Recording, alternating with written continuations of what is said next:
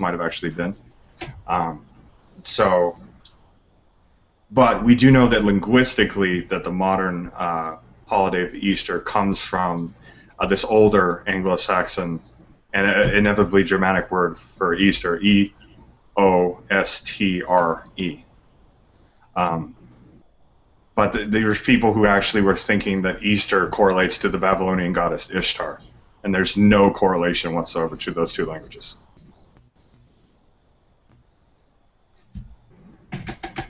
That was my point earlier. Step down.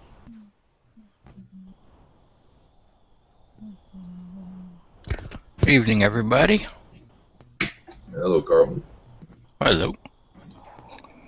We're talking about Ostara.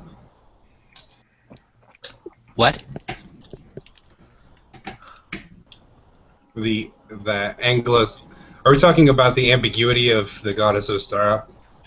Well, we were talking about a few hours ago about people who were trying to correlate the word that's used in English for the holiday Easter being correlated to something that has no connection to a Babylonian goddess, when it's clearly from a more Germanic word.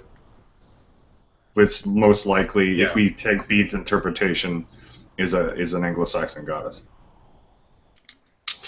It may be that she has Ostara has other correspondences in the mainland or even in Norse Germanic tradition. The thing is, the name might be a kind of kinning, like one of the kinnings for. So we actually know the names of all the Anglo-Saxons gods and goddesses for the most part. But the funny thing is that Bede mentions like two, and the names are perfectly mysterious to us. And as we discussed earlier in the last chat last night, there are epithets for almost every known deity in most mythologies. They would have multiple names for themselves. Yeah. Obviously, in your tradition, it's more kinning, which is a convention within Germanic languages. Like Yule Father is another name for Odin, and I think that Ostara or Oestra it's a convention like that. It's a name, and I think it may have originally been a name for. But I have heard a different argument that this is an older goddess, like a much older goddess who's gone on to be either split into different characters or has gone on to be renamed something else, or has been absorbed by another goddess, like in convention and use, like Freya seems to fill the role now. Yeah, definitely. And you see echoes of that. You see echoes of that in Greece with the adaptation of Sibyl. She became syncretized with Rhea, and that was often called Rhea Sibyl, as a hyphened name in that respect. So that's definitely very likely.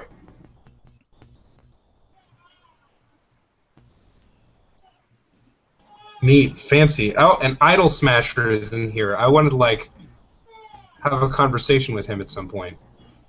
Gotcha. He might not be very available for conversation as much. He's taking care of his baby right now. So.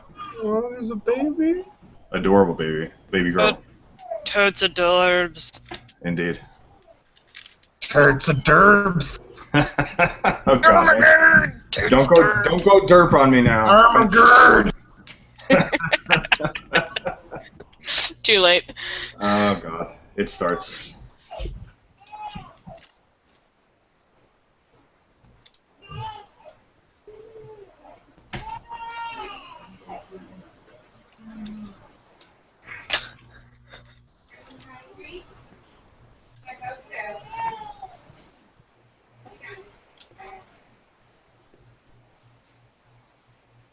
Freaking Ruben.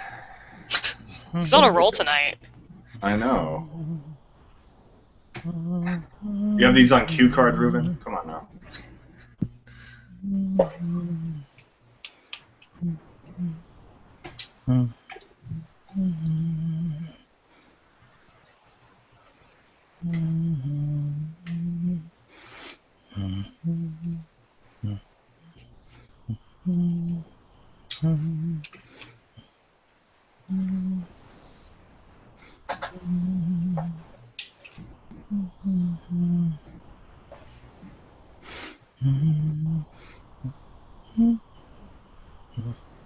Idle Smasher, what's going on over there? Oh, baby's just hungry and needed some attention. Okay. Is that you or the baby? Ha! Very good. The last thing that wants attention at this point. This was definitely the baby. Okay. Gotcha. So how was everybody's weekend? Tax Good weekend. drunk Saturday night. Gorgeous. Nah. Alright. I thought the weather was pretty nice. At least where I was.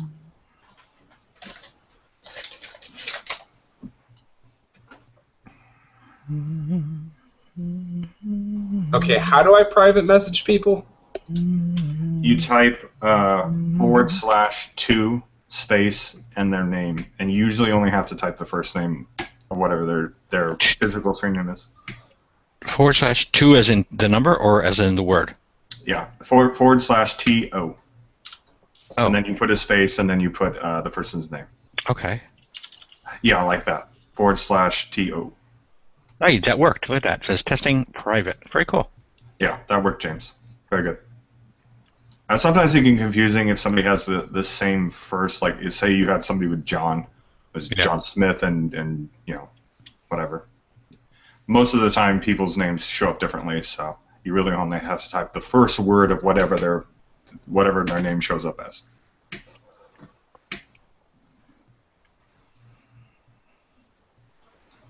I forget how to do that every single time. I think because the spaces between me coming here are pretty huge.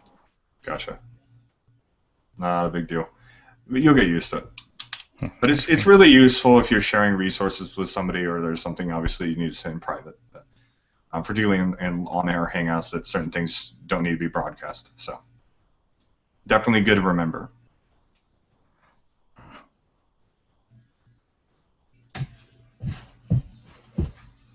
Interesting. Yeah. I think it's a nice function. Because I remember in the old webcam chats, it was a bit of a pain to do private. You had to go in like a separate kind of UI to even access it in some of them.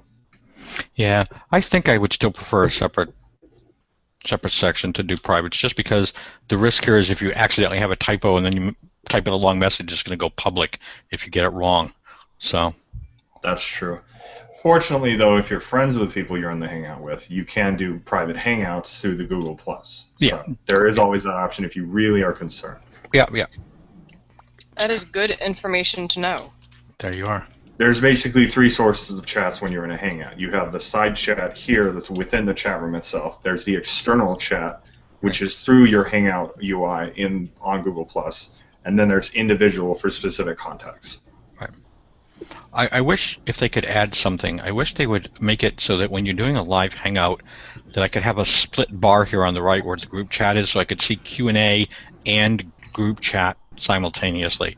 I can't tell you how many times I've been in a Hangout, somebody's typed in group chat, and you're over there to read it, and I totally forget about Q&A until somebody screams somewhere else. I think what they could do, and I've seen this on a lot of mobile apps, is let's say with the icons they have in the left bar for the messaging, the Q&A, the screenshot, and all that. Yeah. That if one of them was messaging oriented, a small red bubble would show up and say 1. Or even flash a color or do something, right? Yeah, so it would indicate that you would have to click on that bar. Yeah, that would be just as good. The only problem is this thing often doesn't show up unless you, like if your mouse cursor is off the window, the left bar will disappear. Yes, I know, yeah. So it would have to jump out every single time that somebody would have a Q&A question. Which could be a real pain, but I'm sure they'll work around it. Well, they probably find something. Yeah. They'll solve the problem by taking Q&A away. Yeah, there you go. Now you just got 1. No, I know they won't do that, but I don't know. I guess maybe shouldn't put anything past them, huh? Well, I mean, they reduced a lot of the stuff in the Spotify app that I use. They really streamlined it. Some of it's for good reasons, some of it's for bad reasons, but some people have been very upset about it. That's a common trope. So.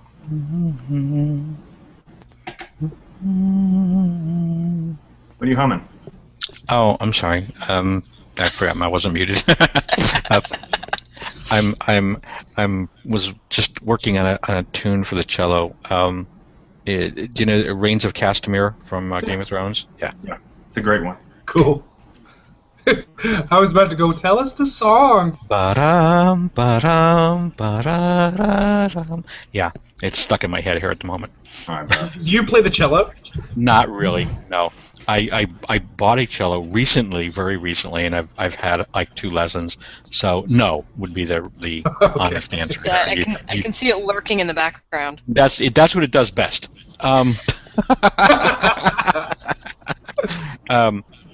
You know what's well, there's a lot of cello jokes, I suppose, but I'm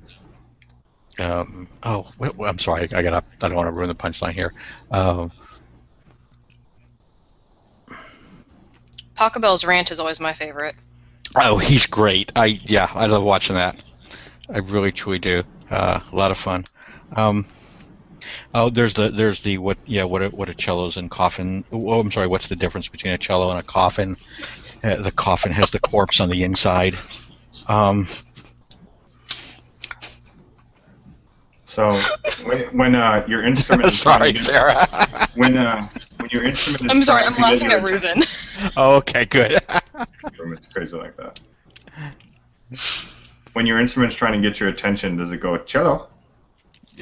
Very cute. Very cute. Bad puns. It's a thing all week. Is it? Okay. There's been some bad ones. They just creep in there. Oh man. Oh. Yeah, I fell prey to the sort of the I love listening to cello music. I should buy one. Yeah, there's no connection between liking somebody else playing it, you playing it, but that's okay. Just take your time with it. You know. I have no choice for that. process. Yeah, that's okay. Well, like I said, 2 lessons and a couple of weeks fiddling around with it. I mean, I really don't expect anything, which is exactly what I have. So, and that's okay. But it's a beautiful thing. It's a really good structure. It's a good routine to get into. It's very expressive. Very relaxing. I agree. I played trumpet when I was in high school. Yeah. But yeah, so string instrument is very different for me. That's okay. Oh, yeah, it's very different. But there are some advantages with an arch fretboard. There's also disadvantages because it doesn't have actual frets. Frets, yes. But, yeah. Yeah, I'll get there. You will. And I think the thing when you're older, I'm attributing it to age, but probably true. Flexibility in the hand is a little bit less probably than it is when you're 15, and so that's going to take a while to. But your ability to discipline yourself and to commit to things as you age is a lot better. Is a lot better. Oh, yeah, absolutely. And there's a lot of studies that have been conducted over people over 35 who've gone back to college. Yeah. And they've had some significant advantages over 20-somethings. Yeah, I can even see it with the instrument. I mean, I know when I had the trumpet, practicing was a chore. It had to be, somebody had to scream at me. I love the cello, so I actually sometimes spend more time with that than I do actually working during the day. Mm-hmm. It is a little bit different when you get older. Absolutely. My college roommate played the cello. I loved it. See? I agree with you. It is just, yeah. I think of all the instruments, even though it's my favorite. I love listening. Apocalyptica was great. I think I don't know if it was. I think it was Apocalyptica that first got me hooked. I mean, I always liked Yo-Yo Ma, but then 2 cellos, Cello Fury. A lot of these guys just incredible musicians. It's fun to listen to.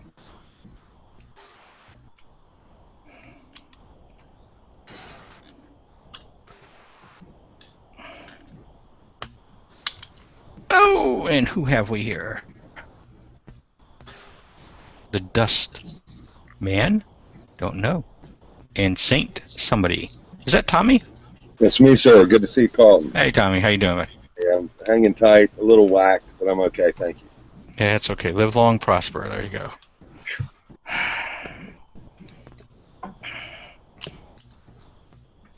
Yes, I think that was one of my Saturdays. Is when it wasn't because Leonard Nimoy died. It was because I was at a bar when I saw it, and I turned to the waitress and I went, "Oh, Leonard Nimoy just passed away," and she went, "Who?" I was like, "Oh man." That's how. I was so upset because I grew up with Star Trek. Yep. And no one at my job knew who I was talking about. Yes. Yeah. Sarah, was wait a so minute. upset. How old are you, Sarah? If I may ask. I'm 24. Really? And you grew up with Star Trek? Or not the original, then? You had cool folks. No, I grew Next up with the Gen, original, or...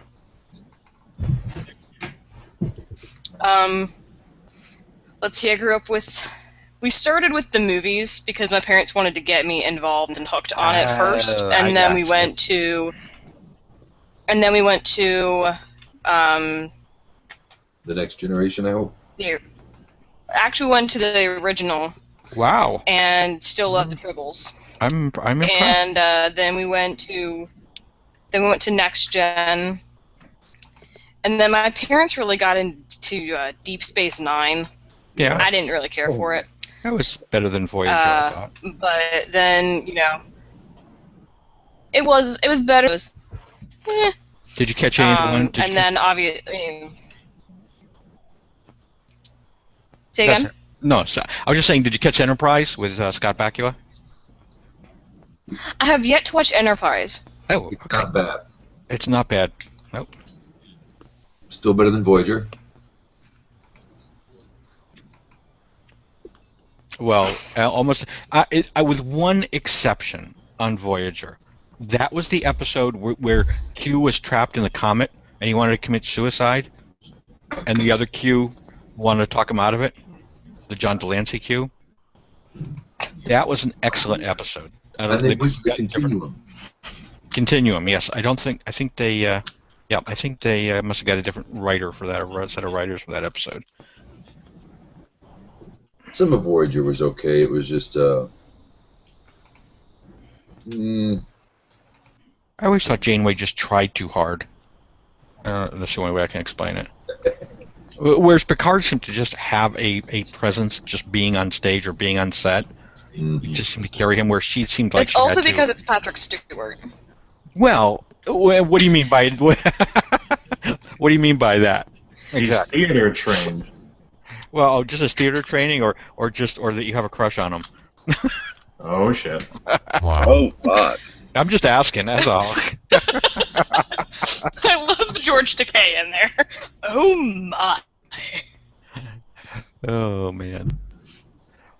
Oh, where was Carl, you got it in you, man. Whoa. What's Heavy that? hitter. Heavy hitter. Oh man, let's see here. Find this.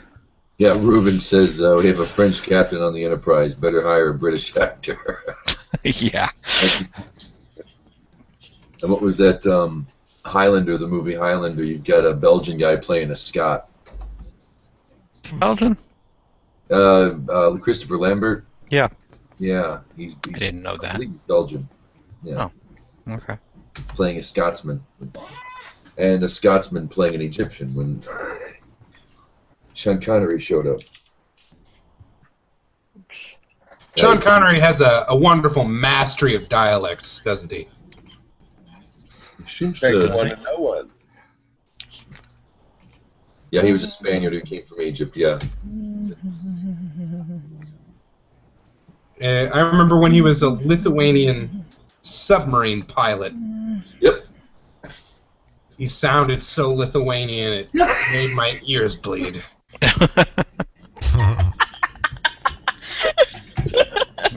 You guys are bad. Okay, let's see. Where is this one I am looking for? Clocked. Okay, I don't want to search. Oh, I see. Entries. There we are. Or when he played an Irish cop who Yes. sounded Scottish strangely, like every other role.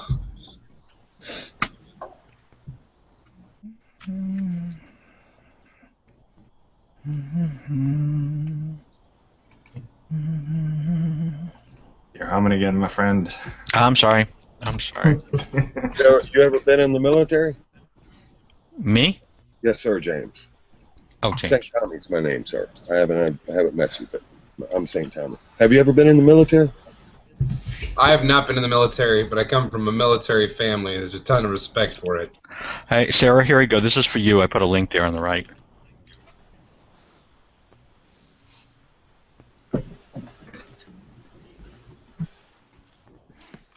Did you see Gorky Park?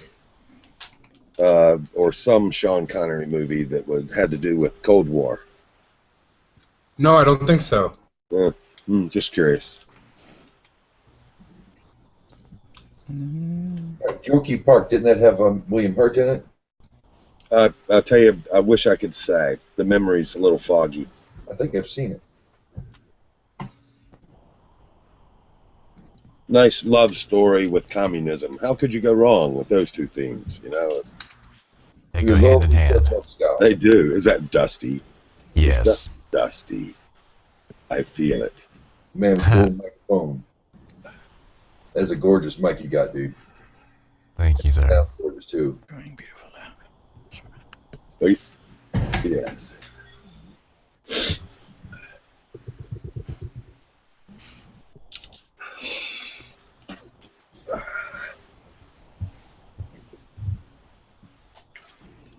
Anybody in crisis? Anybody? Just out of curiosity? I'm out of beer. Oh, there's a small crisis. There are many types of crises. Yes. How about anybody in tedious, quiet desperation? Yeah, a little bit. I've got a bit of tedium that bugs me. I hear you. Any new hobbies? Anybody got any new hobbies? New yum hobbies, childish obsessions, like, I don't know, Arduino or who knows? Bowling. Yeah, bowling. Me and my wife like bowling. Wi-Fi bowling is new, Dusty? We Me made and a my group, wife like bowling. fly bowling. We made a group from Google people that we know and went and played WoW together. So we got a guild of Google people playing WoW on now every Saturday. Wow, was it a free server or was it the real deal? No, it's the real deal. Everybody's coughing up their $15. Cool. I'm learning Nefatafel. I still can't pronounce it, but it's an old Viking chess word type game. I can't say it. Every time I do, I stumble. Type it in the side. So chess is boring to you?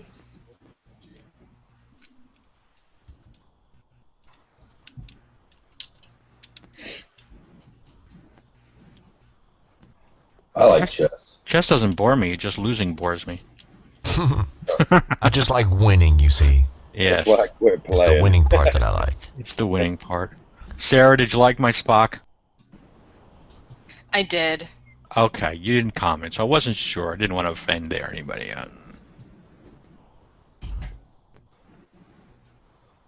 It was a little delayed, but I did comment. I said it was amazing. Oh, I'm sorry, I missed it. Here's another one they did of him. Oh, this is a scary Spock to be sure. Weird. Oh, more so than normal. So in that one there, just a little bit. Wow. Hi, sweetie.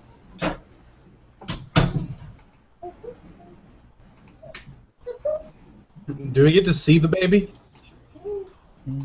We're live. I'd rather not. All right. I had my little bitty one in here earlier. Showed her off to everybody.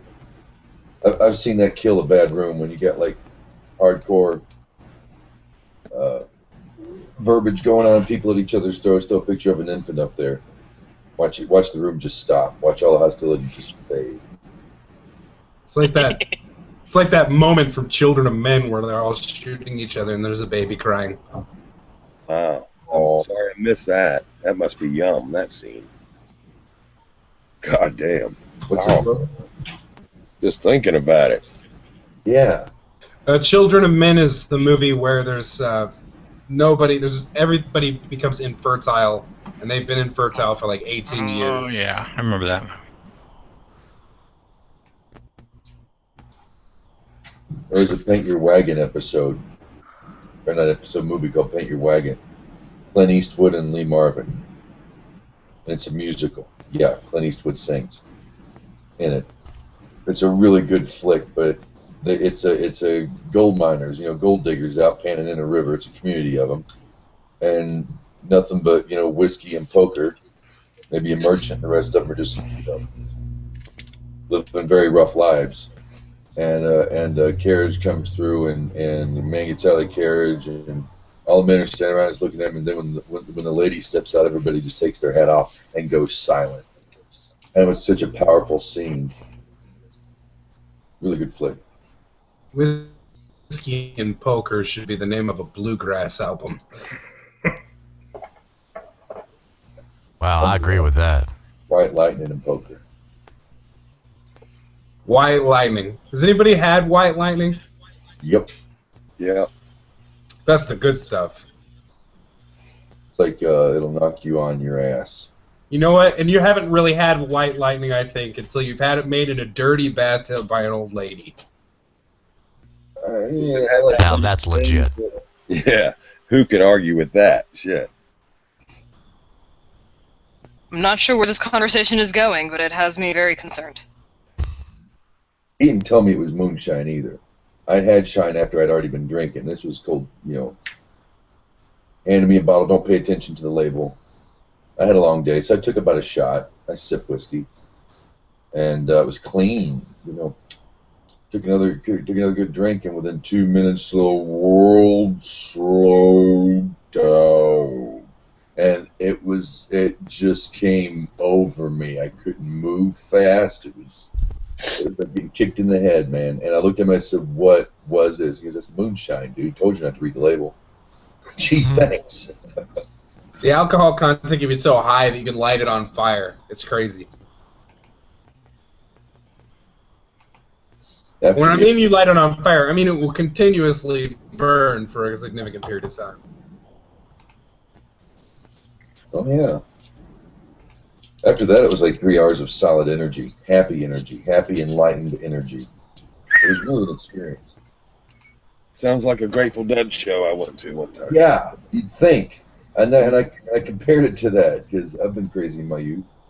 And no, man, this is straight liquor. This is just straight up white line and corn whiskey. Never had an experience like it. Well, similar, but not about alcohol. Quality.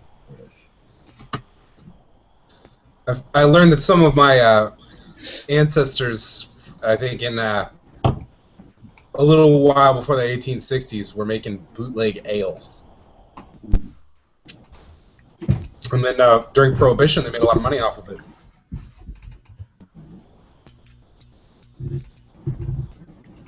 I bet. Good for them.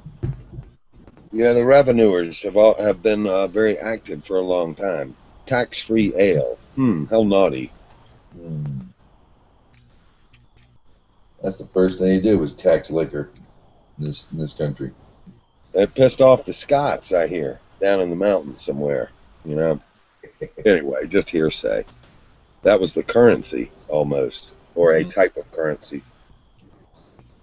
Revenuers wanted a piece. Oh, that's still currency to me. Like Solomon said, don't withhold wine from a grieving man. Hey, it's been a long war for everybody. Well, maybe most everybody, yes.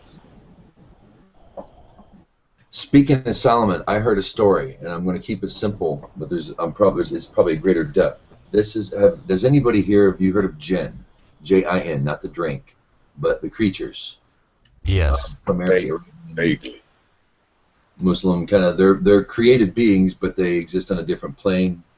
And Solomon can find one in a bottle, and that's where we get a genie, because it's a jinn. It's a powerful transdimensional creature that he was able to trap, and that's where the genie came from.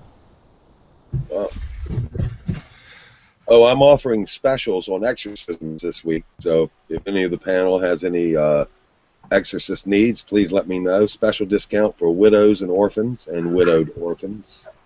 So let me know. PayPal in advance. Whole clean sweep. It's transferable too. Yes. Thank you. Is it tax deductible? Absolutely. Consult your creative accountant. Absolutely.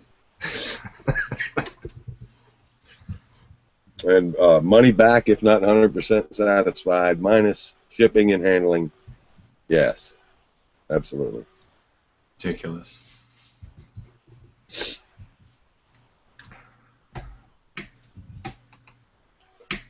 Yeah, offered a special last week on Demon of post-nasal drip and athlete's foot, kind of a package deal.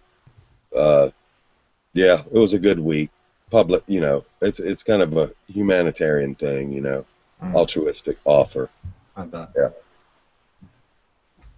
Speaking of a little alcohol, I think I'm going to make myself a nice glass of Uso. I'll be right back. God bless you on that endeavor. Uso. Yes. By the way, anybody seen Rancam around? What? You seen Rancam, our beloved Rancam, G+ neighbor, Rand Campbell? Hey guys, come here. Come here, guy. Come here. You might not know him. You might not know him. It's okay. Our Google Plus neighbors. I like talking about it like that. Like you're all my neighbors. It's a beautiful way to conceive of people. Won't you be my neighbor? Won't you be? Mr. Rogers, he was, I think, a 5-star Calvinist. I think. I mean, I don't hold that against him, He's also a hell of a sniper. That's what I heard. What? Wow, he killed people? Wow. I had no idea. No wonder he's so tender-hearted. Such a easy guy. Bob Ross used to be kind of a drill instructor kind of type in the Air Force.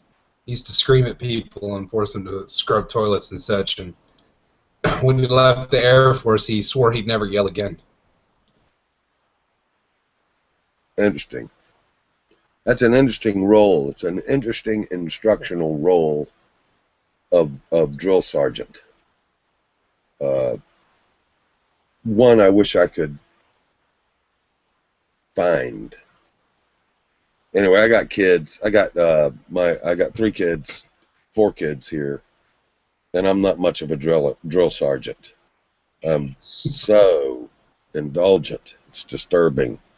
So yeah, I'm trying to find that in me. Are you trying? You're just trying not to spoil them. I've lost hope of not spoiling. But on the other side, I'm glad I have. I mean, they are well equipped by such a gracious lack of structure and rules and bitching. It's been good for them, but in other ways, it has not leathered them up. No. So they're independent. You know what? The toughness will come. Yeah, the world will have its way with them, I fear. Yes. Yes. So that is true. I don't have to worry about hardening them. Would you guys like to see a magic trick? Yeah. Yes. Okay, this is my technique for doing anise liqueurs: pastis, absinthe, uso, sambuca. So it's my favorite. Oh, I don't have absinthe at the moment, but I will get some.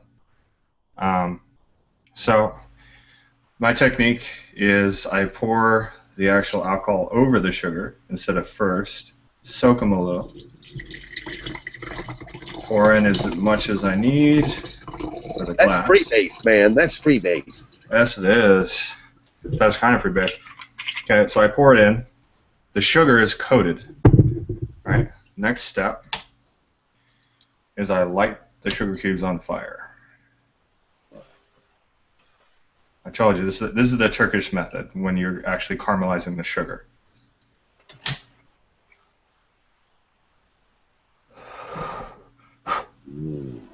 Now, the real trick is the ouzo effect, or louching, as if you were talking about French liqueurs. You pour water over the sugar and into the ouzo, and like magic, it changes color.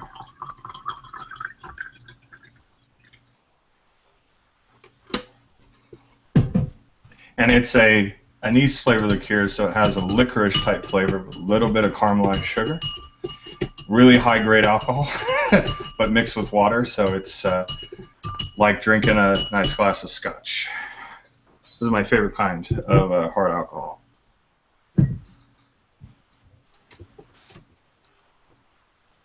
Okay, real quick, if you could, what was the alcohol you poured?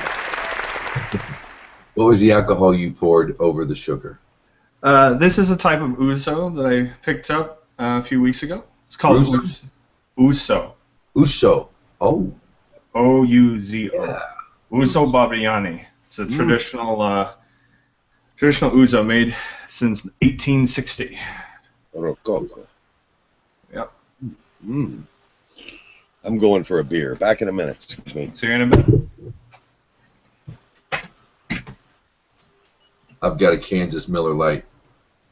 You can't get domestic Fistwater beer over 3-point alcohol in Oklahoma, and we smuggled this over the border.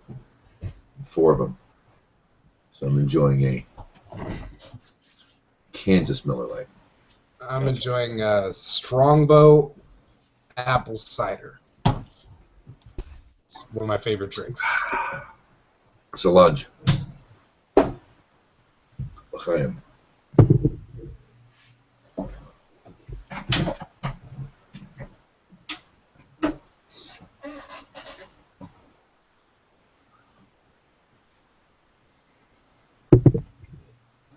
This is nice. This is pretty laid back. This is not exactly what I expected. Yeah, well, there you go. Good alcohols are involved. What are you talking about? I'm actually really surprised because this was only $18, and it tastes as good as a bottle I had a couple months ago that was like $25. This is definitely on my list. Is a really good anise liqueur. It's not too strong, mellow. It's got a really interesting mixture. Some stuff I can't really identify.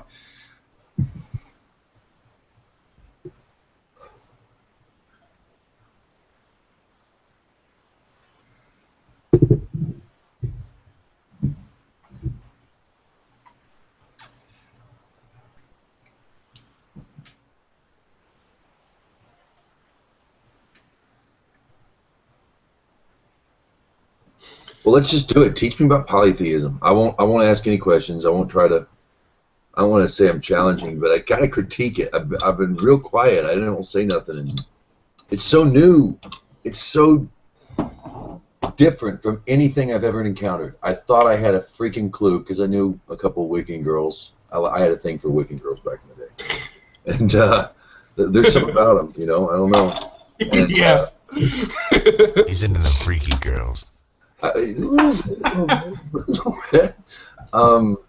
There's something positively magic about them. Magically delicious. Oh, snap. Sarah, sorry, is she still here? No, she left. Okay. Huh. Yeah. Well, you don't worry too much. I can't speak for all polytheists, but I got a pretty thick hide, so you won't offend me with your questions. But I was thinking about a conversation we had randomly on Easter, and I totally didn't even mean to come in on Easter. It was kind of an accident.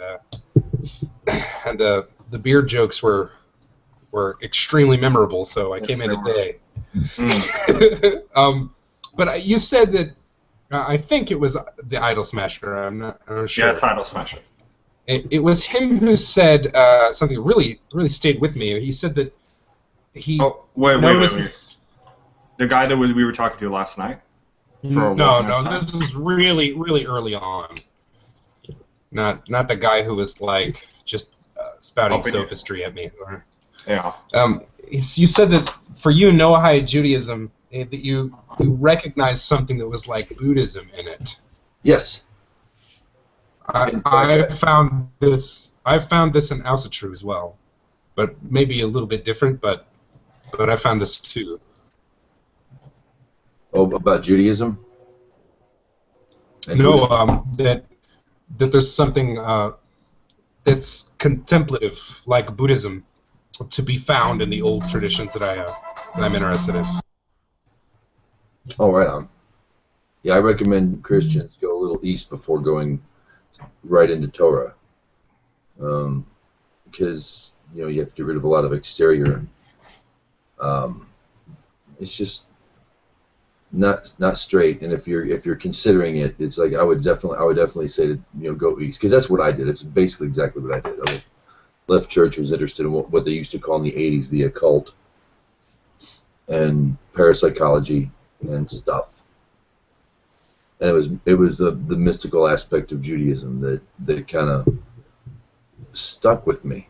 It bests everything that I put at it. Gnosticism. What's that? Oh, you're Gnostic? No. That's just one of the things I think you were alluding to. To be fair, full-on Gnosticism is not really what most people who go into parapsychological and occult things end up studying. It's a very specialized field of study, and it's really starting to grow now more than it has in quite a long time. Though there are definitely Gnostic elements within occult traditions, particularly Theosophy and a lot of earlier Western esoteric traditions, Rosicrucianism and stuff to that effect. But full-on Gnosticism, that's actually pretty rare. I was a seeker. Yeah. We were talking about... Still a seeker. We were talking about worthiness came up. Oh, man. What is it? The concept of... Why would your gods be worthy if they're subject to the same...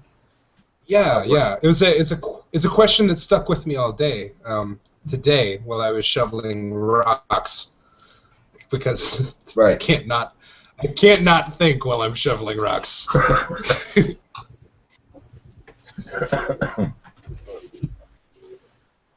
Well, I thought about it, and I realized that there really is a big disconnect. Like, the functions our gods serve are different. I think that's first and foremost. The functions our gods serve in our personal life are to different effects. I think ultimately for some of the same goals, but from very different angles.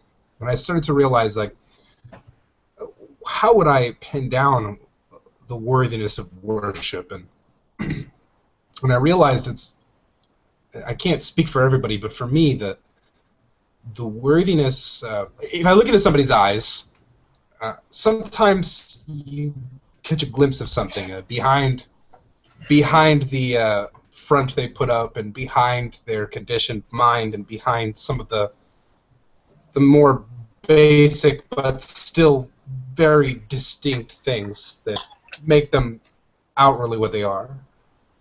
Underneath that, there's kind of this quiet awareness that listens and sees. And that quiet awareness, when you see it, you also see it in yourself. It's not very different. And from there is where the measure of people comes. Not just their deeds in the world, but like the worth of people. That's where they view their suffering and their success. And it's from there where they measure their well-being. And it's from there that we connect with each other as people, underneath all of this, underneath all the tapestry that we've woven around human life. And I think what monotheists do is they find that, and they feel that, I mean, I can't speak on any one particular metaphysical system, but they feel that that is God. What is? I could be wrong. That underneath there, that somehow that is a way to connect to God. I can speak this way at least about some of the Christians. Seem to. I'm hearing you. Yeah, that's their way of connect. That's their window to God. That thing underneath it all. Yeah. There's a one. Whenever you view life from that point of view, there's a oneness to everything. I think a pagan. Vouch for that. Yeah. Okay. I think a pagan comes at this from a slightly different angle. We may see I may see that some aspect of that, or aspects that flow from that, are windows to the gods. Different things that come from there, like might or power or intention, that come out of that kind of that oneness that we're talking about.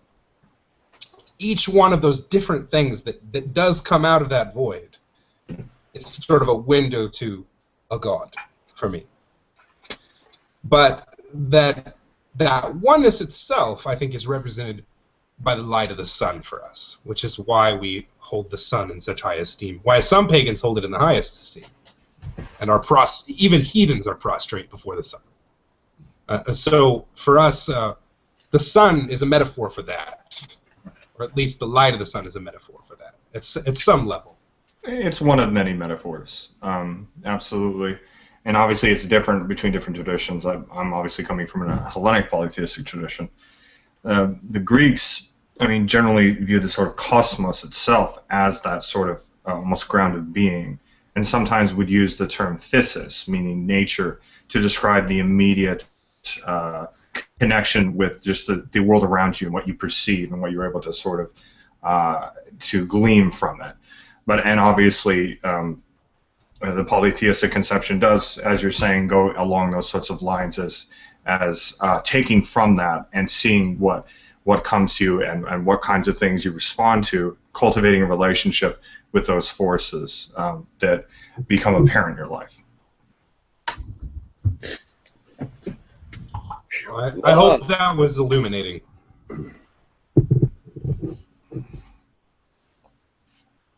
I said I hope that was illuminating. It was yum.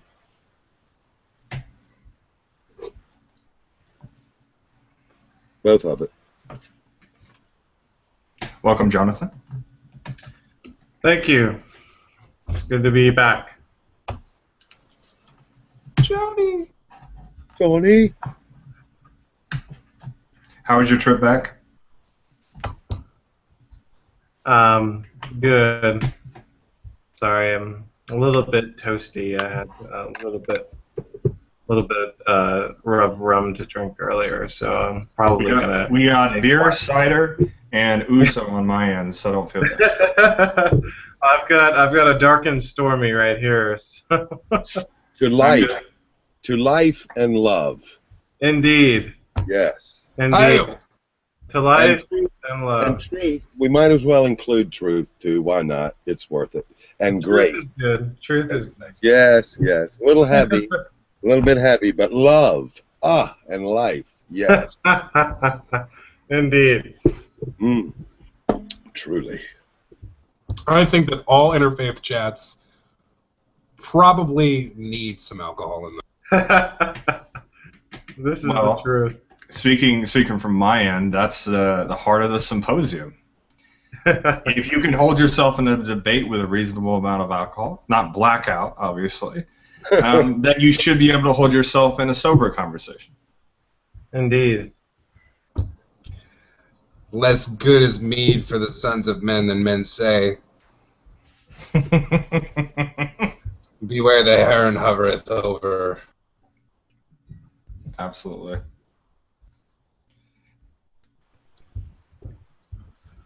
There's a really good verse out of Ecclesiasticus. Not Ecclesiastes, but the apocryphal Ecclesiasticus on wine. Let me see if I can find it. This is wonderful. There we go. You know what, Kevin? You should also find. Here it is. Ecclesiasticus 31:27. Wine is as good as life to a man if it be drunk moderately. What life is then to a man that is without wine? For it was made to make men glad. Amen. Ale. You were about to say, James? You should find the what is it? Like it starts off with it measures drunkenness in bowls. Yeah, that's you the should best. Find that. I have it. I have it on bookmark. There's a quotation from a playwright named Eubulus from 375 BC from the play Semele or Dionysus, which I think is particularly appropriate because it's the second to last day of the city Dionysia. 3 bowls do I mix for the temperate, 1 to health, which they empty first, the second to love and pleasure, the third to sleep. When this bowl is drunk up, wise guests go home. The fourth bowl is ours no longer, but belongs to violence. The fifth to uproar, the sixth to drunken revel, the seventh to black eyes, the eighth is the policeman's, the ninth belongs to biliousness, and the 10th to madness and the hurling of furniture. I've heard that one before. That's a good one. Better gear than good sense. There's nothing better a man can carry than a clean mind, and nothing worse than a head heavy with beer. The way to put that into perspective, though, with the practices of wine in the Greek society, is a bowl. It would have been pure wine mixed into water, a good-sized bowl. So one bowl would have been the equivalent of about a glass, maybe a glass and a half of wine. So have 10 glasses of wine and see how you feel. This reminds me of my good old friend Martin Luther, who once said, "Whoever drinks beer, he is quick to sleep. Whoever sleeps long does not sin, and whoever does not sin enters heaven. Thus let us drink beer." I think it was Benjamin Franklin. I might be misquoting here, but I think it was Benjamin Franklin that said that beer was proof that there is a God and that He does love us. Yes, indeed. It's attributed.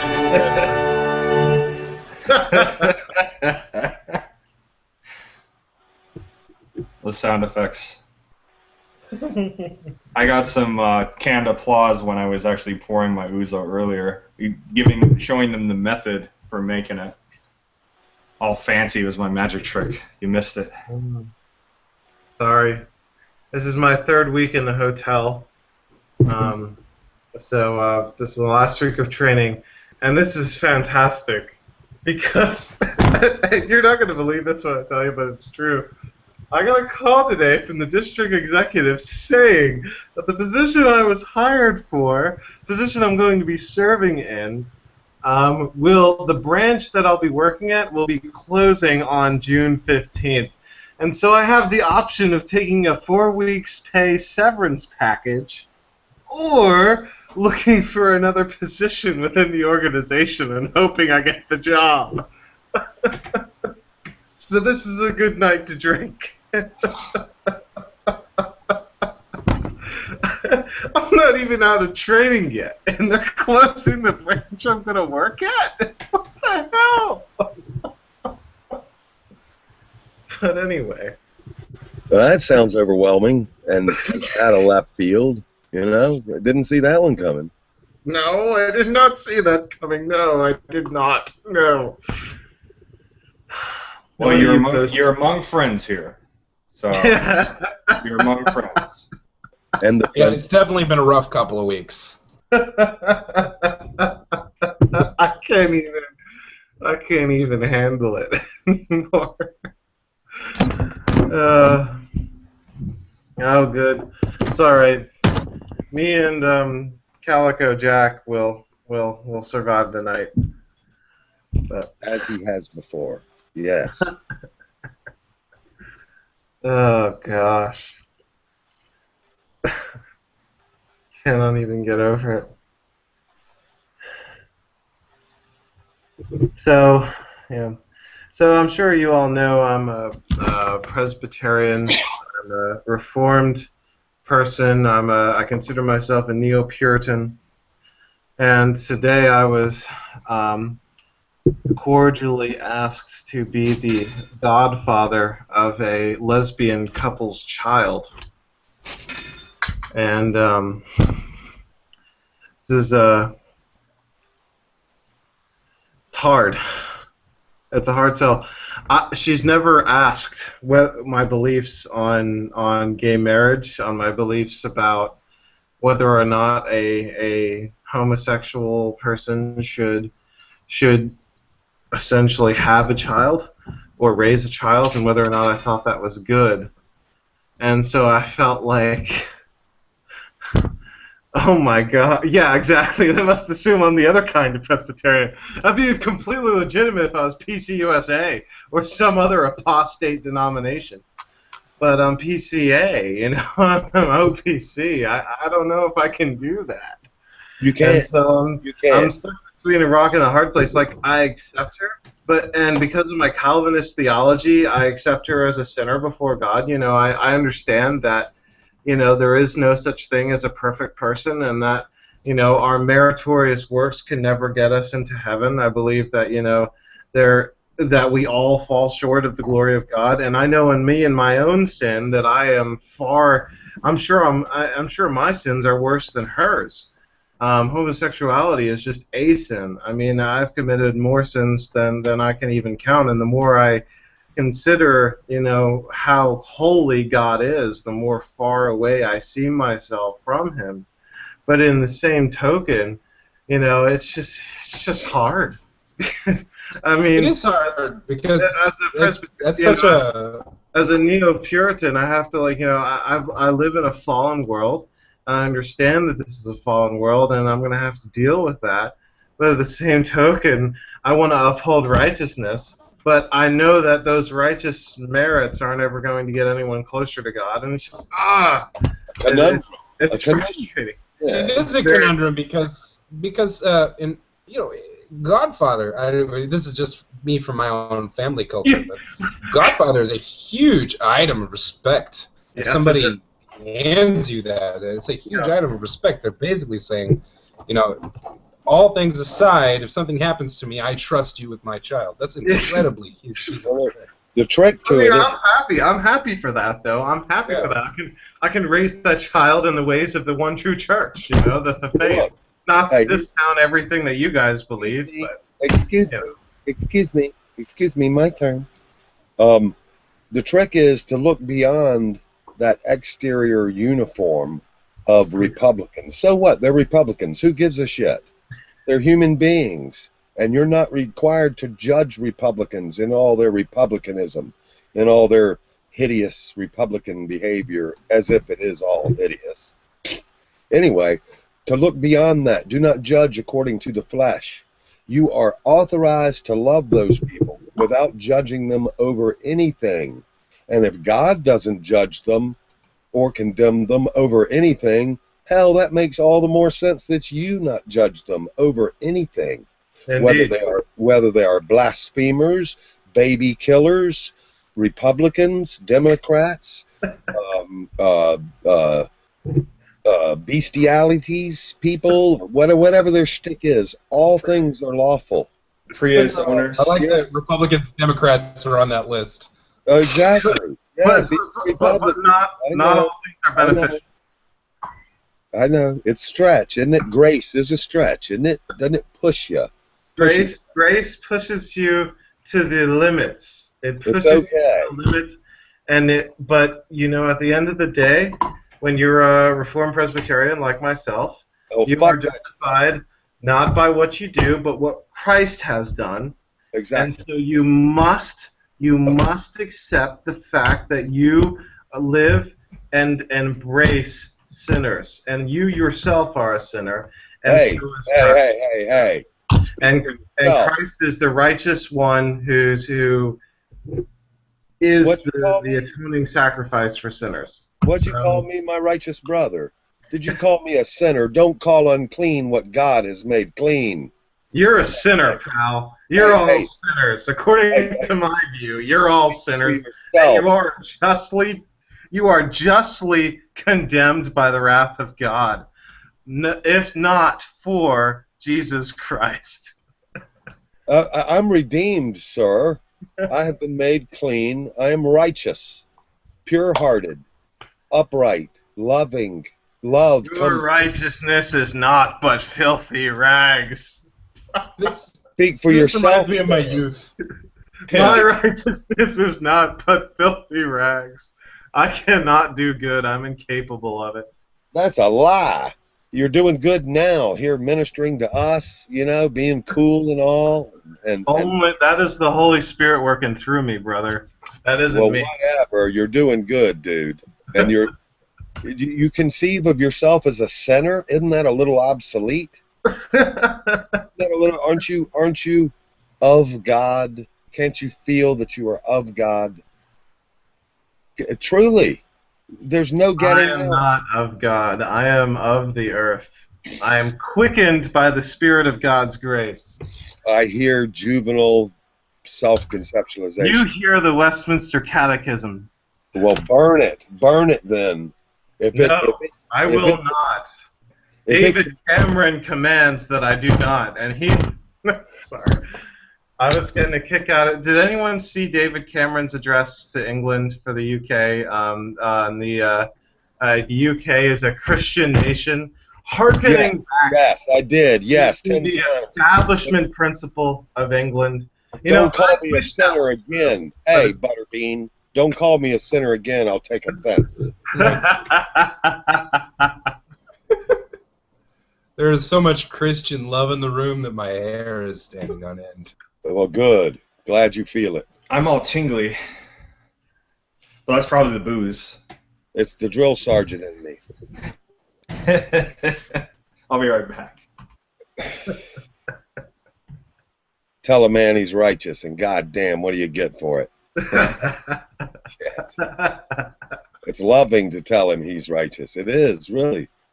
He's been made. There is no one that is righteous. We know that from Romans 3. But now there is a righteousness revealed from God that is apart from the law through Christ Jesus. He did it. It is finished.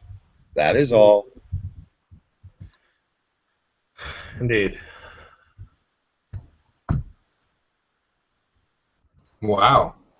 Why do people say Christ Jesus instead of Jesus Christ? This reminds me of my youth. All of this entire conversation. Why do people say Christ Jesus instead of Jesus Christ? That is a good question. I really don't know. As far as I'm concerned, they're interchangeable. Because Christ is a title. It's not like a. It's Yeah. not like a surname. Yeah, Jesus the Christ, or Christ who is Jesus, I guess could work. The Messiah, the chosen one. I think Jesus Christ rolls off my tongue a lot better, especially if I Well, the thing accidentally is, stub my toe really, really hard. yeah, thing is, a lot of people use it as a swear word, so it tends to come out that way.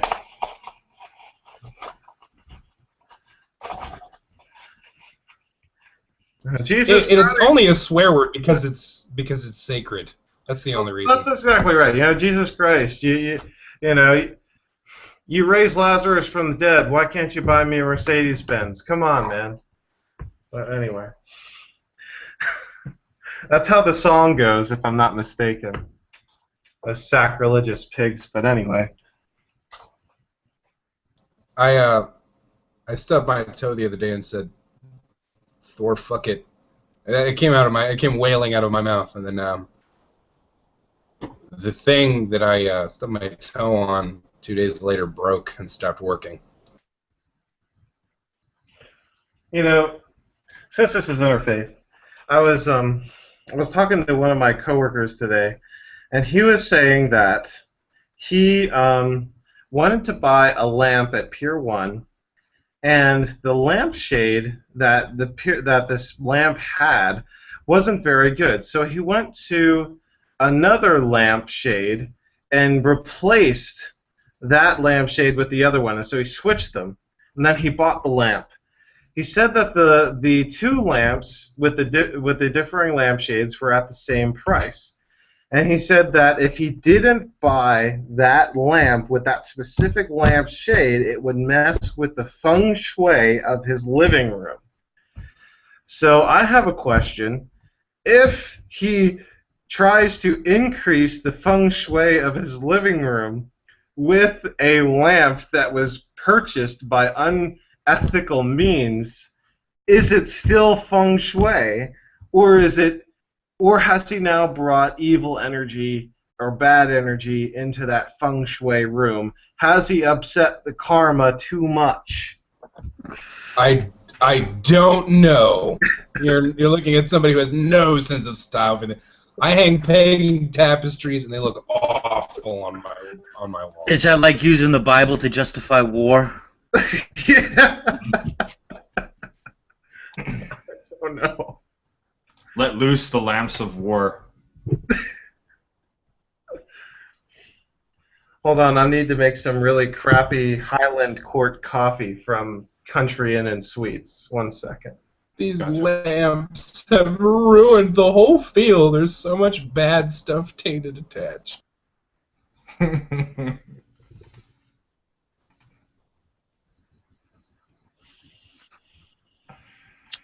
Oh, Is everybody drinking? Was. You Good was, yeah. now. Now I'm having cactus cooler after my USA. oh, wait a minute.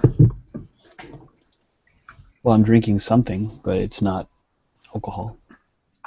Well, yeah. Me neither. I'm drinking a mango drink. I'm still getting over being sick. Gotcha. Yeah, are you feeling a little bit better? You were kind of under the weather yesterday. Yeah, no, I've been actually sick for a couple of days now. I just feel really, really tired, like really weak. But I'm feeling better, thank God. I'm having hot chocolate. Milk of the gods. Even when I was in Pakistan the last time, I was over a balcony and I was like we didn't live. I stayed in an apartment and I was literally throwing mangoes like off this apartment ledge. And there were these people walking, and it was like disgusting, like eating mangoes. And I would throw them on their clothes. I was like 8 years old or something. You know the peel, the mango seed rather. I was such an idiot. That's such a little kid. So, speaking of which, has anyone ever read this book? Oh, it's coming out backwards. It's called Am I Hindu? Or has anyone ever heard of this book? No. And no. Okay, what about this book? The Teachings of the Buddha. I don't know what version it is, but I don't think I have. I think it's a Japanese book, which kind of threw me off because I didn't know Buddhists were in Japan. It is that Japanese book, yeah. I read it a while ago, and I read the other one as well a long time ago. Yeah, there's definitely Buddhism in Japan, and it's largely syncretized. Yeah, there's like 4 different kinds of Buddhism in Japan, but like Zen Buddhism is actually huge out there. So someone explained it to me like Zen Buddhism. I think it was in this room. Zen Buddhism is like the what's it called? Where like there's no religious ranks and titles, and then Tibetan Buddhism is where they have like an actual hierarchy of like, if you will, church leaders. It's more or less. Zen Buddhism is a part of the Mahayana tradition of Buddhism, which is less hierarchical, whereas Theravadan Buddhism, particularly typified by Tibetan Buddhism, is far more so.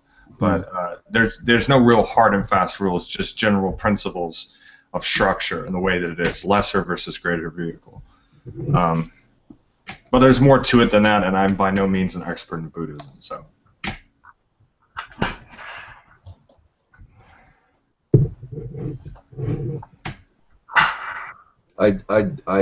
My teachings of Buddhism really came from Kung Fu, from the Shaolin way. I never worshipped a Buddha statue or anywhere own a Buddha statue, but it's like meditation in action, really. I learned a lot of Buddhist principles from Pema Chodron. I'm a big fan of her. They say that the 3 militaristic and antagonistic civilizations of the world are Islam, Christendom, and China. And that those are the 3 religions almost that, well, they're kind of different religions, obviously, but they have like a religious element to them as well. Where do they get the militaristic aspect from? Like, what part of the belief systems? Like, I think it's a belief system thing with the Chinese, or really any of them, really. I mean, if you look at Christianity. But what specific parts? I mean. Oh no! I'm not saying the religion. I think Christianity is a religious religion, or a peaceful religion, and I'm pretty certain the same is about Buddhism. But I think it's the fact that just as a civilization, they've been pretty militaristic, if you will, and there's been a lot of wars. I mean, if you think about it, like the number 1 or 2 biggest war ever was like in China, and that was like right before the Boxer Rebellion. It was like that horrific war. I forgot the name of it. It has more to do with cultural context and the development of political structures that sort of piggybacked off of these these religious structures, or at the very least use them as a tool for Right. that kind of atrocity. But once again, there's always exceptions to the rule. Always Right, exceptions. of course, yeah. I think it was the Taiping Rebellion, I want to say. I'm going to just Google it. Taiping Rebellion. Here we go. This was like a freaking horrific civil war. Isn't that on the list of the 20 worst things we humans ever did to each other? The Taiping Rebellion? Probably. Wasn't that like a massive number of deaths? Yeah, it's 20 million people died. Maybe, and it says maybe an underestimate. Jesus. Potentially, yeah. More people died in the famine that Stalin started in Russia. Yeah. People don't realize how bad. Like, I respect the heart, if you will, of communism, and I understand where they're coming from, but forget the math aspect, because I think it has math problems as well. Communism just has led to just freaking exterminations of people. Well, I mean, I think any ideology that promises a economic and social paradise at the end of extreme bloodshed is destined to kill millions and millions of people. Right. And that's the problem with communism. I mean, it really emphasizes itself around this mass struggle, which involves the death of many people. And to be honest, that's my beef with Islam is the jihad and how it was foundational to Muhammad's expansion when he came from Ethiopia to Saudi Arabia. Ethiopia to Saudi Arabia? And how it just sort of went on from there. I mean, what you see is a very militaristic ideology, and that troubles me a lot. I don't think Muslims are inherently militaristic, but I think like certain circumstances around them, be they political or social or whatever, have become militaristic. I think the religious leaders were usually not, unless they were co-opted by the state, which did happen a lot. I mean, that is true. Oh, definitely, definitely. I think a lot of people, there's a lot more economic benefit to peace than there is to war. Yeah.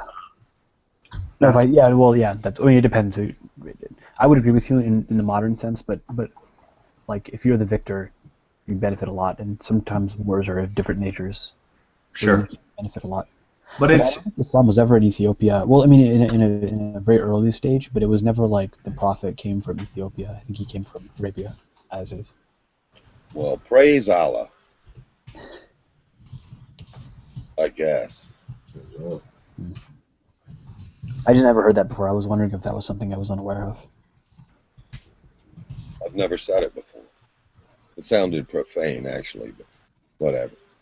I think it's important to have a little perspective on a lot of these things with regards to war and how it ties into culture and religion, because two things. To almost any extent, any culture, any religious system, at almost any point in history, at some point, has had these sorts of atrocities, have had war, have had conflict, have had extensive amounts of bloodshed. But also, it's important to realize that it's never a totally simplistic matter. Right. I was reading this article by this guy, and he was talking about two movies, and this was a number of years ago. Two of the articles he wrote, one was on the movie 300, and the other movie that he did an article about was the movie Alexander. And these were two movies that took place in ancient Greece, one towards the war between the Greeks and the Persians, and the other one in the time of Alexander.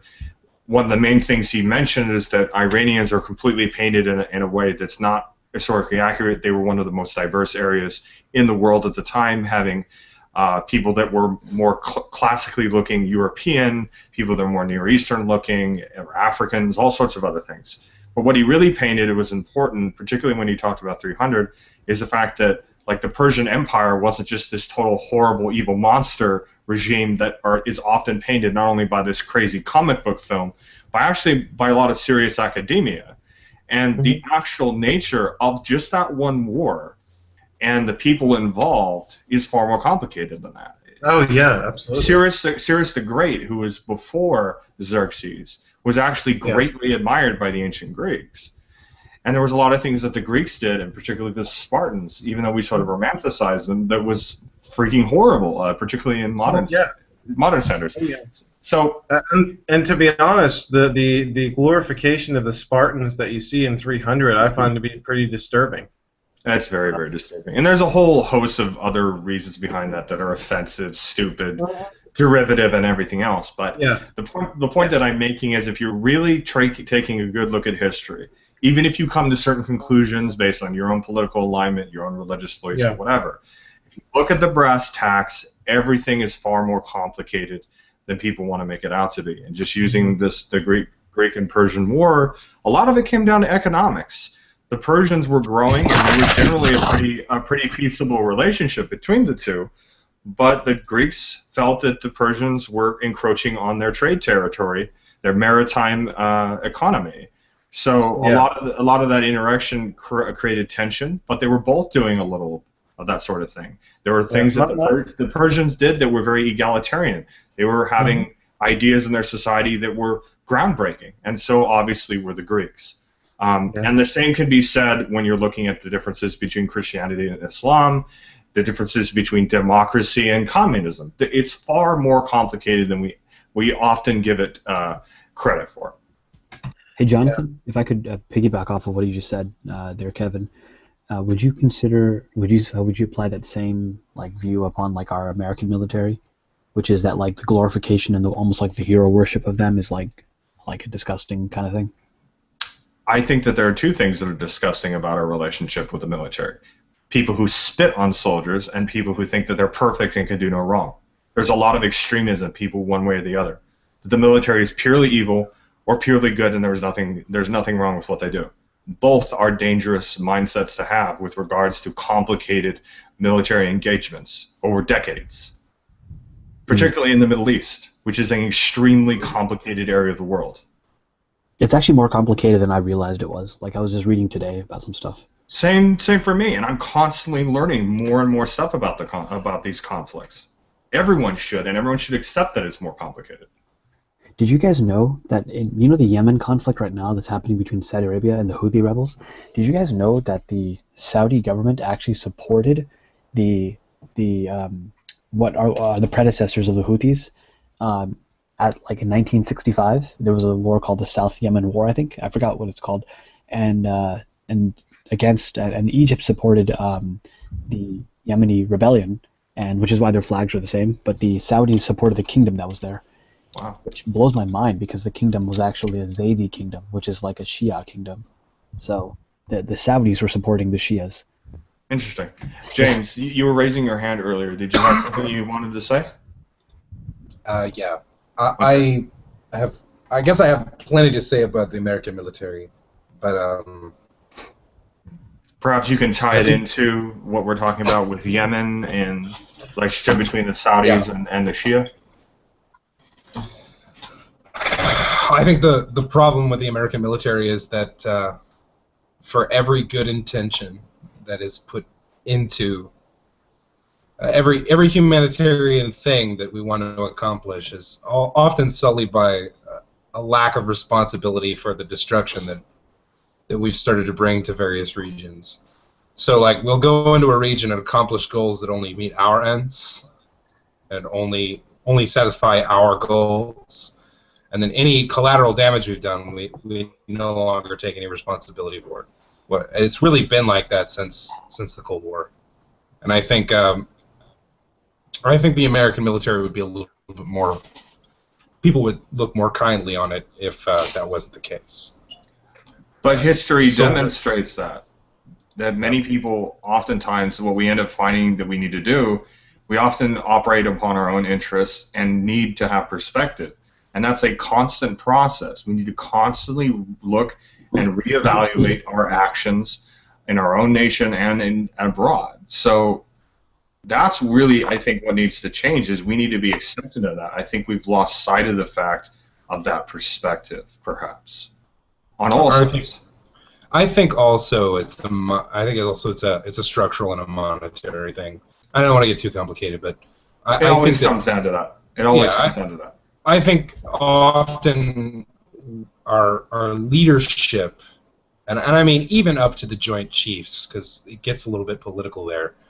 I think the leadership often bites off way more than they can chew, and like the Iraq War, like people say there was no Republican timeline, but actually the Republicans did have a kind of timeline to it. It was called $60 billion. They thought they could accomplish the entire thing with $60 billion. It's absolutely preposterous. That's an example of what I mean. If you wanted to further goals in a region, you really have to commit to the entirety of human life in a region. And I don't think that we do that the way we did in World War II. I don't even think we did it well then, but we really don't do it well now. And I think that that's why there's a lot of chagrin. It's the politics have become dirtier. They've become they basically want to do more with less money, and that essentially turns it down to a really selfish equation. And I think it puts soldiers in a really nasty position because they do want to defend our interests, but they quickly find at what expense. And then there's that really means that a lot of the people, and this isn't true for everybody, there's a lot of generals who stay in the fold and go to school and do their stuff and try to bring some reform, some semblance of reform, but they rarely get put into Joint Chief positions. Really, the Kool-Aid drinking people who tote the line are often the people that end up in military leadership positions. This is terrible. This is a really bad state of affairs, I think. Sure. But I think the overarching theme that we're getting at here, tying it back to the general theme of this room as a whole, is that too often do we attach religion to well-meaning discussions about how it ties into it, when most often it comes down to what all wars have always been fought over, which is resources. Yeah, that's very true. People who say that religions cause wars are just not looking at the causes of wars. No.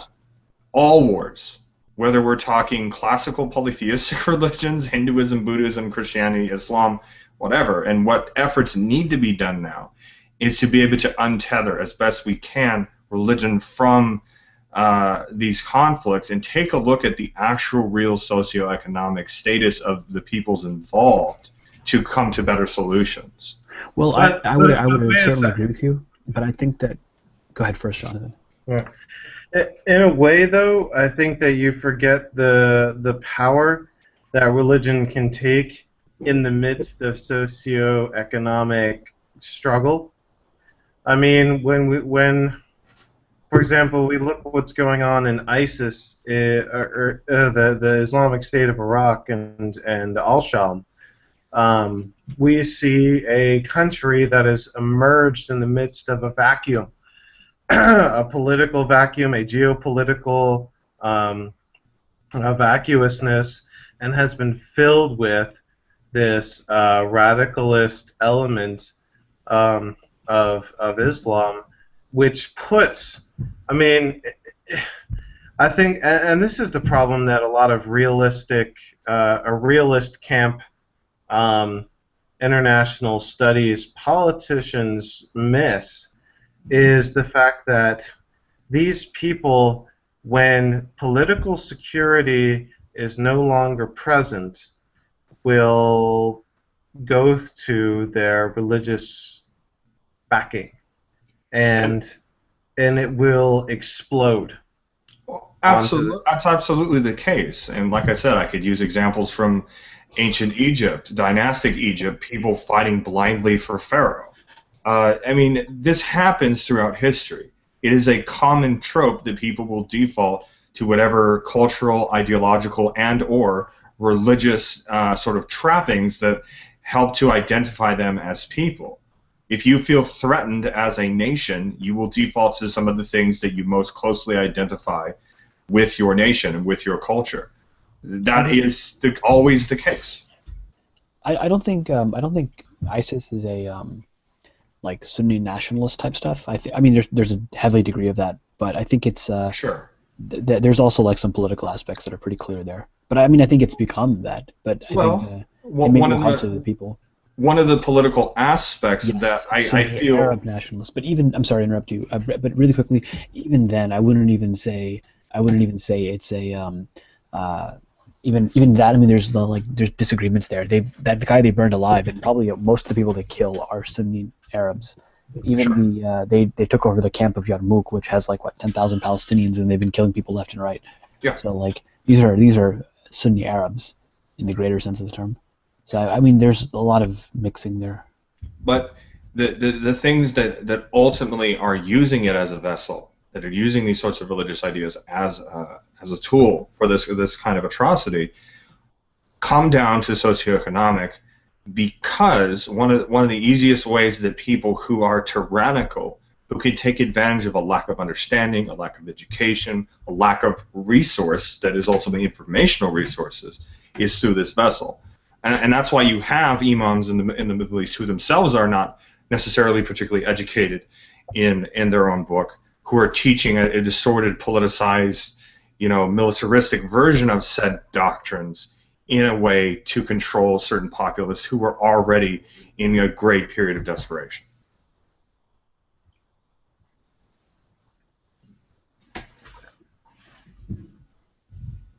That's all I meant to say. I think it's a partially obviously extreme reaction. I think it's partially like a political movement that just went haywire, because it is a fact. I mean, I'm not defending them at all, but it's a fact that that there were some oppression by the Shia government in Baghdad.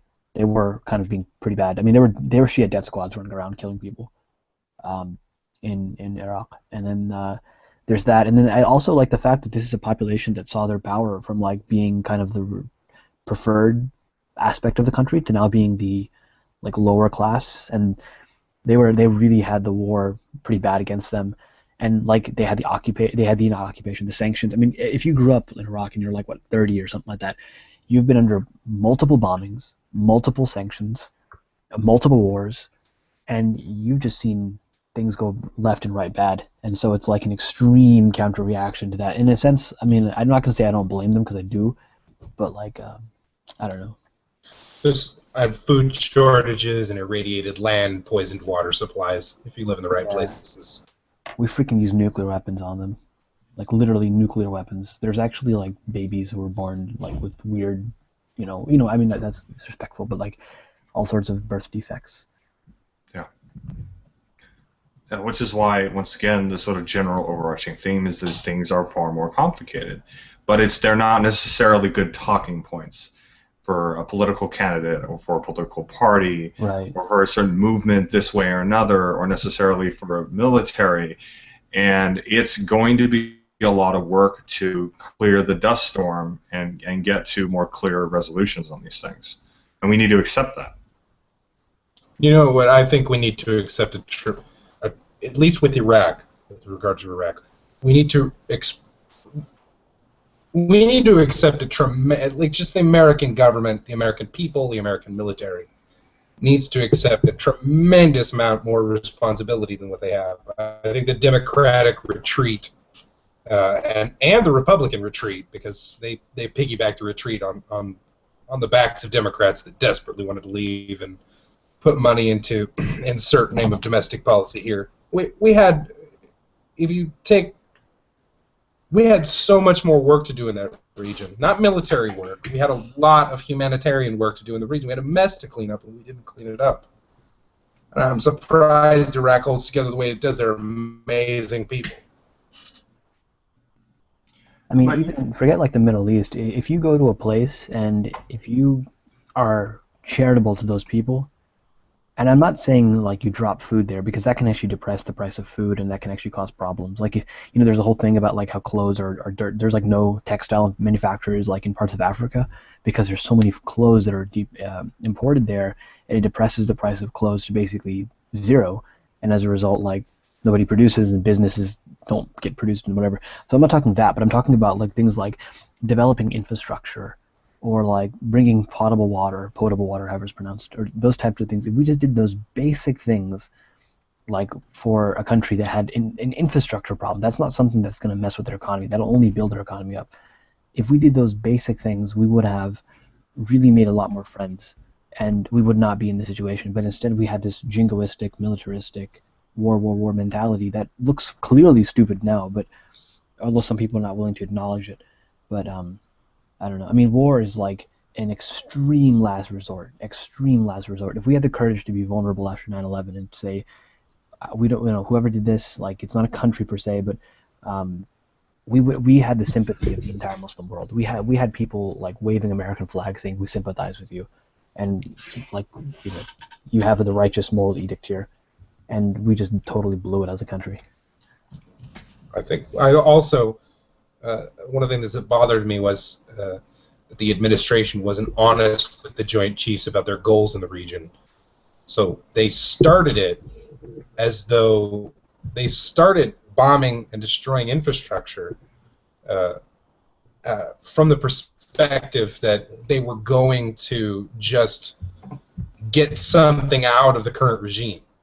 So they started destroying infrastructure almost as a way of saying, if you don't let us in and let us inspect, blah, blah, blah, right? And they did that, though.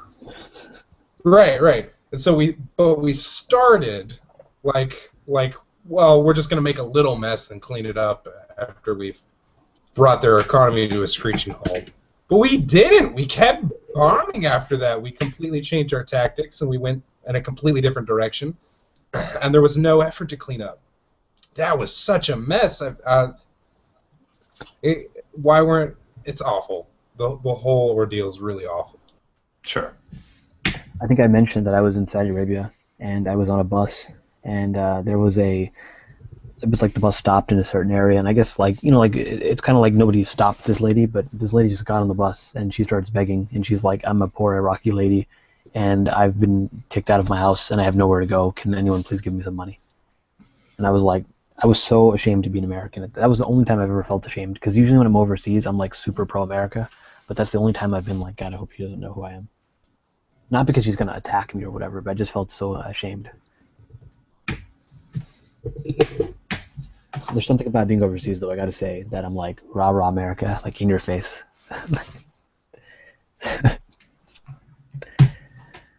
That was heartbreaking. I was having a conversation the other night, and James was in there, I believe, when I was making this point, and it was with regards to the development of democracy in ancient Greece. Taking it sort of from a more modified model that we currently use in a lot of developed nations, and it refers to a sort of idea of this sort of pass or fail view of democracy being absolutely perfect or absolutely terrible, particularly by this sort of neo-Marxist element we have among some people who think democracy should just be scrapped entirely, and obviously from the other side thinking that it's the best thing possible. But if you look at the people who developed the very word that we use and somewhat of the earlier system that we use currently, they viewed it as a flawed system. And the general view was that they would rather have a flawed system with potential for real good than have a totally broken system, than to have tyranny. So I think if we're honest about it, we realize that the democratic process is a process. It's a work in progress. Right. I think that we'll potentially have a better feel for it, but also a better conversation about how to make it work and to adapt it to different places, different states, different provinces, different nations, different cultures. If you catch my drift.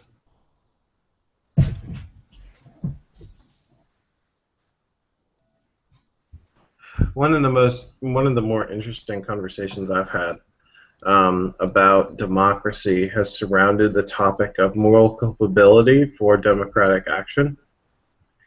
And so the question usually runs something like this. You are a voter. You're a person who contributes to the democratic process. How culpable are you for the actions of the democracy that you elected into government? Yep, that's actually yep. I've heard that as well. I've heard that in a different context that I'm kind of embarrassed to say right now, or not James, but like I want to say right now. But yeah, I've heard that as well. I think it's a three-part. I think it's a three-part question, or a three-part answer to the question, at least from my perspective. First of all, it has to do with, is voting the only thing you do? How informed are you as a voter? Do you also go to town halls? Do you also get involved in the process? And then the third is, campaign finance. Those are the three realms of how much democracy you have and how responsible you are for it. But I also think there's a general ethic to it, because not everybody is going to be intensely involved. No, that's absolutely true. I think a lot of people who vote for candidates do so without any reference to the policies that those candidates actually support. I think it more has to do with branding and whether or not their name is cool or not. Sure. But what I actually mean to say on it is, if you're not as involved, that's fine. And you're voting within your comfort zone and within how you choose to do so. But it's when people who aren't really all that involved try to make very, not expressing their opinion, but think they're an expert on it. That think that because of just doing it blindly, that somehow that they should be viewed with the same esteem as people who actually spend more time in the process. But conversely, those who do spend more in the time in the process should look down on people who perhaps are just going to the voting booth and do less research within their own means and within their own perspective. Because people are going to go about it differently. That's all I meant to say. Yeah, of course. Since he's back, I'll sort of reiterate in smaller words once he gets back on headphones. Once who gets back? Yeah, he just came back into the room, James. Oh.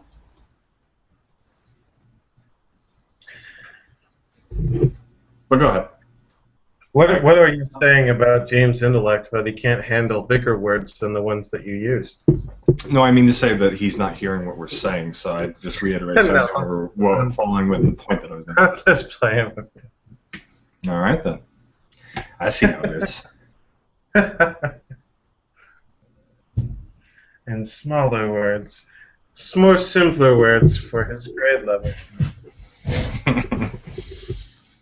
Fair enough. Fair enough.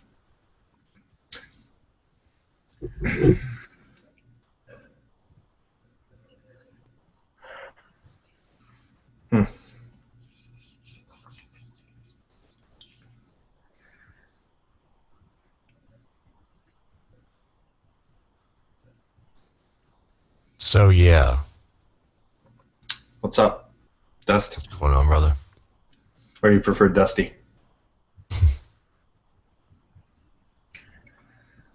Dusty, your icon or your picture or your profile overlay is mesmerizing right now. You know you like it. I do.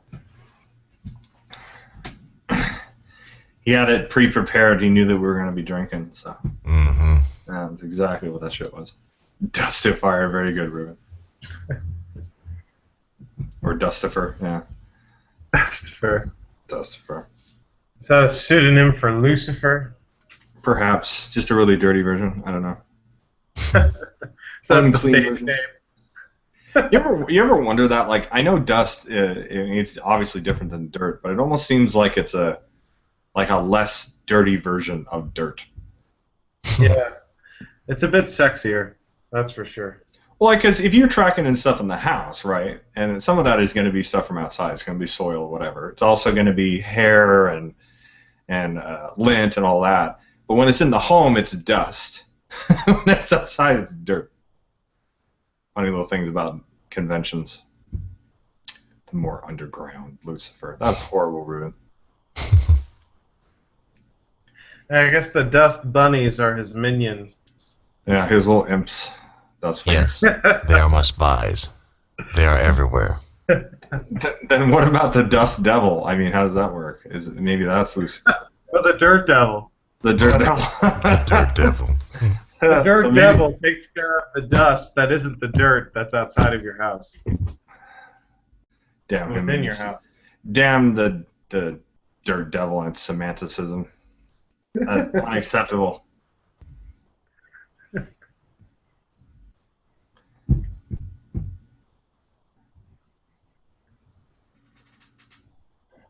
That is just trippy looking.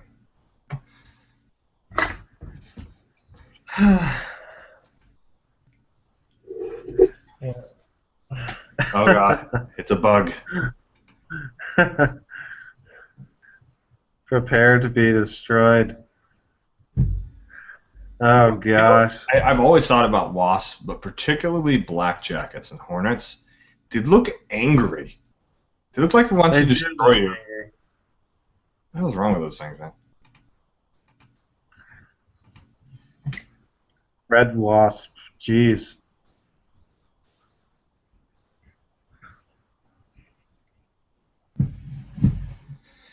Where is that from, Ruben? I don't know if I've seen a red wasp. Is that somewhere in the Amazon or Africa? Hey, Kevin. Yeah, what's up? So yesterday I did some reading on Hinduism after we spoke, Mm-hmm. and I had trouble sleeping until very late last night because I was quite sick. And then after that, I actually just know Hindus and have spoken to a lot. And because Pakistan, India, similar culture, and so Hindus are like the next country over. And yeah, I mean, I pretty much confirm what I've already read, which is that that Hinduism in its essence is a monotheistic religion, but the idea is that the idols that they had were almost it's almost like the Trinity, where you have one God, but you worship you worship Jesus, for example, but he's part of the Godhead, if you will. It's henotheistic. I don't know what is it? Henotheistic, from heno, meaning one, and theism. It's somewhat of a semantic. I made this point the other day that modern terms for theism are portmanteaus. They're modern smatterings of Greek words put together to make modern definitions for modern psychology or modern philosophy, that is. And so I mean it's misleading because mono is one and heno is one, but henotheism refers to a oneness of a plurality of deity, so that ultimately all of them are effectively unified. And it's a distinction between a more classically understood polytheism that is distinctly pluralistic, that is distinctly unique, that the deities, for lack of a better word, are their own entities. Yeah. Which is very... Yeah. Yeah, I mean, there is a difference, though. Henotheism is like the belief in and worship of a single God, while accepting the existence or possible existence of other deities that also may be worshipped, while Trinitarianism is a completely different understanding whereby God is one in essence and also three in person. And so when you look at specific parts of the Trinity, such as the deity of Christ, you have the Chalcedonian definition, whereby there is unity without distinction or with distinction without separation or confusion, and that is called the hypostatic union, which you will not find in henotheism. I just want to make that clarification. So I'm going to look that up, what you just said, and one thing I was also going to say was that another piece I should add is that even the Hindus, though, they say that these components, if you will, of God are necessary for those people who don't have the mind for it. So in other words, some people's minds are not at a level where they can worship this unseen being called I've heard it's called Brahman, and I've heard Om, but I guess they're just like the same. And so it's the idea that like these are like unseen beings, like we can't perceive them in any way, shape, or form, and so it's hard for a person who's like kind of like an uneducated poor person to like imagine this. I think it's misleading to take modern Hinduism and think that it represents all of Hinduism throughout its entire history. That was the only point I've ever made on the subject, because you brought it up a few times. And it originally started as a polytheistic religion, and still, to an extent, is qualitatively polytheistic. And what you hear from any one Hindu does not represent all of Hinduism. And in point of fact, from my side of the fence as a Reconstructionist polytheist, I've interacted with several Hindus who are in very big support of the modern Reconstructionist movement. In fact, there's several websites dedicated to encouraging Westerners to go towards that practice. So Hinduism is incredibly pluralistic in a sectarian sense, in that there's many different sects, many different aspects to which, and different explorations of the religion, from sect to sect, from person to person, from community to community. It's not a it's an amalgamation of different religions, if you will. Largely, yes. Yeah, and there's no one orthodoxy. No, because ultimately Hinduism, like earlier traditions, is orthopraxic. So, I mean, I don't even know if it's that. I don't even know if it's that.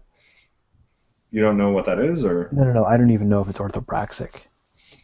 Perhaps it's something else entirely. It's sort of in the same conversation of henotheism versus Trinitarianism. Trinitarianism is particular to Christianity, and sort of correlating it to henotheism is a bit haphazard, because it's a very specific and very complicated development within a very particular religion. And in the same sense, not all conventions of other, even similar religions necessarily can substantively define a Hindu religion. They're only points of comparison and means to which to symbolize or analogize Hindu religion.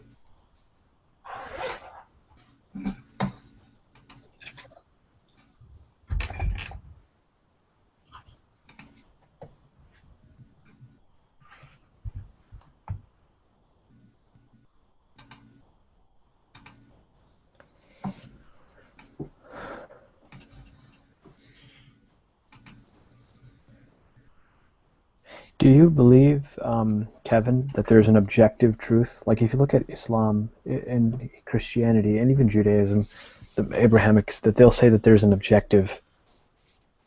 Like, you've been saying no. Like, there's one truth ultimately. Like, in the same way that 1 + 1 = 2. No, not a total, absolute truth. No. And Reuven, you say the same thing?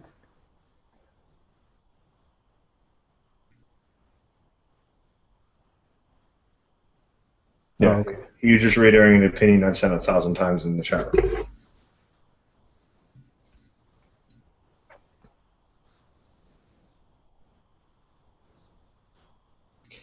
It's a bit more convoluted than that, perhaps, but I often just say no because I don't want to have the conversation. Because the only people who ever ask me that question are Abrahamists who have an ulterior motive to try to convert. I don't have an ulterior motive. I'm just genuinely asking. But the religion does. The religion is conversionary. Oh yeah, definitely. Yeah, we do try to convert.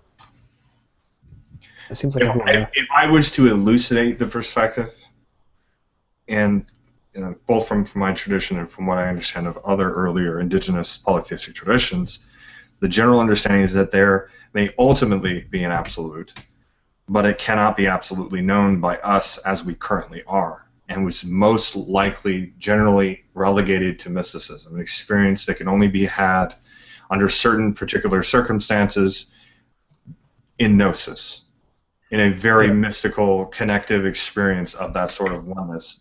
And in ways that was described using Greek religion as an example, particularly Platonic mysticism, the one was not described as an entity. It was not a singular being or consciousness, but rather a state beyond being or non-being.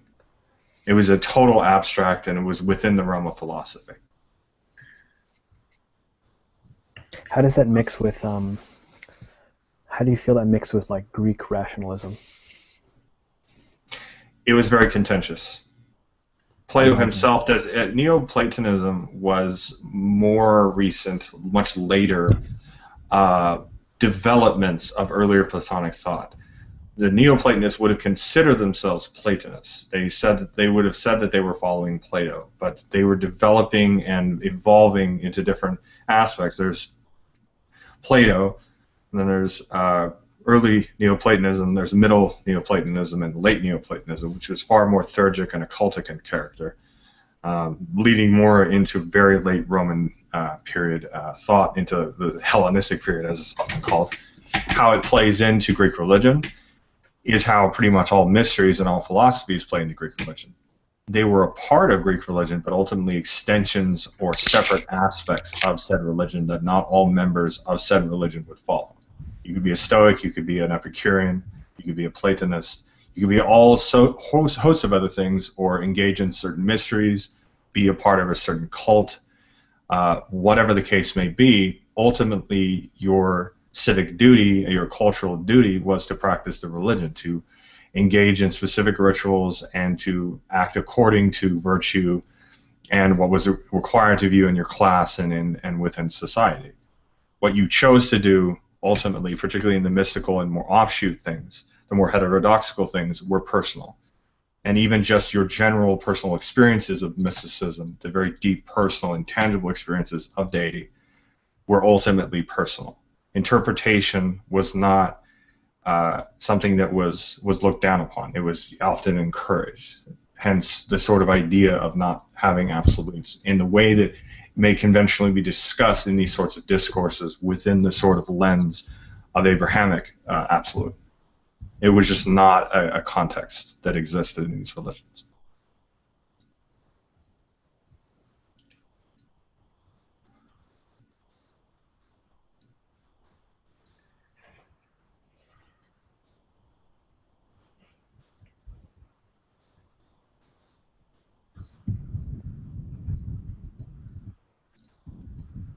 I hope that properly outlines the general viewpoint for you.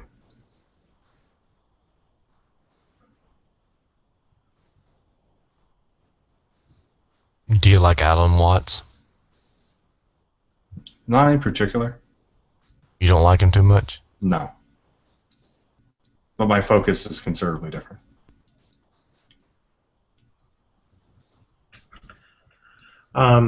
When I think about absolute truth, I think about not only the Christian philosophers over the centuries that have articulated it, but also the secular ones, such as Mikhail Polanyi, who really came up with a pretty sound proof to disregard logical positivism, basically pointing out that subjectivity sort of masks itself as being subjective, but in reality, if someone were pushed, they would see that their subjective truth was really objective, because otherwise they wouldn't hold it to be true. And I think that we do not have argument, we do not have discussion, unless we come to an understanding that objective truth is indeed out there in the world, and it is in fact the reason that we do discuss things is the fact that we believe that there's something to be gained from the discussion itself. Well, I do think that there's things to be gained from my perspective as an individual from these sorts of discussions.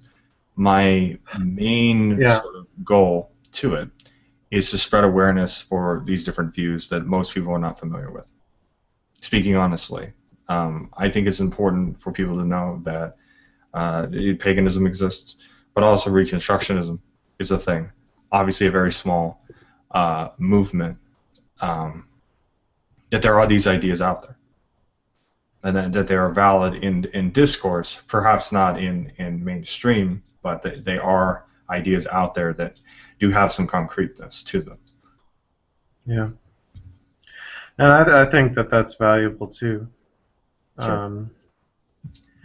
I think that, while I obviously disagree with your viewpoint, it's important to recognize that, there is a group of well-articulate people who are, supporting the idea and making strides to put it, into the mainstream, even though it's small.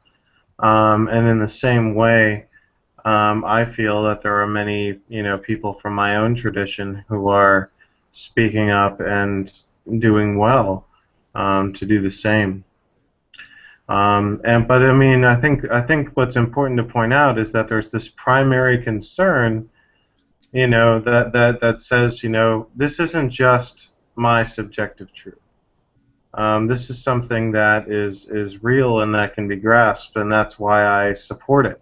That's why I purport it, because I actually believe it, as opposed to something that is just a passing fancy or a something I like to do in my free time.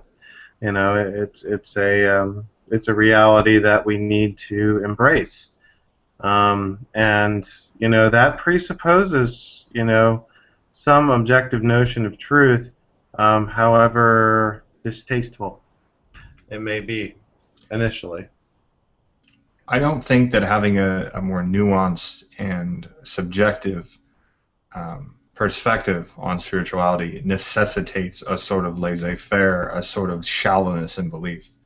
And largely among people like myself and others who practice alternative spirituality, we have a considerable resentment for the idea because it's almost always coming from the perspective of people who want to denigrate, who want to devalue what we're trying to do, or because they're trying to back us into a corner and get us to be angry so that they can mischaracterize what we're trying to represent. So that when we get angry, so that when we get upset with that sort of condescension, that sort of behavior, that we can be entirely disregarded in any sort of real discussion. That's where that sentiment comes from, you understand? Yeah. And I very much had that, and so did I and a few other people who were coming from my perspective in a chat room that we had last night with an individual who was very headstrong and very much about that sort of aspect. And the condescension you could cut with a butter knife. I mean, it was just. Oh yeah. It was intense. chance? Was that me by any chance? Huh? Was that me? No, it was somebody else entirely. Yeah, and I understand that completely. It's hard for me because I deal with people like that myself. The biggest issue though is like what ends up happening is people who to appeal to absolute truth often do it through an appeal to natural law, which is sort of like a trump card that's supposed to be to say like any belief system apart from my own is wrong, and is absolutely wrong in all circumstances at all times. And to be honest, I think that just shows a very low amount of emotional intelligence and ability to relate to the people that you're trying to convince or persuade to your point of view. And I think that people who do such a thing should be, not participate in debates because they just don't have a clue on how it's done.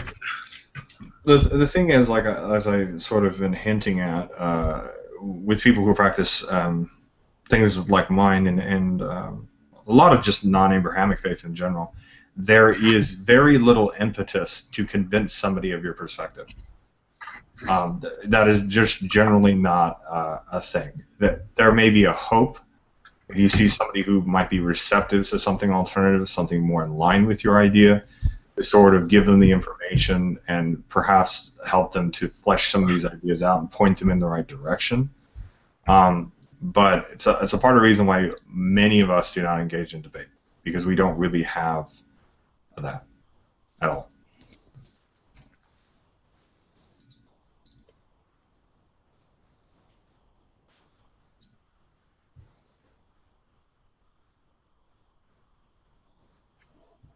you still there, Jonathan? Looks like you froze.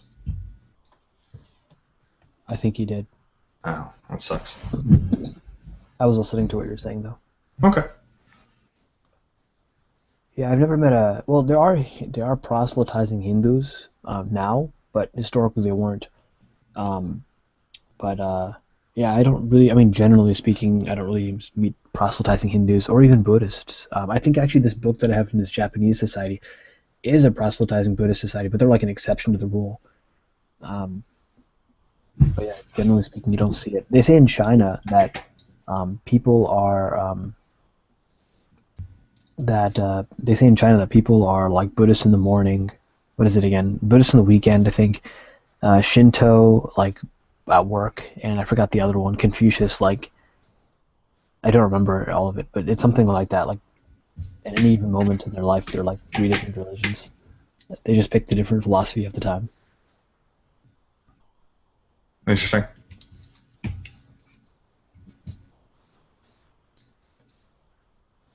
I just don't really see the end game of the notion, and I've heard this obviously from quite a few people that are Abrahamic. Let's just assume for a sec that they're not actually trying to back people, from my perspective, in a corner, or perhaps Hindus and Buddhists into a corner with this sort of idea of getting them to come to an absolute. What are they actually trying to gain from it? Do they want to get them to hold to an absolute so they can be forced into a debate, so that they have some chance to disprove them and convince them of the perspective? Is that the end game? Yeah, I mean, I wouldn't just say otherwise. I mean, I think if you look at, there's something I heard from a Christian once that said that the most loving act you can do is share the gospel with somebody. Now, I might not be a Christian, but I completely understand that perspective. Because in their mind, if you don't believe what they believe, you will be in hell. So, therefore, like, it's a loving act to bring that person out of hell. Well, let's just say that they were able to get somebody to have an absolute. And I've met a number of pagans and polytheists over the years, and even Hindus who have absolutes, that they would consider themselves more absolute in the sort of truth they understand. And they elucidate their absolute.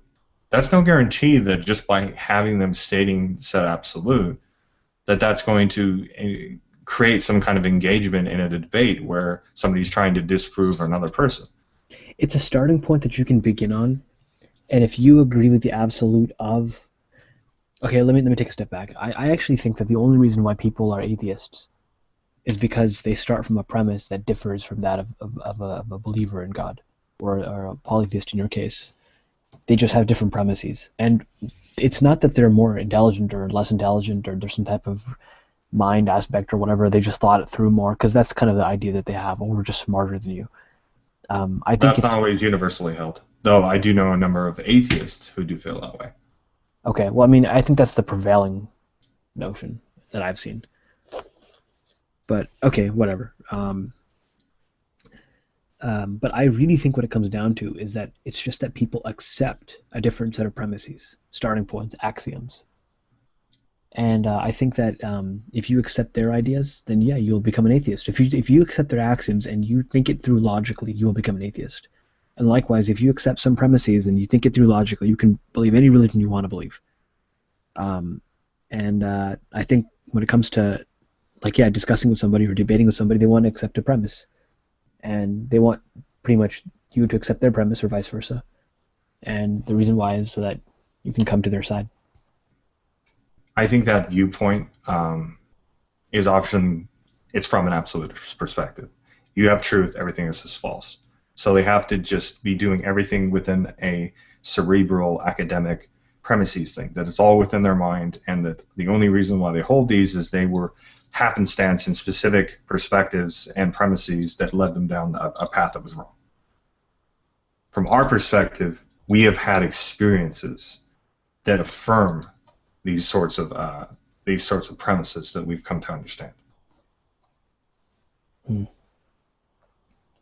Have you had spiritual experiences where you've seen, like, very clear, strong spiritual experiences? Oh yeah, over a very long period of time. Can I ask what they are? Why? I'm just curious. What does it matter? It doesn't ultimately. I mean, it won't really affect me, but I'm just curious. I'm not trying to argue with you. I'm just trying to. But if you don't want to say, that's okay. I just don't know exactly what value it is necessarily. All right, fair enough. Because I mean, you obviously are a monotheist, and nothing that I would say would have any benefit to you. It's nothing you got to be able to identify with. Well, I mean, in some cases, but I wouldn't deny your spiritual experiences. I wouldn't. You would just relegate it to perhaps a distorted version of an actual truth, that it was me experiencing the one God and relegating it to something that was false. Ultimately, yes. And that's actually the reason why I wouldn't share it, because I already know what you think about it. You either think it's a falsehood, that it was fake, that it was the devil or something to that effect, some kind of lie, or that I was actually experiencing the one God and that I was confused. No, I wouldn't say you were confused. Like that's not the way I look at you. That's how most Christians and Muslims I've spoken to over the years feel about it, and politely so. It's not necessarily in a negative sense, like getting up in my grill, but when pushed to it and when asked, that's generally what they feel about it. Okay, those sort of three options. Okay, maybe let me try to rephrase that. Maybe that is what I say, and I'll say the way I see it is that, like, if there's an absolute truth, then any of these spiritual experiences must be a continuum towards that truth. And that isn't to deny that they're real. It could be very much real, but it's just that they're on a different level of that continuum. But no, that's okay. I mean, I have friends who are Sufis who I'll ask them, what have you experienced? And they're like, I'm not going to tell you. They'll phrase it in different ways, but they'll just be like, there's no need for you to know that. And I'm like, I'm just curious. And they're like, they say the same thing. They're like, well, what good will it do to you? And I ask, I don't know, just something to look forward to maybe. And they're like, then you'll be looking for that thing, as opposed to experiencing something on your own.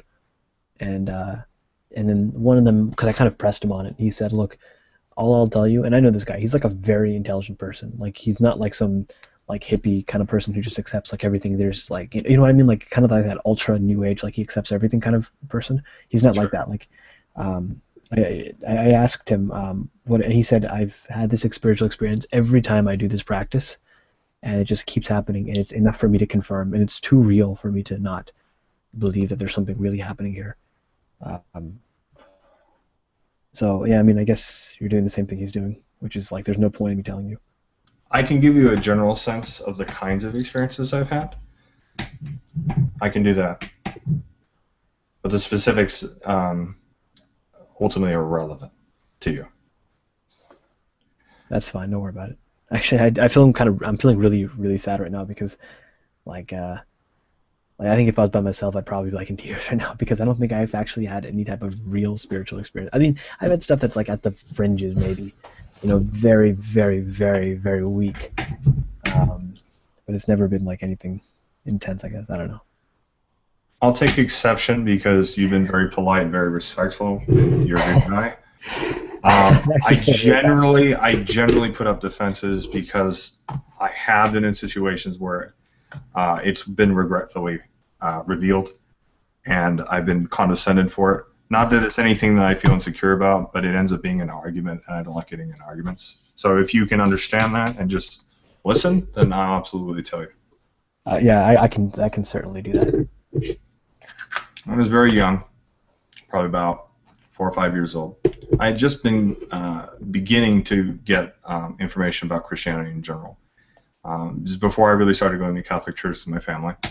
And I had just been going through this little preschool. It was kind of a Christian preschool. I think it was actually technically like some kind of Baptist type thing. And I remember there wasn't a community or anything, but there was a church, and it was kind of Christian oriented. And I got little tricklings of certain Christian ideas. But from as early as 4 or 5 years old, before I was really traditionally taught these sorts of ideas, I very much had this very immediate presence, this liminal kind of presence of nature itself. And it was very abstract to start.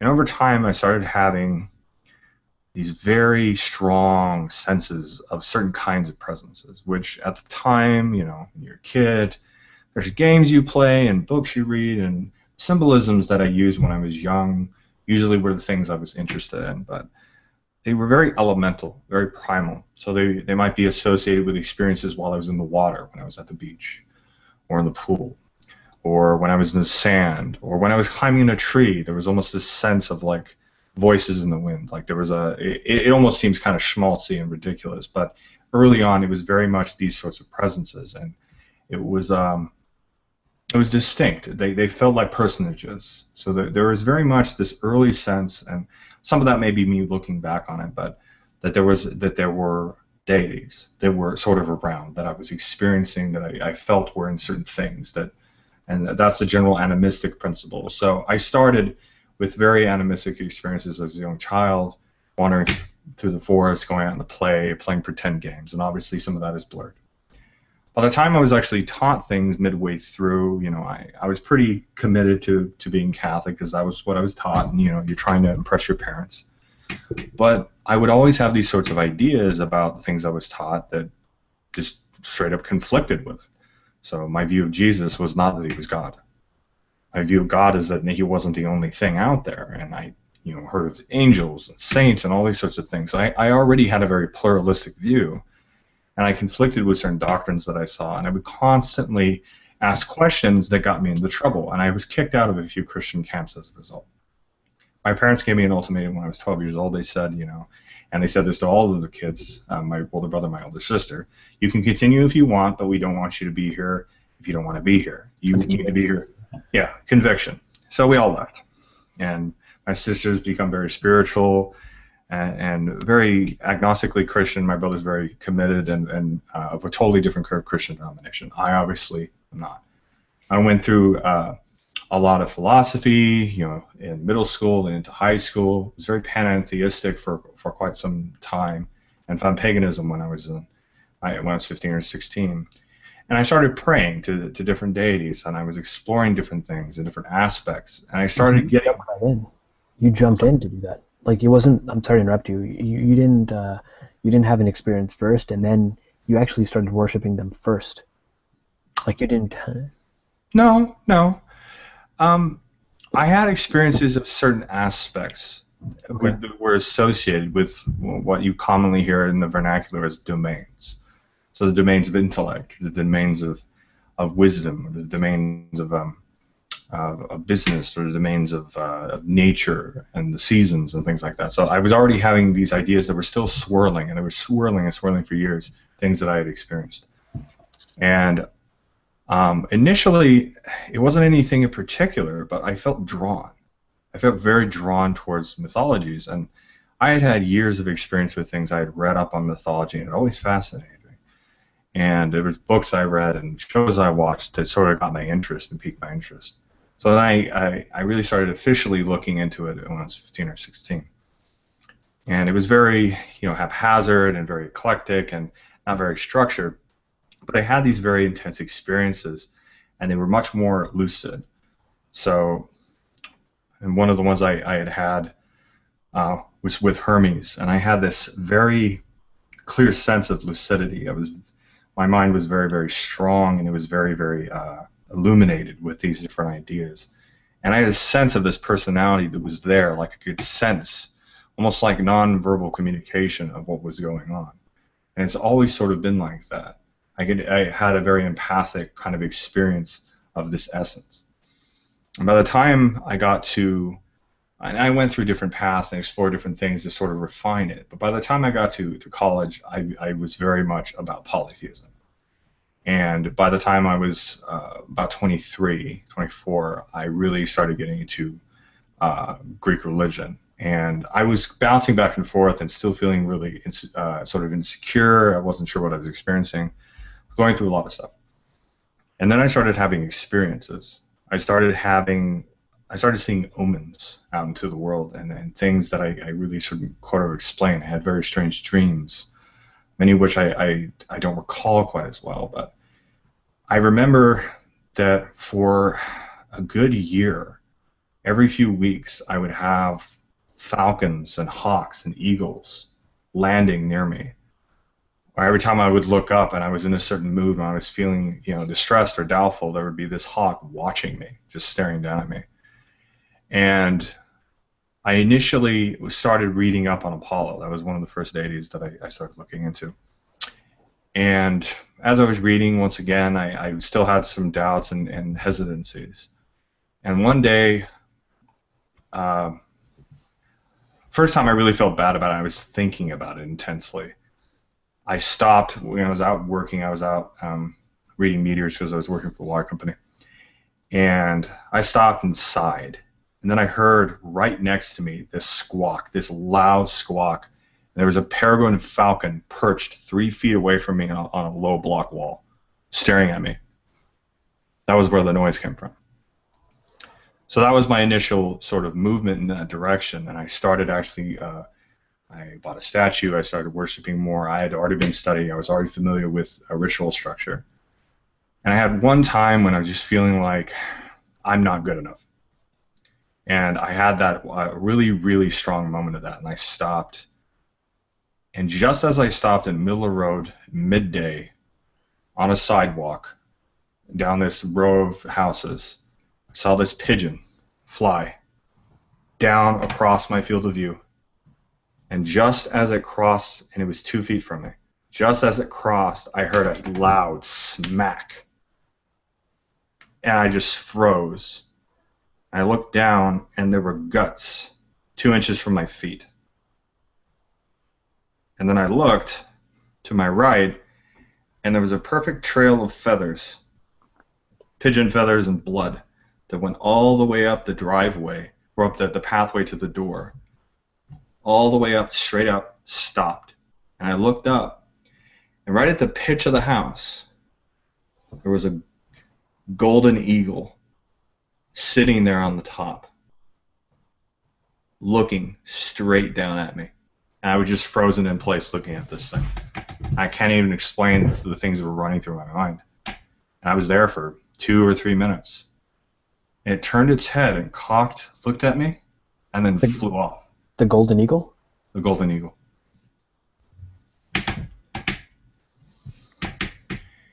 And that was when I became a devotee, specifically of one deity. And I explored that for a good long while.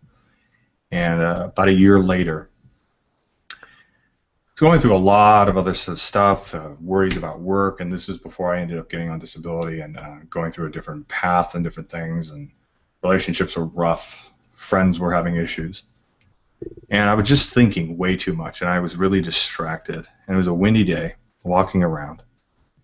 And right when I got back to that sort of thought of like, God, this is just too much. It's way too much. Why am I doing what I'm doing? And all of a sudden, the air stopped. Totally stopped.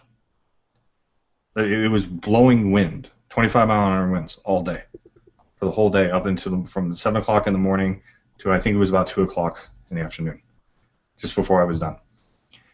And all of a sudden, I felt this whoosh of air that was away from me, and it was swirling around me. I couldn't explain what was going on. And I felt frozen in place again. And I just had this feeling, and I looked up. And there they were, 12 golden eagles flying around in a perfect circle, about 50 feet above my head. And what do you believe those were? Well, the thing is, golden eagles are particularly associated with Zeus. And 12 is the number of the dodecatheon, which is the 12 Olympians, the 12 Olympian gods. So as this was happening, I immediately was taken to this image of Zeus and this image of the 12 gods and the various daemon and spirits of Greek mythology. And there was this very numinous experience of physis, of nature and the cosmos around me. And as they were flying around, the wind picked up, then it started to slowly die off, and they started flying higher and higher and higher, and starting to slowly break off, and kept flying in these concentric circles up and above the mountains and disappeared. And that was when I totally committed to Hellenismus. To what, I'm sorry? Hellenismus, Greek polytheism.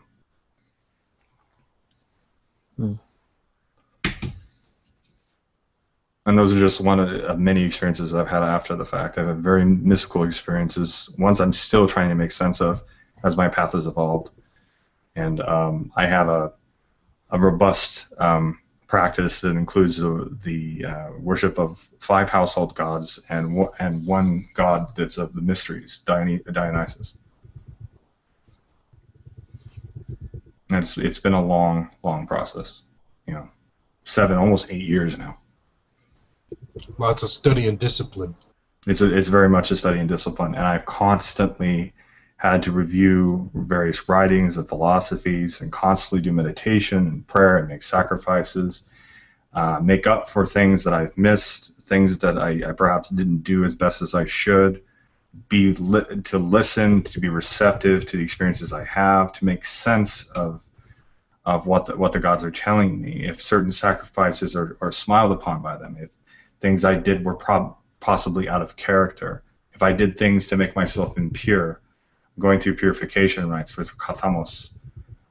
There's all sorts of things that I do on a regular basis, and it's a constant process. But along that path, there have been these very numinous, very intense spiritual experiences that I've had, and that is ultimately what motivates it. And the large reason why I was hesitant, aside from just the fact of the different spiritual traditions that are often antithetical to one another, Farhan, it's also because a lot of these experiences are incredibly nuanced and have to do with all sorts of emotional contexts, intellectual contexts, my own culture, the culture I'm exploring, other experiences I've had with other people, friends in my life, family, and my own mental state, my own physical state, my diet even. So I mean, it can be very, very complicated, and being receptive to those things is often a difficult matter. But so when people ask if I have these sorts of spiritual experiences, I would definitely say yes. But they're very, very difficult to explain, very, very personal. But the ones that I mentioned to you are some of the bigger ones that were outdoors, that were more in the natural world. But I've had all sorts of experiences. I've been on dates before, people that I ended up being dating for a number of years, and when I questioned whether or not it was worthy of a relationship, of exploration, I've had white doves fly across my field of view when I'm in a car. And white doves are associated with Aphrodite. Little things like that. I've had a raven park on my car and look at me. It's a symbol of Apollo. Lots of things with birds, it seems. Birds tend to be the vessel of a lot of omens, particularly among the ancient Greeks, the Romans, and the Celts. But particularly for me, bird iconography is stuff that I personally respond to. And that's a part of the reason why I'm always looking at it and always contemplating, because it's important to not just take everything at face value. Every experience that I have at any given point is like that. Last experience I had was a few months ago, when I was questioning the sort of nature of my relationships, in fact, and if I would find somebody within the next few years. And I was walking home. It was a rough night. I was stressed. It was like 2 or 3 o'clock in the morning. And I walked up to the door. This is a number of years ago when I was living in well, not a number of years ago, a number of months ago before I moved. And I walked up to the door, and there was this huge, bright moth, white moth, right on the door handle, right where I would grab it, and I almost touched it, and it just fluttered and stayed in place, right on the handle. It didn't even care that I was there. And I didn't know what it meant initially, but I was studying later on, and it came to me about 4 days later that the moth and the butterfly are associated with Psyche, who is a partner of Eros, and a deity who I've also been developing a relationship with. And Eros is associated with desire, particularly sexual desire and pursuit and love. And Eros has all sorts of very sordid and complicated relationships in Greek mythology. His older form is more primal. His younger form is the Cupid of a Valentine's Day card. But the relationship between Eros and Psyche sort of represents the union of mind and heart, and sort of coming to understandings about how it's ultimately a balance, that I can't have love entirely in my head, but I can also have love entirely in my heart. And that my journey for finding love, whenever it does come over the next few years or the next decade, it's going to be, for what I experience in that, is going to be a union between those two experiences. So that is the typical kind of experience. I tend to have a lot of physical omens. particularly with animals and insects, but also sometimes with plants, particularly flowering plants. But they can be a number of anything. It can be a passage, a sort of a libromancy sort of thing. I'll read a passage and it refers to something very strongly, to something I had already been experiencing, eerily, in fact. So there's all sorts of different ways. Communication in Greek religion through the vessel of divination was considered a valuable and standard means to which God's expressed. It isn't necessarily mysticism as much as it is another tool in that sort of experience. The pre-Islamic Arabs had divination as well. I only know one version of it, but they had divination as well. The Nabateans and the Sabbataeans are very nomadic, and they have very interesting practices when you get into it. There's not a whole lot we know. But one of the things that always sticks out in my mind about the pre-Islamic Arabians is how different their funerary practices were. Among the Greeks, it was kind of split.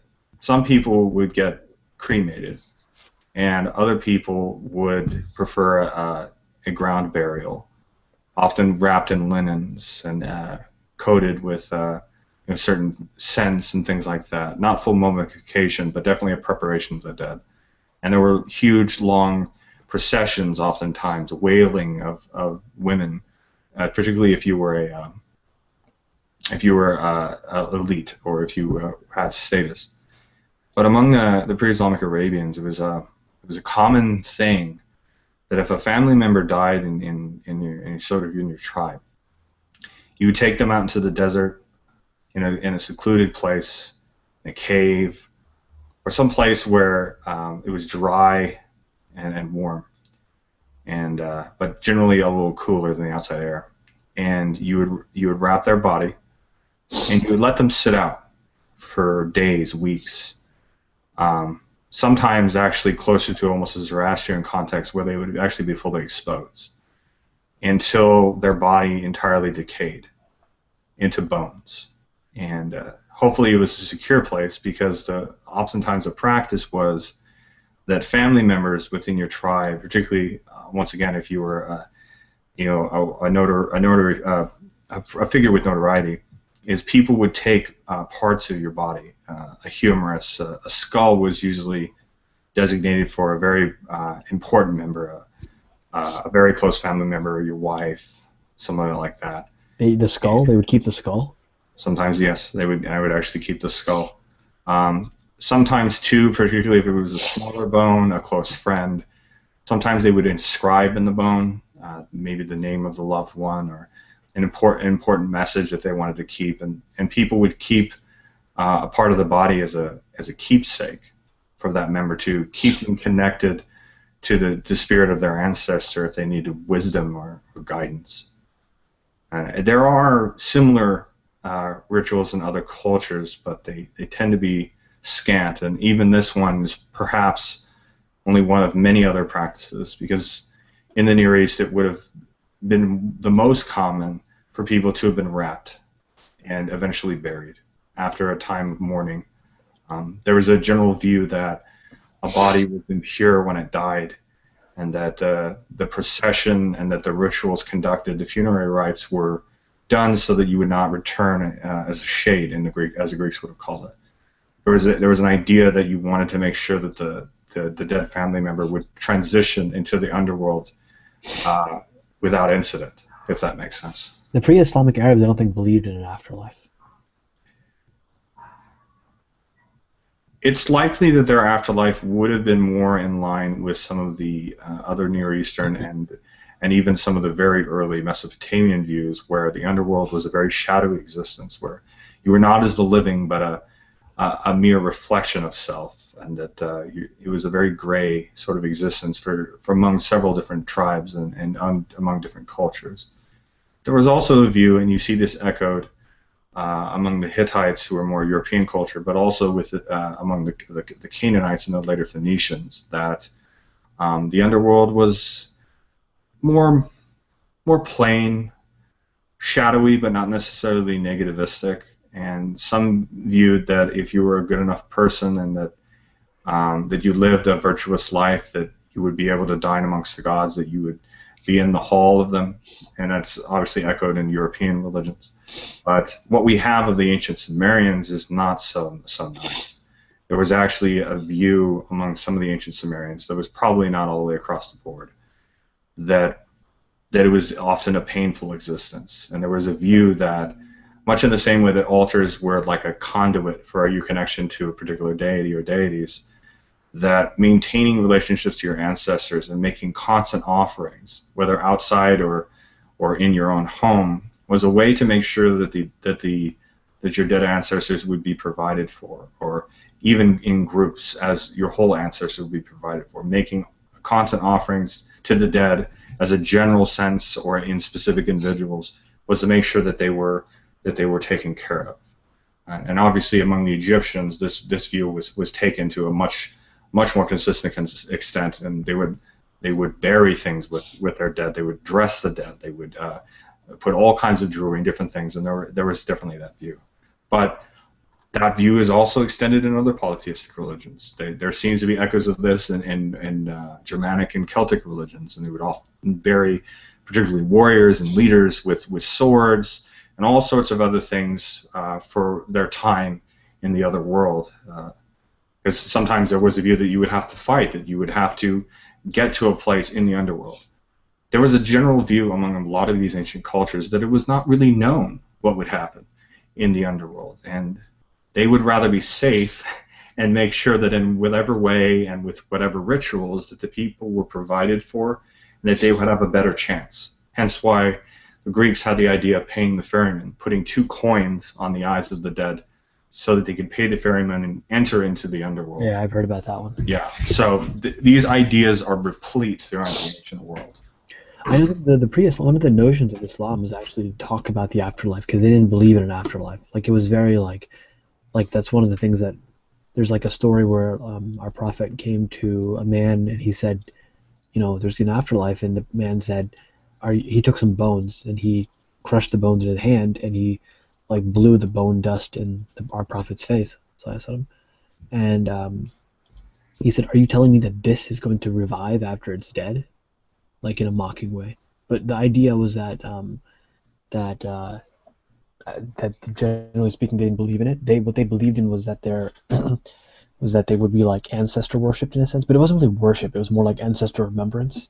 So after they died, they were remembered by their ancestry as being these great people, and that was the greatest glory you could have, was like living these exploits and being remembered. That was what mattered to them. That was their like eternity in a sense. But you're coming to a conclusion that, with all the things that I've said and all the other cultures, looking around and getting a good idea of the general views of those cultures, it's not really reflected. It doesn't mean that they believe they just died and totally dissipated, necessarily. There's a few things. That's one guy.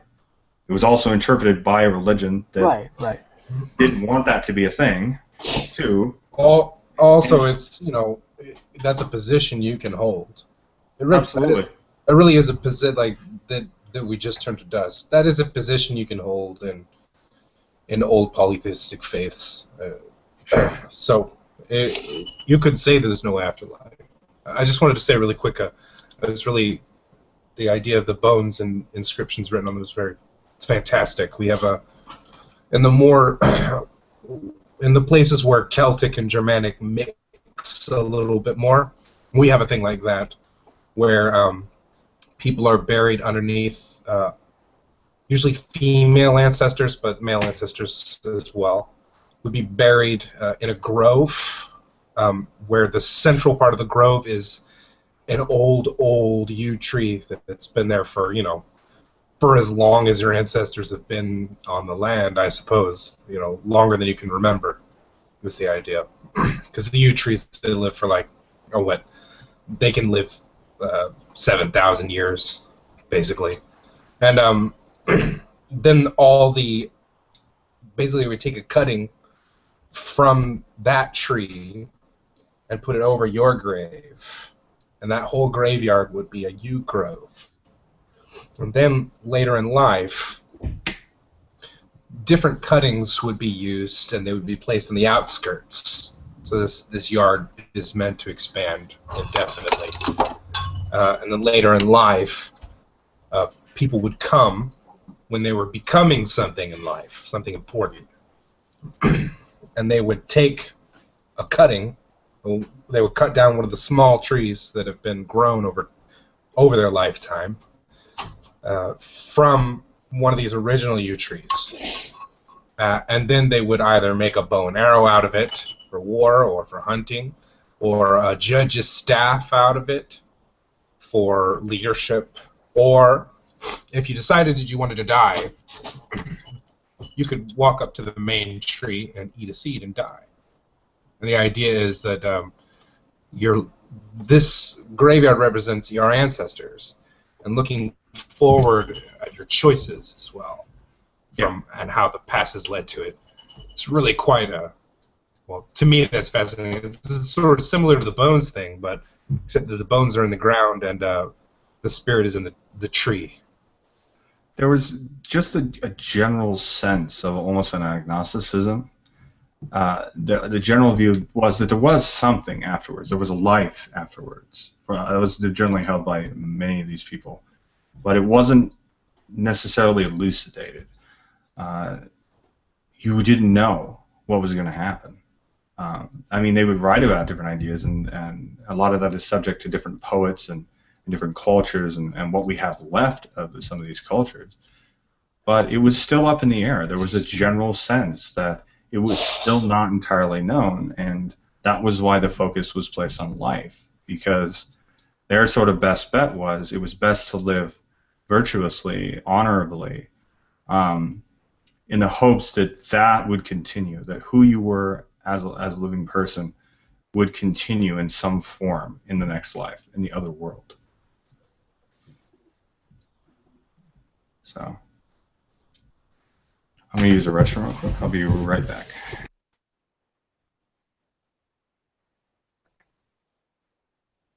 I know very little about pre-Islamic.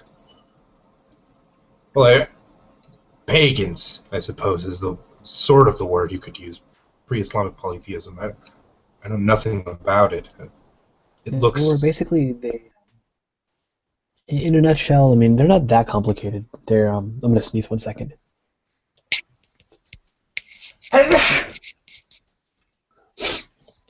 So the gist of their belief was that so there were a lot. Well, I'm gonna sneeze again.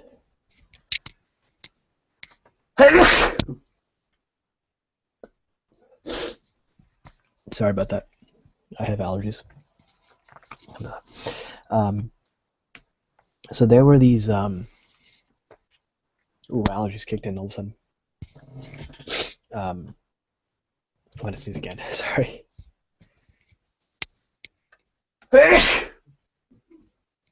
Gesundheit.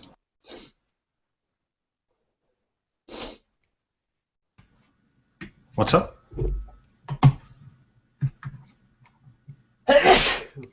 Bless you.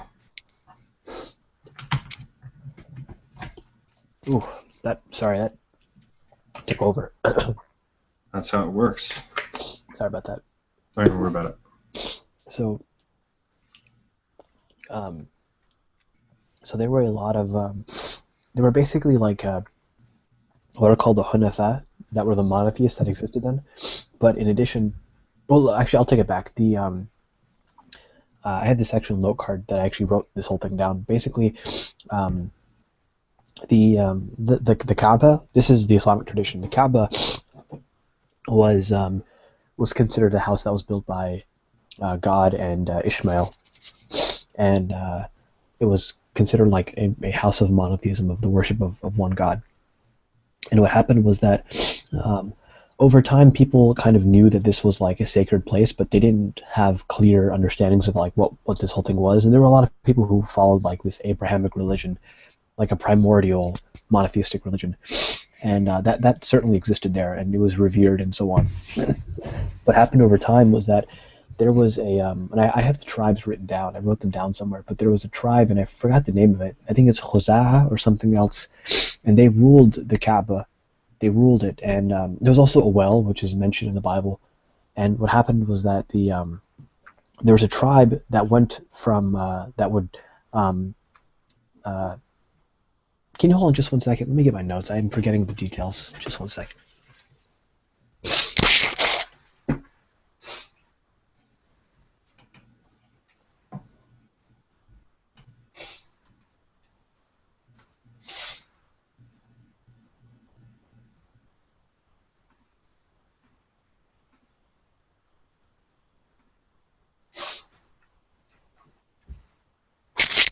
Here it is. I did it at a Mac, so it's easy for me to look up. So the house was built by a tradition says Abraham and Ishmael, and sometimes there's some things that are ambiguous between Abraham and Isaac. But in this particular, I think it might even have built by Isaac. I don't remember. But in this particular case, at a minimum, it was certainly built by Ishmael, and he was a what's called a musta'ariba, which is like he's not an Arab, but he was adopted by the Arab peoples. And he was adopted by a tribe called Adnan. And anyway, so there's this well called Zamzam, which is mentioned in the Bible as well. And over time, these people came in to settle the area, and they're called the Jurhumites, or the Jurhum tribe. And these are the caretakers of the city of Mecca. And this is explaining how the whole paganism came into the area. And basically, like, people migrate to this area, and they would go there and they would venerate the house because there was kind of a recognition that this is like the house of God. And they would go there and they would, on their way, they would worship. They would come from different areas, and there were some people who came from Yemen who would sell frankincense, and it's theorized that the frankincense were being sold to the Orthodox and the Catholics because that's a big part of their tradition in Syria at the time, which was a Christian country. Anyway, so there are these people who are going there and they're selling this stuff, and so finally the Jurhumites, what they start to do is they start to abuse some of the pilgrims and like treat them badly and like do things they're not supposed to do to them, and just be really bad to these people. And so what happens is that there's another tribe called Khuza'a, which is like, you can't do this. This is wrong. And so they actually attack the city and they end up taking it over. But before they took it over, the Jurhumites, what they did was they buried the well of Zamzam, which is like this well that's believed that Ishmael, when he was in the desert, cried out and it fed him and his mother. I don't know if you know the biblical story where they're in the well and in the desert, if you guys are familiar with it. Yeah, he's sent it out to the desert, and they're basically gonna thirst and starve to death, but then water appears in the desert. Exactly. So it's like in the Islamic tradition that is in Arabia, and so this is what happens is that the Jurhumites, and it was kind of like everyone kind of knew that this was that well. They buried this well, and so along so Khuza'a comes in, and the tribe comes in to take over this area, and in their coming in into this area, for the first time, because these are also like merchants, if you will, they bring in an idol from Syria, and it was called Hubal. And it was the first time that idolatry had entered into the city of Mecca, and our prophet actually cursed that man for bringing in that idol. And as time went on, more and more idols came in, and so on and so forth. So centuries passed, like a long time passed, and at this point there's different religions and different groups, and it's kind of like an amalgamation of different religions. But there's like a general understanding of like pre-Islamic Arabian paganism, and basically in their idea, they believed in God, but they didn't really worship God. So like they believed that God existed and there was a God, and they called him Allah clearly, but it's not like but they would worship like other beings, Hubal, Allat, Uzza, Manat. I think I just mentioned Hubal. They would worship these other beings, and they said that these are getting us closer to God. So we're worshiping these beings to get closer to God, and so that's what Islam did was there's a whole story that one day there's a man named Shayba who's also called Abdul Muttalib, and he is sitting. He's one of the monotheists. He's called the Hunafa, which are monotheists, and he's sleeping under the Kaaba, and he has a dream that says dig Zamzam, and he's like, what? And then the dream says to him clearly, dig Zamzam, and he's like, I don't even know what Zamzam is, because this is like centuries later, and he has no idea what Zamzam is. And so it becomes very clear to him in the dream that you're supposed to dig this area. And so he eventually goes and starts digging, and it's like almost like defiling the house of God, because it's like you're digging around this, you're not supposed to be doing this. And people had a sense that this was like the sanctuary of Abraham, but they didn't clearly know. And so he started digging it. Eventually, people at first discourage him, but then he starts to do it as well. Or they start helping him out, and they eventually find like this water starts flowing out of nowhere, and they find it. And then in addition to that, they find all these golden idols that they had buried. The Jurhamites had like buried or something like that, and it goes into this whole thing about how he was so happy about this that he. But in this moment, in this moment of difficulty, where everyone's like arguing with him, you shouldn't be digging up Zamzam, you shouldn't be digging around this sacred house. He has no supporters, he has no sons with him, and so he prays to God. He says, God, if you give me 10 sons, I will sacrifice one of my sons for you. Like literally, I will kill a son for you. That's how much I want like a son, because like this is a really difficult moment, and I had no sons to protect me as I was digging this up, and it was a dream because you gave me this dream, God, and you didn't. And I had no sons to protect me. And so he says, look, if you give me 10 sons, I'll even sacrifice one of them for you. And it's kind of like the Arabs were like fanatical about their oaths. Like it was something known about them. They were fanatical about their oaths. And so he ends up, like, lo and behold, he has 10 sons. And those 10 sons, like, he's like, okay, fine, I gotta sacrifice one of these because I said I would, I gotta do it.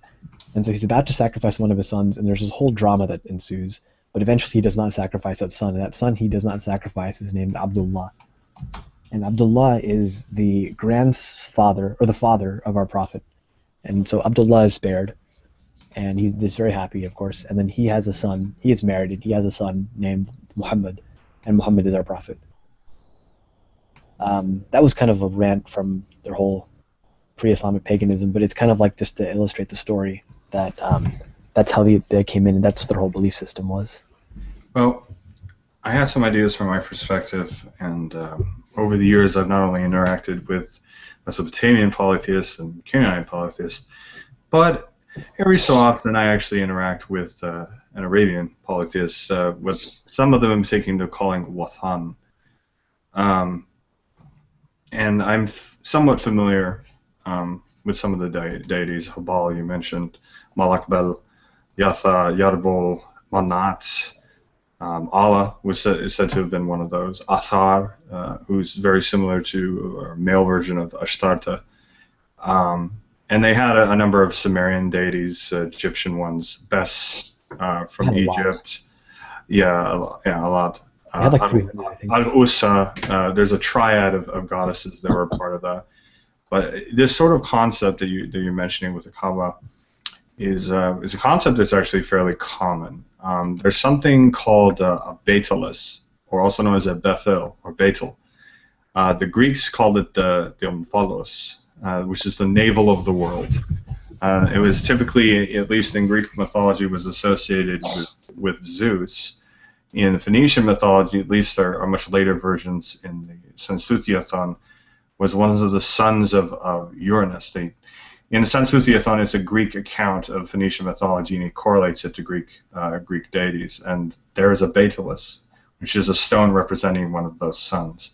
This idea of an omphalos, or a Betel, is one of the closest equivalents when you're looking at comparative mythology for an axis mundi, a center of the world, which James would be familiar with in European, more northern European mythologies, as a world tree. It had often represented the sort of center of the world, and oftentimes when there was a sacred stone, particularly if it was very old or carved or was once in very ancient times a monolith, it oftentimes was not just a stone to represent an entire area, but all areas, and was often used as a representative for that centralness, so what I've taken to calling in my tradition cosmos, which and is reasoned differently in different traditions. And the pre-Islamic Arabians were no different than that. They did have that idea, and I do know that the Canaanites also oftentimes would have a Betel, sometimes actually within temples.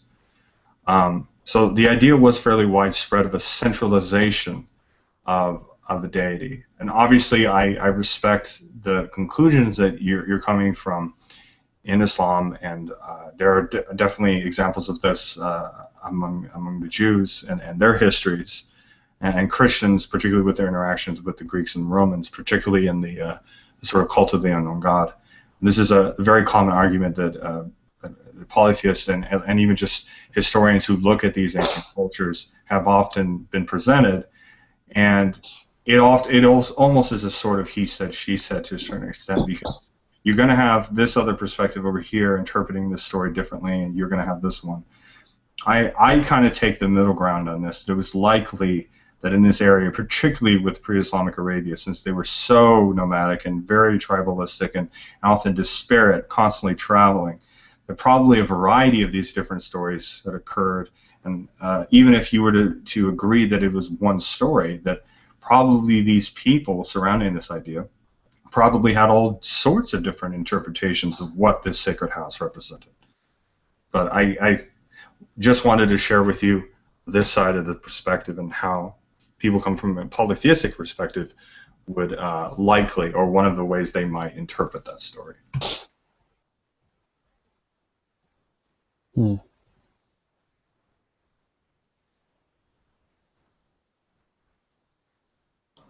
There were these people called the. There were these people called the. I don't know if someone just spoke. No, go ahead.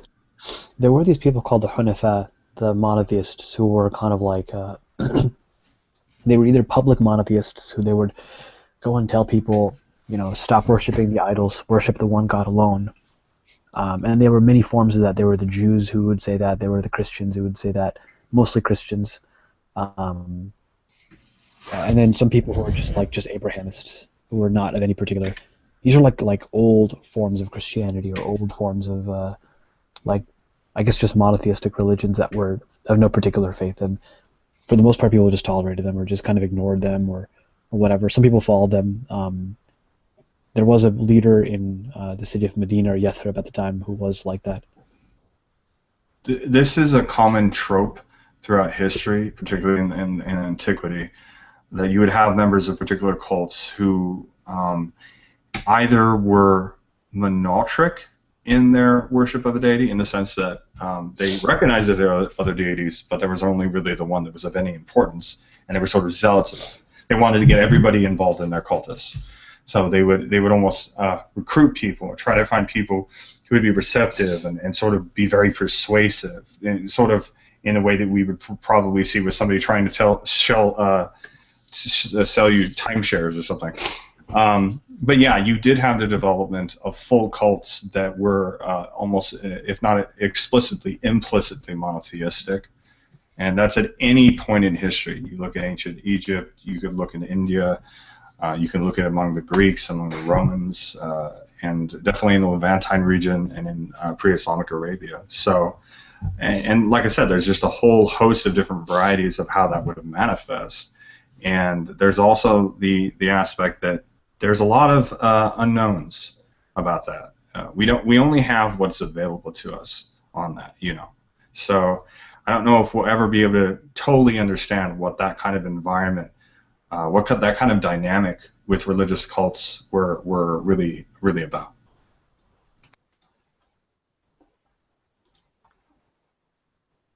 Well, many of them are gone now. Yeah, of course. But I mean, there's echoes of the sort of the side cult, the heterodoxical kind of cultus, with a lot of the Gnostic religions that exist in the Middle East right now. Minority religions that are often being persecuted or on the run in some cases. And even just minority religions in general. I mean, look at the interaction between Zoroastrians and Muslims and Christians.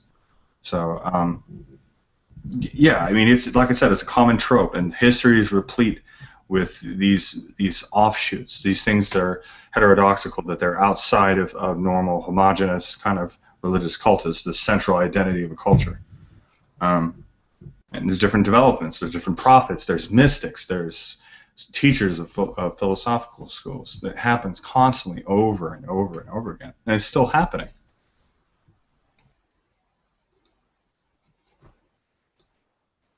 You think that there's new religions that are developed nowadays? Well, yeah, of course there is. I mean, yeah, they're a minority, and obviously the way that society is now, we're much more of a global culture. It's much more difficult to develop a full-on, official religion. I mean, there's just a lot more people. But I think that really now with technology and the way things are developing, a lot of religious groups are developing more through technology. They might have a small home somewhere set up for this or that, or they might be running online. I know with my tradition, a lot of it is through forums, because a lot of us are very disparate. We're kind of separated, and each individual tradition, similar tradition of my own, is often in a very similar position. There are also attempts for several of us of slightly different traditions to gather together, and there, like I said, there's a general sense of the pagan movement definitely sort of being along those lines, also occultism and things like that. And it's almost like you take from like religions that existed in the past, like you're based on the Hellenic tradition, whereas like could someone just make up their own religion? Sure. Literally. Yeah, I've seen it. But generally speaking, most people take from older ideas, even if they make something very modern or eclectic. They're usually taken from other ideas, things that are familiar. Why is that? I'm not entirely sure why people create brand new things that incorporate older ideas. Maybe it gives it a sense of credibility, perhaps. But I think it's important to realize that I guess what might be considered modern isn't necessarily just like straight out of nowhere, out of thin air being developed and just using symbolisms from older ideas. A lot of them are based on older traditions that have existed leading way back into the Renaissance, particularly when you're talking about Western occultism. But some of it is fairly new. Like a lot of modern contemporary witchcraft, particularly Wicca, is very much within the last century, probably the last few decades of the century before, depending on how you want to look at it. And that dovetails with other traditions that were developing at the time, and a lot of the people overlap. They belonged to one tradition and then started to develop another. These alternative religions in particular obviously were very underground, so that development is very slow. But in the grand scheme of things, it's very, very new. Very new. I feel like creating your own religion is almost like acknowledging that it's not true, though. Perhaps. I mean, if you're just creating totally from scratch, yeah, perhaps. But I mean, in any sense, creating in any respect, because it's like, unless you feel that you have like access to like the unseen world in some way, that's an Islamic term, then creating your own religion is like, yeah, I mean, it's like the Moonies or one of those types of religions where it's just making it up as you go along kind of thing. Like you don't actually believe it yourself, but. Well, there is definitely the sort of the dangerous cults. Absolutely, there are cults out there. Our modern word for cult obviously has a very negative connotation, but yeah, I mean there definitely are things like that out there for sure. But there are modern religions, there are contemporary religions which are peaceful, and they're not necessarily total BS. They have developed over time. They're very new, obviously. But it just depends on which way you're going about it. Obviously, with pagan religions, we're not really afforded the luxury that perhaps world religions are, the contiguous traditions that have continually been practiced. We have to rely on historical models, anthropology, folklore, culture, and all that sort of stuff. Well, language. If I may. Go ahead. The thing is, Farhan, we had... I can only speak for my faith. I can't speak for Kevin's. But we had folklore for the very purpose of keeping many of these torches alive in our children's imagination for thousands of years. Is just as a small example, one of the oddest examples is the Brothers Grimm. The Brothers Grimm was actually a collection of folk tales from throughout Germany. And the interesting thing is there are little pieces of contiguous tradition, unbroken in many respects, that continued after forced conversion and continued to exist, but they definitely hemorrhaged a lot of their original flavor and a lot of their structure. But the fact that every Scandinavian child knew who Odin was. Just as an example, if you lived in Iceland, you never really lost it. Many of the major tenets are still completely intact. Like, especially the very serious attitude toward land spirits. The contractors in Iceland, even in the 90s, had to, even in the 60s and 50s, were going around sacred hills with roads and buildings to avoid disturbing nature spirits. So there's huge pieces of the faith still completely intact in certain places and at certain times. So what we're doing when we reconstruct is a compare, a contrast, and building on fundamentals that we know are there and are still existing in the culture. So even some of these people who are Christian, or some of these people who basically are agnostic at some level, will still tell their children certain stories. These people still learn about our sacred texts in schools, and things like that. So it's not completely from scratch. There is an element. I see what you're saying. And actually, among a lot of our people, among Ausatru, there is a revulsion to new things, or a suspicion toward new things. It says we even use we have a fancy new word called MUS, made up shit. There's a respect that says, okay, there's huge gaps, and if people want to fill the gaps with stuff that sort of makes sense, fine. But they have to own it and be honest where it comes from. And if they're not honest about that, we typically don't lend it much credence. Unverified personal gnosis, which is co-opted by every Reconstructionist tradition, but was originally created by heathen traditions. Right. So it's still there. It's still there's still pieces of it intact. But the most jarring example is in German immigrants that came to Pennsylvania in the 1780s. They brought so many folk practices with them that there's a reconstructed faith made out of the folk practices.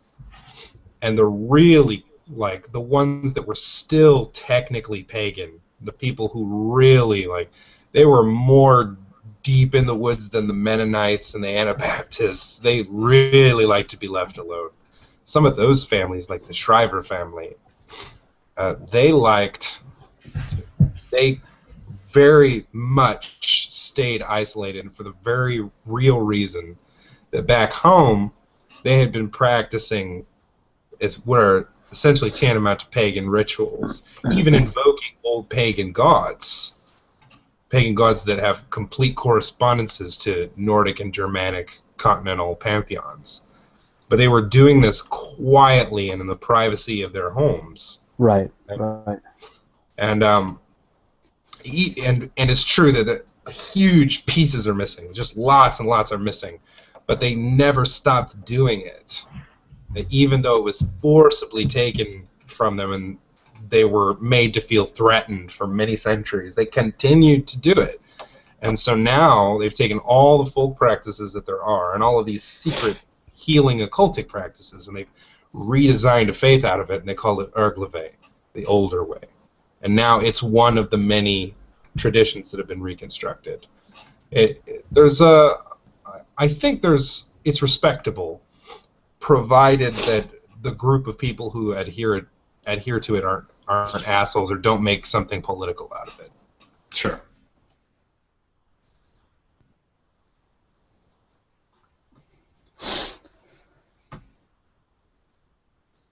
So it's me in a room with two pagans and a agnostic.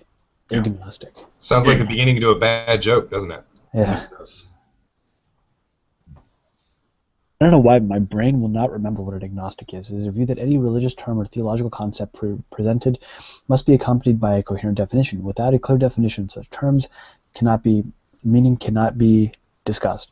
Such terms of discussion must also be falsifiable. So you're saying, does that mean, like, for example, the term God cannot be defined, and therefore, okay. Hey, really quickly, the other day I was listening to a discussion that it's called, you have it on your thing, Reuven, it's called Anti-Semitic Atheist Rejects Evolution Science. And actually, Kevin, you're there as well, and this is the one where there's like a bunch of Christians and you're in the room, and one of them asks you, what do you believe, and you said, I'd rather not say, but you said you're a theist. And I haven't gotten to the part where it's anti-Semitic yet. I'm only like, what, 20 minutes into it, or less than that actually, no more than that. But why are you saying it's anti-Semitic, or what's the reason? What happened exactly? Are you asking Reuven or me? Reuven. Yeah. R1 philosophy is an anti-Semite in that. How is he an anti-Semite? I don't know who he is.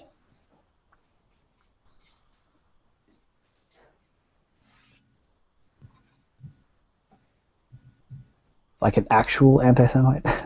Yeah, no, he's yeah, straight up like crazy, like, yeah, he really, really hates Jews. Okay, because I like, okay, that's, I've actually, I've only met maybe 2 in my life who are real anti-Semites. And people were not calling him out on it, really? I'm not, well, what's his reasoning for being like that? Unfortunately, I've met a lot of them. I think that the dumbest one I ever met, just so blatantly hateful and illogically stupid, he said something that was, oh, that sucks. Yeah, when What's AFA? House of True Folk Assembly. So they're a group who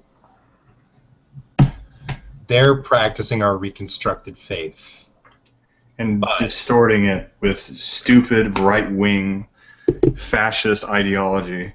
You know, and they're not even openly doing that. What they're doing is they've structured their organization in such a way that they don't make inquiries into what your politics are.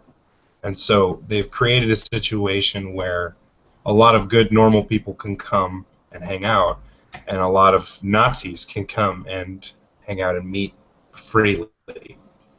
And everybody has anonymity, and I'm very against this. I think their leader is he thinks he's an ethnic white leader. Like, he thinks he's a positive ethnic leader. He is not. He does not speak for me or most of us. And Are you like the people who are, okay, so just so I understand, are these the people who are like the white nationalists who like are so into being white nationalists that they are not even Christian, even though a lot of them, like the Nazis, are? They're There's a thing though. It's a very gray area because, and I've seen evidence of this in my tradition, because there are a few. There are not as many, fortunately, as there is in perhaps heathenry. But these people are not really Hellenists on my side, and are not really sort of Orthodox. But a lot of them really are, and use the image of like a polytheistic religion and warp it and distort it and justify it with a very sort of fascist Christian ideology. It's sort of complicated, but case in point of what I'm saying, there's a group called Golden Dawn. Not the Golden Dawn, Golden Dawn. They're a right nationalist group in Greece that decades ago was doing some kind of vague sort of Hellenic polytheism, and now they're just full-on Greek Orthodox, like super militant, like they beat up women and LGBT people. They hate on. Up? Oh yeah, like they full on assaulted. Like they're a hate group. That's not a Christian thing. How are they? No. It's not a heathen thing either. No, but how is that? Not a Hellenist thing either. Why would they do this then? Because they're evil. We in House of True, we have a very special struggle. See, it's in many ways House of True is a framework for producing an ethnic faith, or can itself serve as an ethnic faith.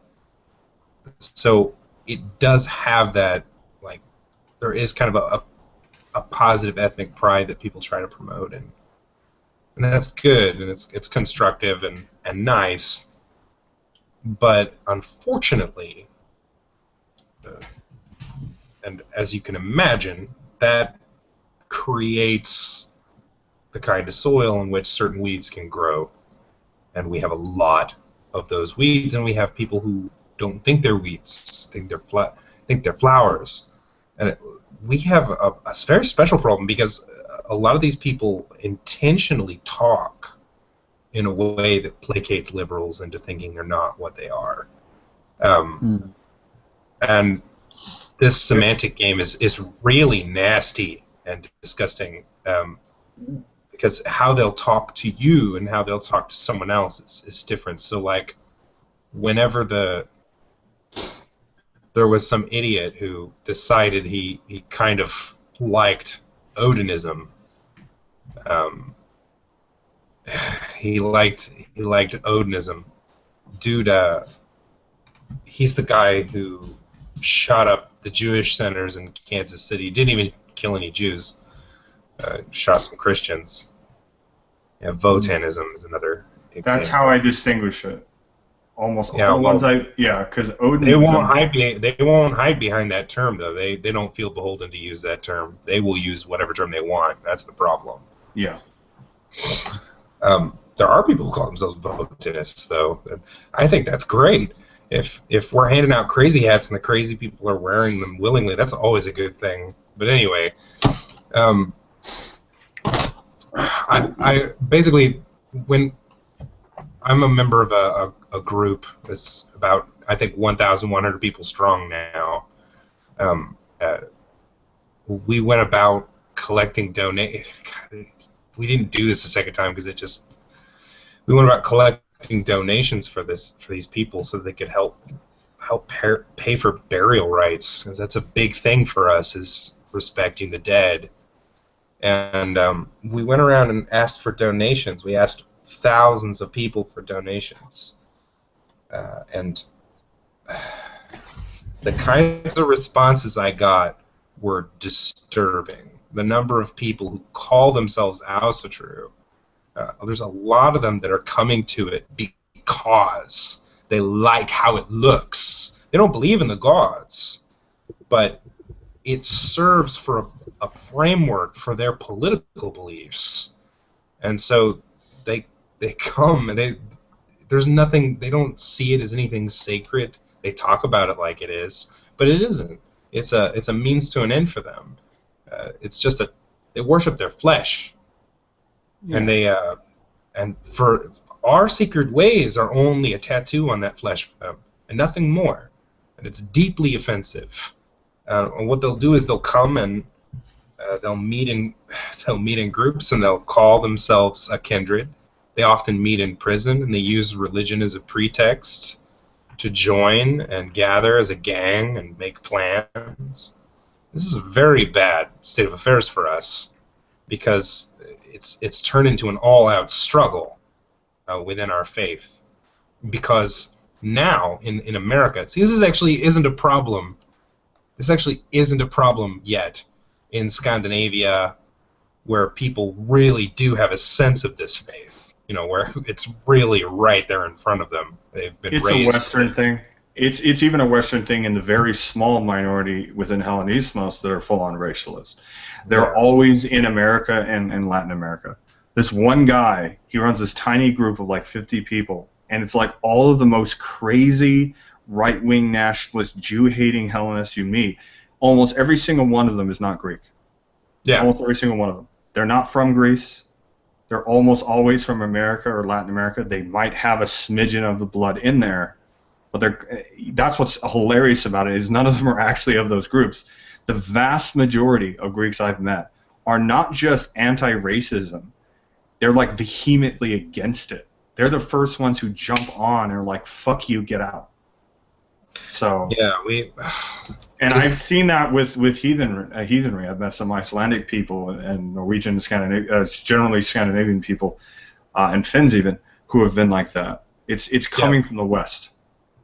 It is coming from the West, and actually, the AFA, the leader of the AFA, Folk Assembly, he has tried to network with some of the few racists that are over there. So he's actually taken trips over to Scandinavia and tried to meet with some of these folk. And one of the things that's really depressing about that is, one of the things that's really reassuring about that is that one tiny little racist group invited him to come out to a really big festival. Every year they pick one of the Scandinavian countries to meet with. Hold on. Yep. And you know those people. Aren't you going to be meeting up with them later on in the month? Not this month, but soon. You're talking about Heathens United. I am going to be traveling to San Francisco, and it's very likely that I'm going to be meeting with the founding kindred for Heathens United Against Racism, the Golden Gate kindred. Do you know of, because I don't know how to pronounce any Gaelic language really, do you know these people? I've heard the name, but no. They're Celtic recons who basically are doing the same thing. Oh, that's awesome. Yeah. I'll have to look that. You know what? What problem is this? I had a friend in Sweden who found an anti-racist group of heathens in Sweden. Like, they were openly, like, actively anti-racist people who were doing activism. And because my friend spoke both languages, we've now networked them into part of what we do. How serious of a problem is this, though? It's not a problem now. It will be a problem in the future. The problem is mostly an American phenomenon, and here's what it is. Groups like the Ku Klux Klan, they are damaged brands. Groups like neo-Nazis are damaged brands. Americans don't like them. Even conservatives don't really like them. And they get sued a lot. And they can't even operate. It's too easy for them to be hit by RICO. And so what's happening... What's RICO? RICO is if you can charge a person in conspiracy, you can take down and charge a whole bunch of people and hit them with a book instead of just one person. It's really easy for these far-right groups to get hit because one person makes a mistake and they get sued or they get jailed or they get investigated or indicted. And what's happened is they're starting to realize that if they change their tone, they take the violence down 25 notches, and they don't talk like they're violent, they change their rhetoric utterly and are very careful about it, which we call entryism, where they infiltrate organizations and try to take them over. That's what they're trying to do, basically, when you get down to it. That is what they're actively doing to us. Yeah. They figured out that if they can get what they do called religion, that it provides them one last shield. One last shield from the government. One last shield from being persecuted. Or persecuted is the word. From being prosecuted, rightfully prosecuted for their ideas. And they're winning. They've won a series of little legal fights that really set a terrible precedent. So it is going to be a problem, and we are fighting it tooth and nail. There are a lot of us. The problem is there's a big group of people in the middle that don't want to have anything to do with any of this. They're like, dude, we just want to practice our faith. Leave us alone. And they won't join the fight. And increasingly, they're going to have to. The Mesa City shooting, just right outside of Phoenix, Arizona, in Mesa, there was a guy who shot a bunch of people. That guy was a Hammerskin.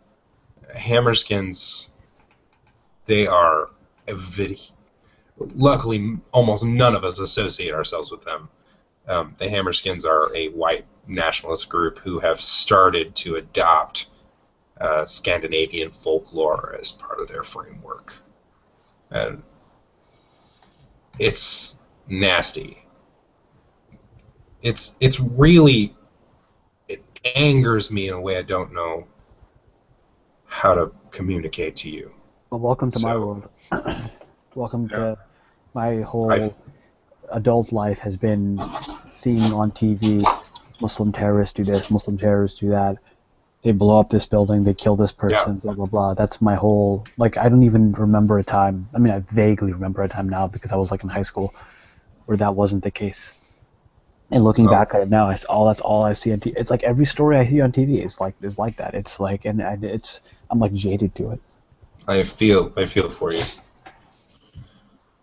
I think this is only going to become a problem in the future. People are trying to dismiss it a little bit, but this is going to become a bigger and bigger problem for heathens. Like, it really is. It's becoming very popular. And the Scandinavian heathens don't think it's a problem because it's not a problem for them right now. But it will be. Because all of their traditional Nazi political parties are already making the change. They're already starting this transition process where they adopt Nordic principles and symbols. They've swapped out their swastikas for Valknuts and things like that. It's already beginning over there too. So it will be a problem for them in the distant future. But luckily we have people like Hilmaron Hilmarsson, who is really quick to dismiss these people and was from the very beginning. And the guy who runs the Ásatrú Fellowship, the Ásatrú Fellowship of Iceland, all of them were kind of left-leaning people from the very beginning. And so as long as they're there, they are the diamond in our crown that keeps us on the right path.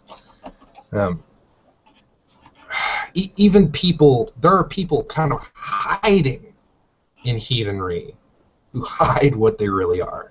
Like we have people like Edred Thorson, the leader of the Rune Guild, who says he's not racist, but meets with people who are clearly neo-Nazi types and then teaches runes to them. And then they use runes as racial symbols and aggressive magic and things like that. And it's just so vehemently, it's just so blatantly clear that he's racist, but he's never really written a racist word. He's very careful about what he says. That's the problem. People like him are the problem. He placates a liberal media he sells books to. We have lots of those kinds of demagogues who are moving into positions of authority or have held positions of authority quietly without alerting most of us, until recently, that they are essentially just trying to find a political means for their fascism. This is going to be big on me. So whenever my Muslim friends talk about this plight, I feel like I understand where they're coming from. Yeah. No, I appreciate it. It's certainly given me an insight into like a lot of different things. It's like whenever you, like, for example, with black people, like, I mean, let's be honest here, like, unfortunately there's an issue with African Americans and crime, but it's taught me that you can't just be like, oh, I mean, I've kind of already knew this, but you can't just be like, oh, all black people are criminals, because if I can say that to them, then they can say that to me, that, oh, all Muslims are terrorists. And like with like Jews in Israel, like, I don't associate like the country of Israel with like Judaism, because like I wouldn't do what they did to us to me, you know what I mean? And like I can really replicate that across everybody. Like, I wouldn't associate like even like, I mean, I did not know that this was a problem, but if I were to see it often, I would not say like, oh, therefore all neo-pagans are like racists. I would not say that. It probably wouldn't even occur to me, to be honest. But yeah, no, I can see that. And I think that's something. It's a lot of things. I mean, there's even like, I don't think all communists. I'm not cool with communism, or not down with communism at all. But I still would not even say all communists are like mass murderers. I don't think that. and really everything. I mean, this is like across the board. I do have some communist friends. If you join Heathens United Against Racism, unfortunately you get lumped in with the left, the middle left, the far left, and the really far left. Even if you don't relate to all of it. I find myself to be defiantly politically moderate. Yeah, I've moderated my views a lot in the last couple of years. A lot, actually.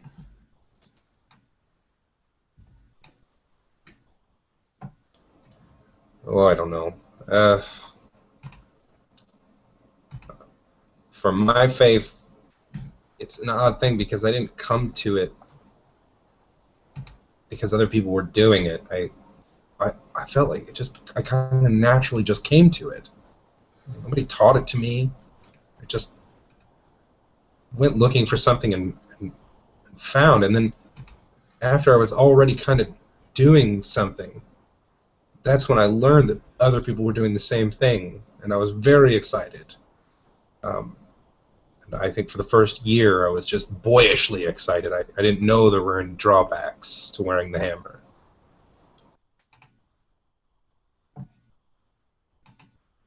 I know somebody in Georgia that got pulled over by a cop who was Christian, and he got pulled over, and then he got his car searched because he was wearing a Mjolnir. What's a Mjolnir? Thor's hammer. Why would that get his car searched?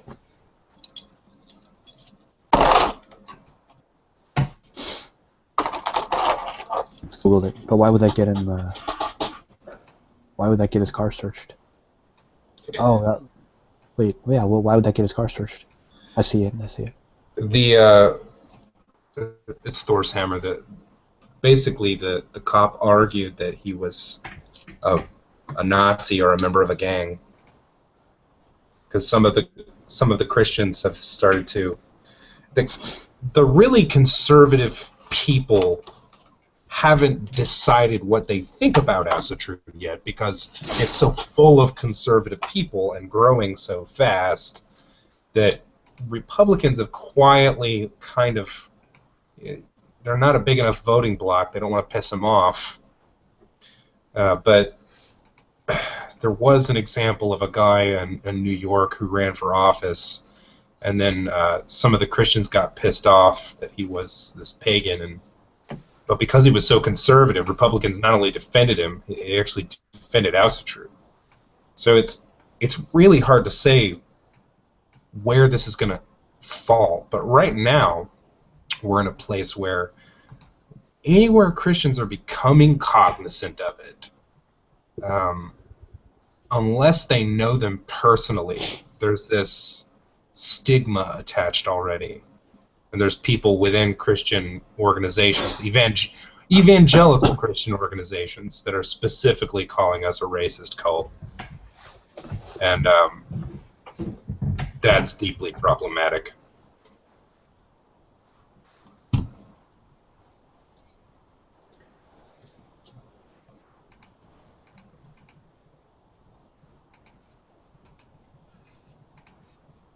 Kioran.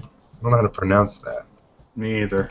So I just thought I'd let you know because a lot of them know people from that or the previous organization. So, are you guys at all resentful of like Christianity taking over Europe? Yeah. Yeah. Absolutely. Yeah, you sound like it, to be honest, Kevin. Some of the stuff you said, like just subtly, I can tell. Yeah. I mean, if they would have left something, maybe not. If they would have stayed a local indigenous faith and not been adopted by the Roman Catholic Church, I would have no problems. I say that again, I'm sorry? They would have stayed an indigenous faith that was cultural, specific to an area, I'd have no problems. Do you see religion as something that should be cultural in a specific area? Absolutely. Or at least just specific to culture. I see it that way, except that I don't mind if somebody comes to the area who's not from that area or is not from that area. Yeah, absolutely. Absolutely. I feel the exact same. Like, let's say Christianity existed within the Levant, right? And Yeah. people came there, went on pilgrimages to there, and became converts, and even went back to their home countries. I'm fine with that. I just don't like forced conversion. I just don't like the idea of things going out and like making it like an imperial cult. What about conversion that's not forceful? Huh? What about conversion that's not forceful? That's fine. I have no problems with that. It's fine. No problems with it whatsoever. I'll tell you something, Farhan. When Lower Saxony was conquered by Charlemagne,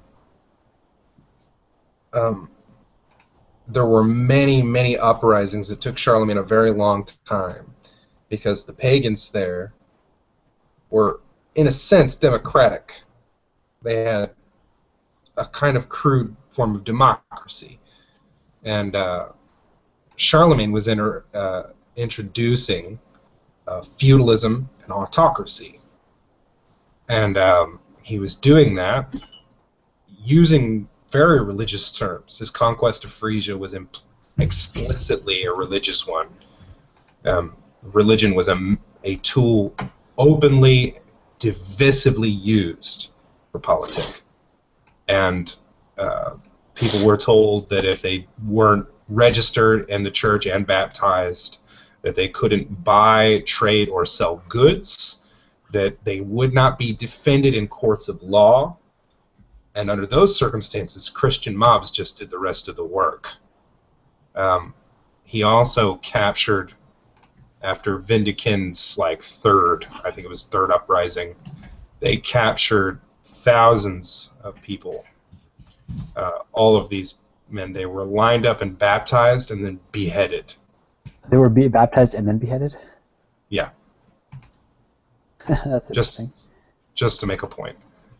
This is the sort of terror that certain parts of Europe were subjected to in order to spread Christianity. At least I can only speak within heathendom, which is Germany, Netherlands. In Greece, they full-on exterminated people, smashed statues, temples, ran people out. Yeah, pretty much the same story. In Scandinavia, we actually have days where we celebrate people who decided they didn't want to swallow the medicine. We have, I think, 8 people who we don't really call them martyrs. Even though that's what they are, we don't really think of them as martyrs because there's nothing weeping and sad about them. They went, fine, then kill me. I'm not becoming Christian. And they were killed in these really elaborate ways, which I found so strange and ironic considering how the Catholic Church celebrates all their martyrs. There's something really cynical about that. But Olaf Tryggvason, when he became king of Norway, he basically forced Christianity on the population very hard. And it was already being pressured for about a couple of generations, but he basically forced conversion. So what do you think about? We do resent it. What do you think about Protestants who didn't do that because the Catholics did all that, but they said that the Catholics were following them? This was before the Protestants. Right. So do you have that same resentment against the Protestants? Yes. Why? We had outlying people who were still practicing fringe fragmentations of the older way. And the Protestants were just as bad as hunting those people down. Or accusing people of doing it, even if they weren't, and then hunting them down. Not just here on this shore with the Salem witch trials, but back in Europe. I can only speak on Germany, but this was a thing. Country folk continued to be pagan for a very long time, and Protestants were just as bad about it. They were really nasty to their neighbors if they even suspected their neighbors of anything. Even some of the Puritan Protestant kind of things, the people who are really radical, they would threaten to hurt you and your family or burn your farm if they caught you playing with cards, because cards were pagan. That's interesting. Never heard that one. And it wasn't just among Protestants and pagans, but it was between Protestants and Catholics. They were constantly killing each other, doing all kinds of horrible shit. Our people stood by and watched that, and labored. It's ridiculous. This shit runs in my family, so it's lots and lots of these concepts run in my family. Some really start more in the 1700s, but some of them go back further. Like the folk practices, at the very least, run all the way back. So a lot of my people were people in the hills and the farms who were still doing some of this stuff. Right.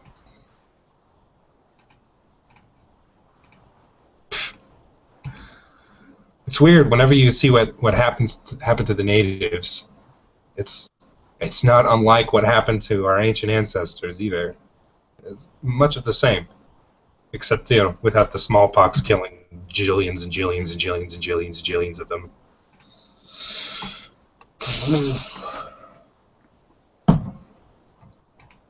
Yeah, I don't know much about Greece and Rome in the conversion era, but I imagine it wasn't a happy basket of people.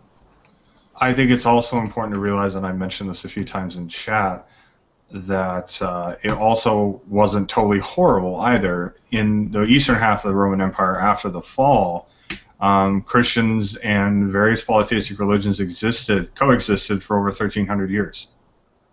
It sucks. It was just the West that was crazy. Yeah. Yeah.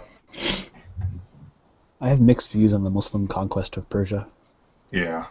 Interesting thing about that, I was mentioning, I think a bit earlier, is we completely just do not characterize Iran or Iranian history as a whole accurately at all. No. They're one of the most mixed areas on the planet. Oh yeah, that's well established. It's ridiculous. It is well established, but you have you have members of academia who are still perpetuating this anachronistic and Victorian idea of what the Persians were.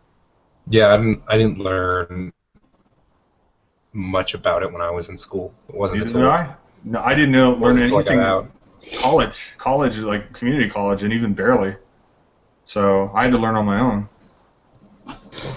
I'm still surprised when I actually look into the ethnic backgrounds of some of these people, the histories behind it. I'm always learning something. It's nuts. You said you have mixed feelings about the Persian conquest. The Muslim conquest of Persia. Yeah.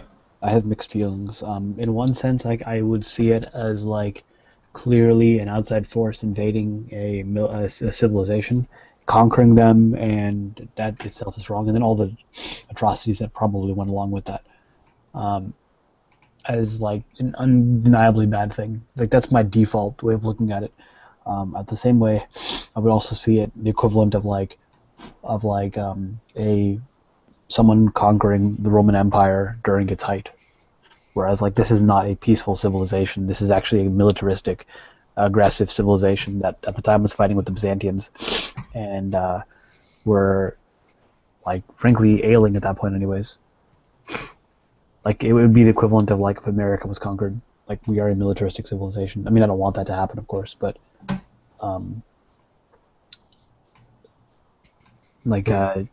this is what they did. They conquered, and they were just victim to their own game. It was said of the Romans that they brought war and made a desert out of lands, and then called it peace. Yeah. Yeah. But at the same time, the Persians were actually somewhat good to the Arabs. They, some of them, the northern tribes, they were good to them. And in some ways, they kind of looked down upon them and treated them bad. It's kind of like a mixed thing. I mean, with any civilization. Yeah. So I have mixed views about it. But the Persians historically were the intelligentsia of the Muslim world, even like in modern times. Well, not in modern times, but they were considered the intelligentsia for a very long time. Like it's like, and their language became like a liturgical language almost. It's not technically, but almost a liturgical language. Like if you spoke Persian, you were considered educated. Really, I didn't know they were all Persians. Bukhari was Samarkand. He was from Tashkent, wasn't he? Or like not Tashkent, that's a city. Bukhara, which is in Samarkand, Turkic. Was it Persia? Okay. Nasa'i, I don't know where he's from. Tirmidhi is Persia. Muslim, was Muslim? Sahih Muslim? Persian? I don't know. I never, but yeah, like even like if you look at, for example, Rumi was Persian. No, Rumi was Turkic. I take that back. But like Ghazali was Persian. Abdul Qadir Jilani was Persian. All these like famous mystics, these Sufi mystics, were all. I thought Rumi was Turkic, wasn't he? Anatolian.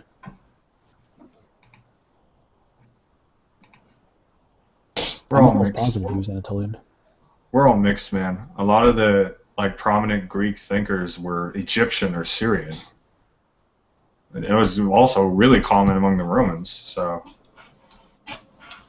Was a 13th century Persian poet. Okay, I take it back. I guess I stand corrected. I thought he was yeah, Rumi was during the fall of the what's that one dynasty called? Sultanate of Rum. There was a Khalifa who conquered the Byzantine Empire, and he said that now my title is a combination of the Caliphate of Islam and the I'm the Emperor of the Roman Empire. So he called himself the Emperor of the Roman Empire. And obviously the Europeans didn't accept that, but he called himself that. He called himself the Roman Emperor.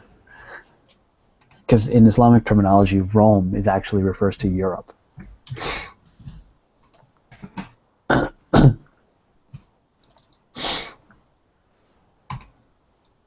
So yeah, so like I have mixed feelings about that. Like there's a book I was reading. It's called The Islamic Conquest of Persia. I have it. It's actually right there.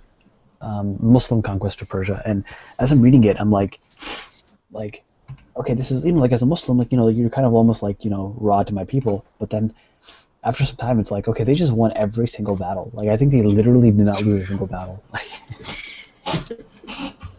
And it's interesting. Like literally every single battle they won. I think there might have been like one where they like lost a huge number of people, but they ultimately won it.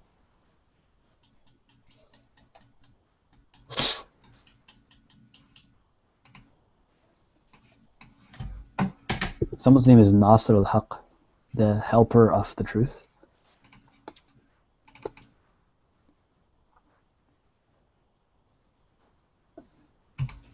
Is that what her name means? Nasr?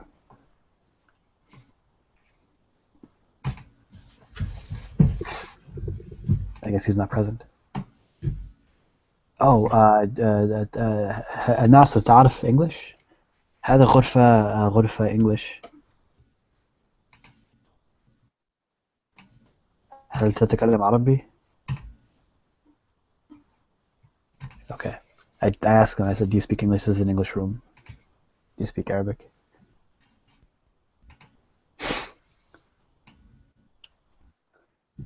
Oh, why'd you remove him? Oh, come on, man. You shouldn't have done that. Are you still there, James? Yeah, I'm here.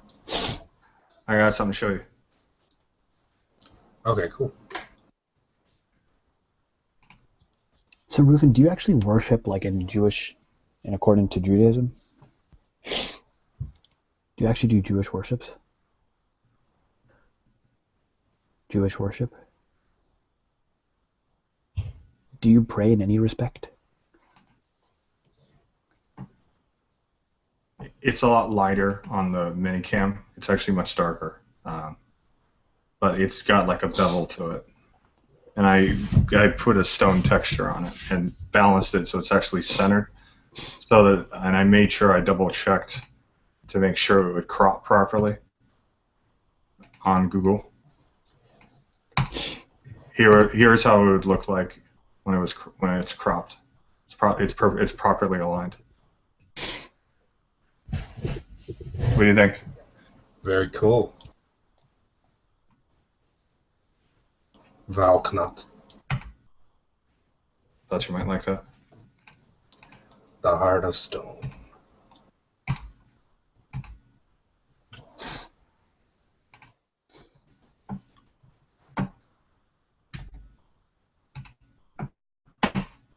I'll send it over to you on Facebook. Thank you.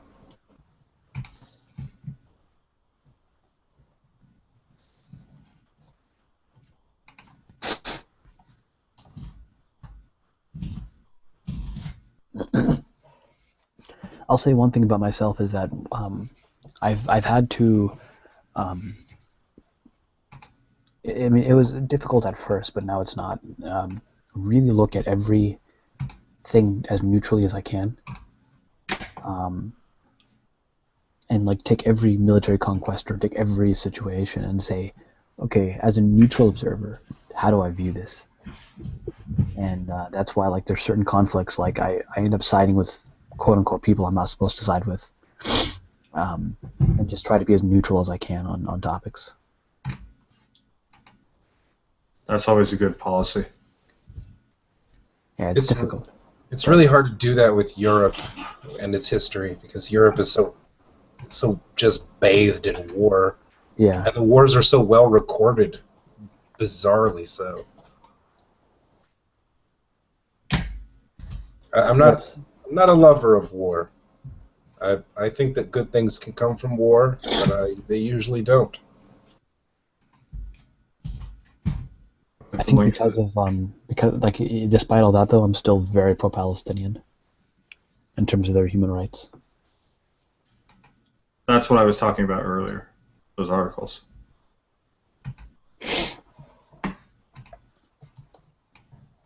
They're a little long. Well, the one on the movie Alexander is much shorter, but they're both good, and they go into detail about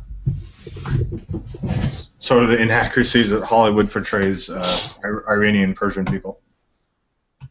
There was actually a story, I think it might have been on one of the articles, that there was an old Chuck Norris movie, like from the 80s or something like that, and he asked for Persian people in his film, and like from Iranians or whatever, right?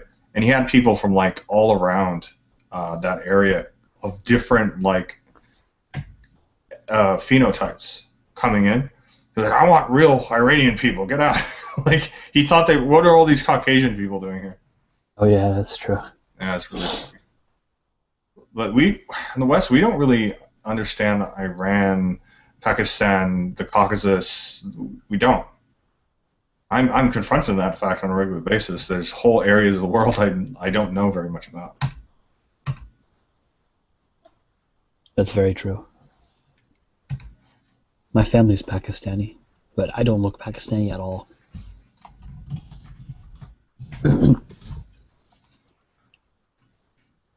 People like even other Pakistanis will come and like speak to me in Farsi or like in Arabic rather. Or Urdu, excuse me, and they'll speak about me in Urdu in front of me, and like they don't realize that I understand what they're saying.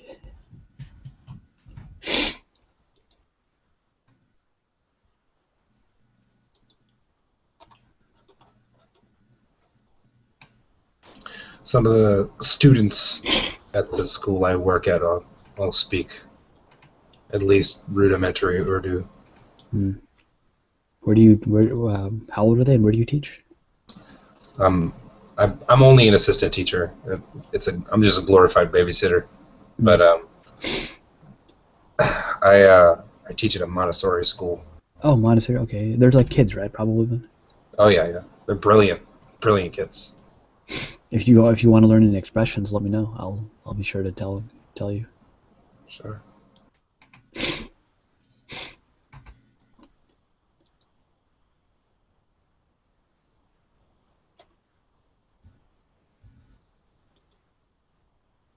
Yeah, I grew up speaking Urdu, but I was really like non-cultural, like almost like aggressively non-cultural.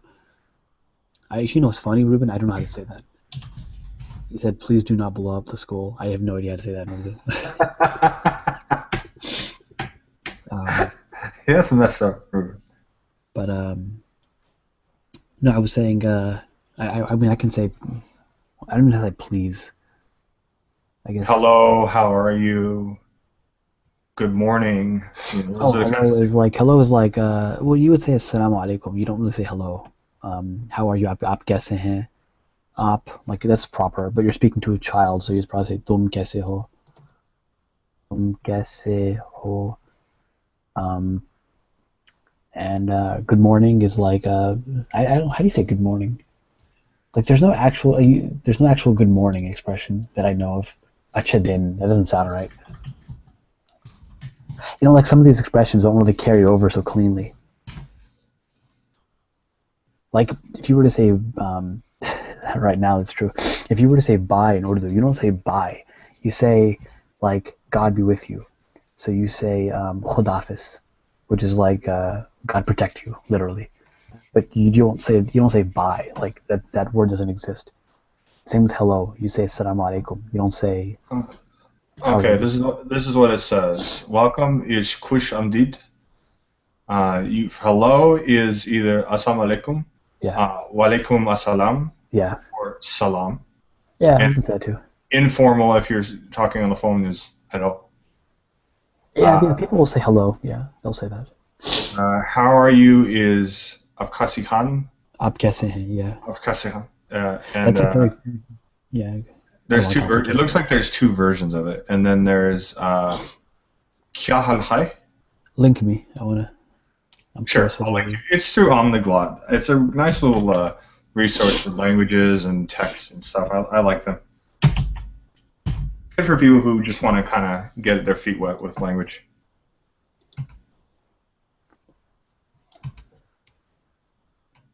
And it actually gives the actual writing next to it.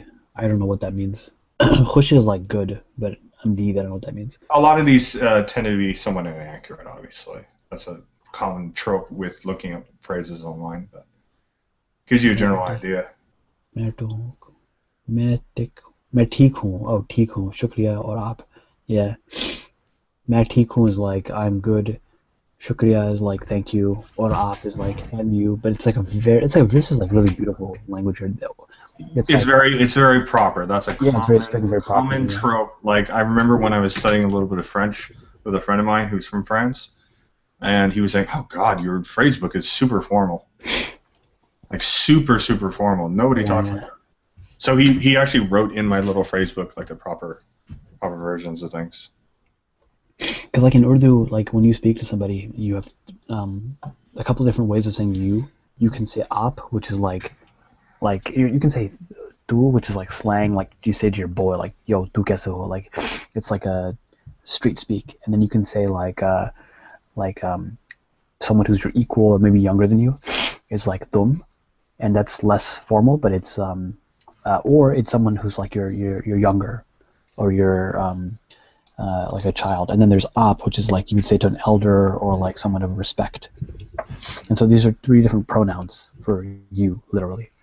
So thank you. It says in parentheses bahut and then shukriya. Shukriya is what I would say. Yeah. I don't know. Isn't shukran? Yeah, it's copied. Yeah. Okay, I thought so. Yeah. The language has borrowed a lot because Urdu is actually an amalgamated language. It's not a single. Bohat. Bohat is like very much. Okay. Bohat, yeah. Urdu is actually an amalgamated language. It's not a standalone language. So like it's actually an amalgamation of Turkish or Turkic, Farsi, Arabic, Hindi, and probably some others. But it's an amalgamation of different languages and probably English now to come together. So there's actually no like. There's pure Urdu in that like you can go back and there's like a golden era, but like it's not like there's words that are it didn't derive on its own, if you will. It borrowed from other languages entirely. So how would you say the phrase that it has on the list? The gentleman will pay for everything. ये साहब सब चीज़ों के पैसे दिएगा. It's funny. I would not speak that way, but ye sahib is like this man, sab cheezon, for everything, ke paise, of money, dehega, will give. Yeah, it does sound really, really proper. Yeah, that's actually more. I would not speak that way. I would say ye shakhs sab cheez ke liye kharch karega. But that's like I don't speak. I speak like American crappy Urdu, like. It sounds very informal, like the way the syntax of that. So that makes sense. Now I love speaking Urdu. I actually really enjoy it. I used to hate it when I was a kid, but now I really like it a lot. It's pretty. There's an expression. It's not considered like an actual Islamic expression, but there's people who say that if God did not want to cause hardship to the Prophet, he would have revealed the Quran in Urdu.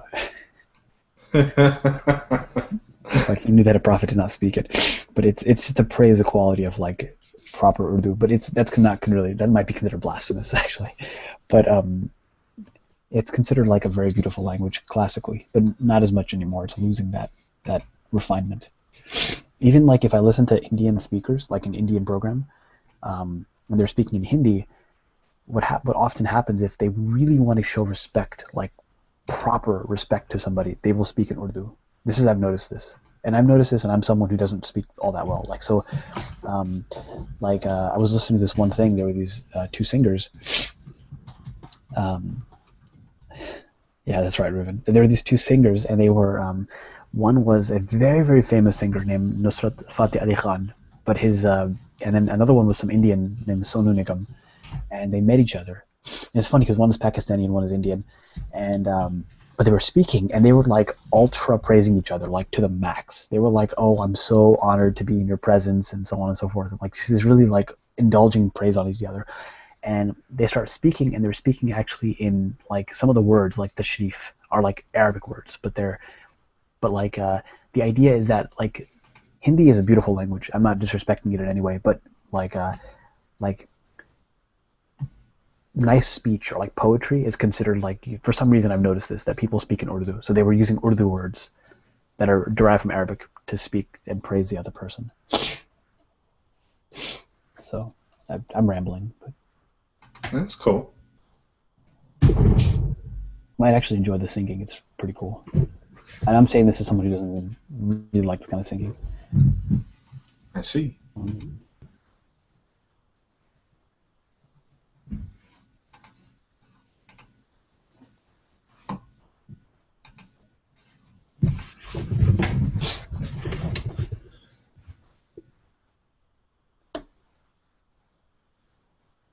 So.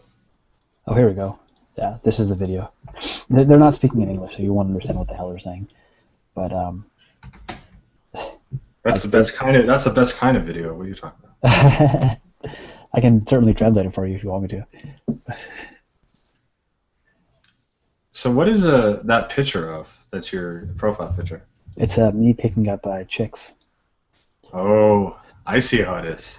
Like literally, it's like the baby chickens, and I'm picking them up. I see what you did there. It's an old picture. It's like maybe from 2000. Like is that a goose? Yeah, but there were other. It's out of the frame. There's like other chicks there. They're like baby chickens or baby geese. Ah, I see. Ooh, okay, I'm gonna look that up because I'm stupid like that.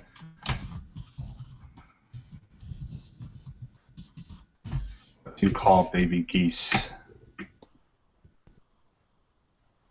Oh yeah, a male goose is a gander, and a baby goose is called a gosling. A group of geese is a gaggle. A gaggle of nuns.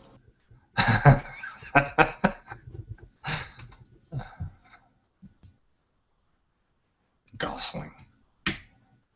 Ryan Gosling. He's a baby geese. He's a baby goose. I hope I see him one day so I can call him a baby goose. Oh.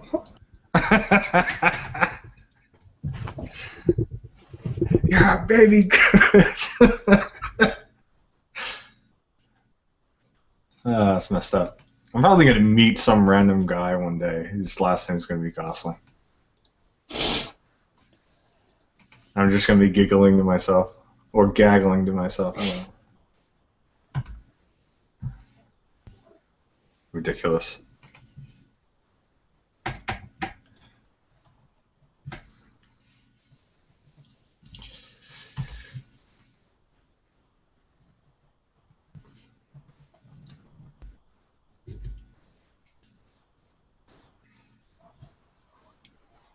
So I actually had a question about Islamic practice, more in the general sense of like the people. What is the convention with men wearing hats? Certain head coverings and things. I've seen like a whole different variety of ones out there. Like I was actually talking about that the other day about a guy I saw in. I think I was talking to Frank about it. I saw a guy who was like, he had a really elaborate, very tightly wound, almost like a turban. He was all wearing solid black. He seemed like he was a very important figure. And he was coming out of a city council thing, I think. But I've seen like a whole host of things. I've seen the ones where it's like a knit, kind of loosely bound together fabric that it's a skull cap. It's flat all the way around the head. And I know I've seen African Muslims particularly wearing that. I've seen all kinds of different hats. Like I saw this one guy who was dressed in pure white, and he was wearing this hat that was almost perfectly cylindrical. It was a hat. It was around his head.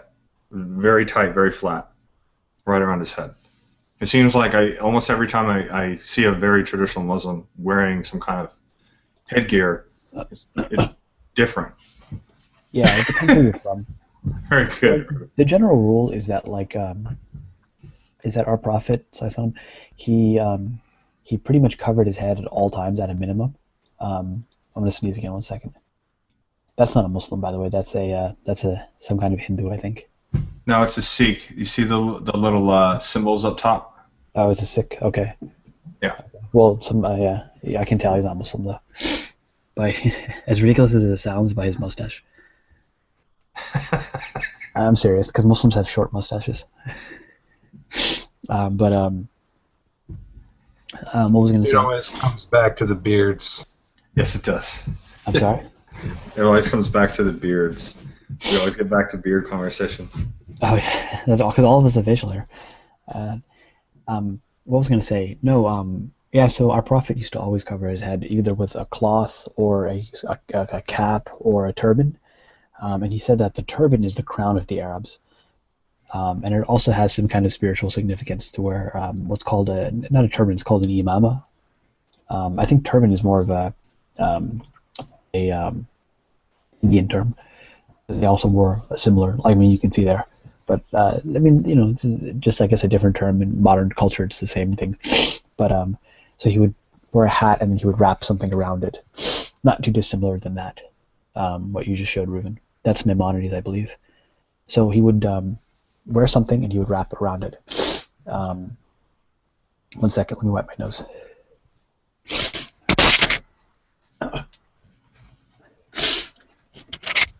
So the thing about Islam is that it's a universalizing religion in that everyone, the goal of it obviously is to have everyone become Muslim, but it's not an Arabizing religion. It doesn't go into an area and make you Arab, and doesn't say you become Arab now.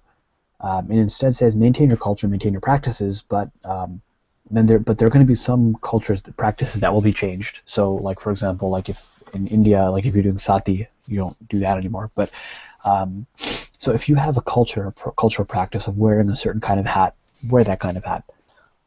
If you have, and that's fine. There's nothing wrong with it.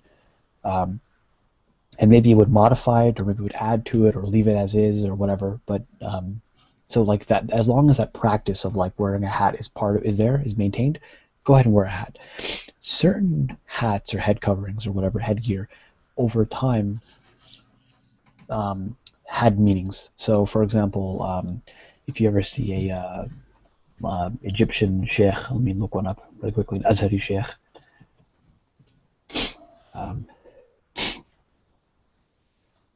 images. The first image I found.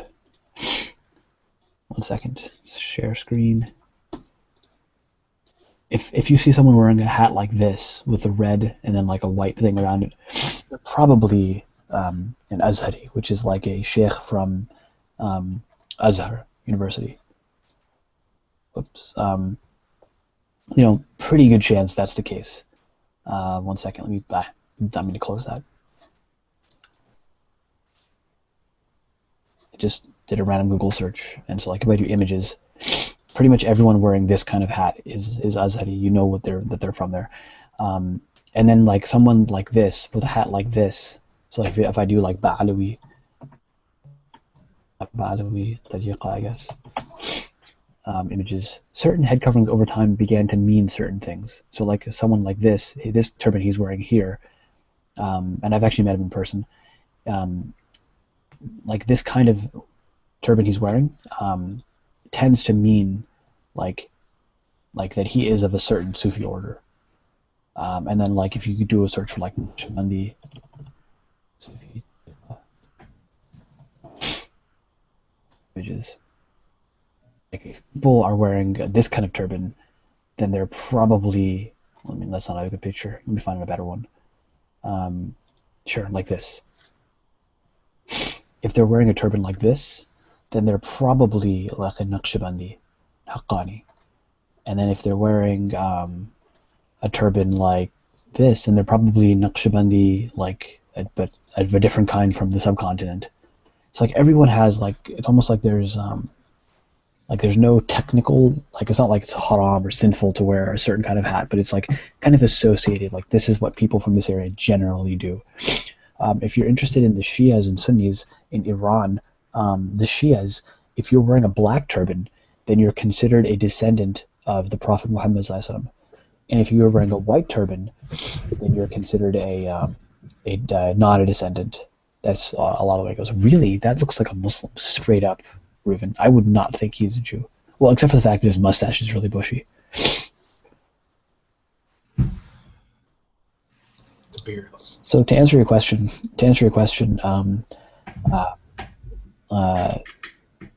Muslims are. There's no technical rule. Our Prophet did cover his head. He wore a hat or a cloth or a turban most of the time. And so when Islam went to an area, it did not say become Arab, but it said follow your culture and whatever. But it, at the same time, would either modify or whatever, every culture had their own version of like a certain cultural practice. Everyone did turbans, but they did it differently, if you will. Sure.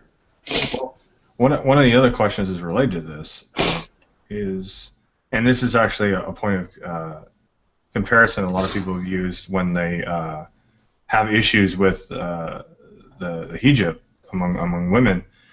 Is in some areas it seems that a lot of the men don't wear anything. They wear no head covering. They're wearing very Western clothing. They're not even wearing garments underneath that are reflective of those sorts of garments. So what is reflected in Islam or in specific forms of it or among certain cultures where the men don't wear any sort of head cover?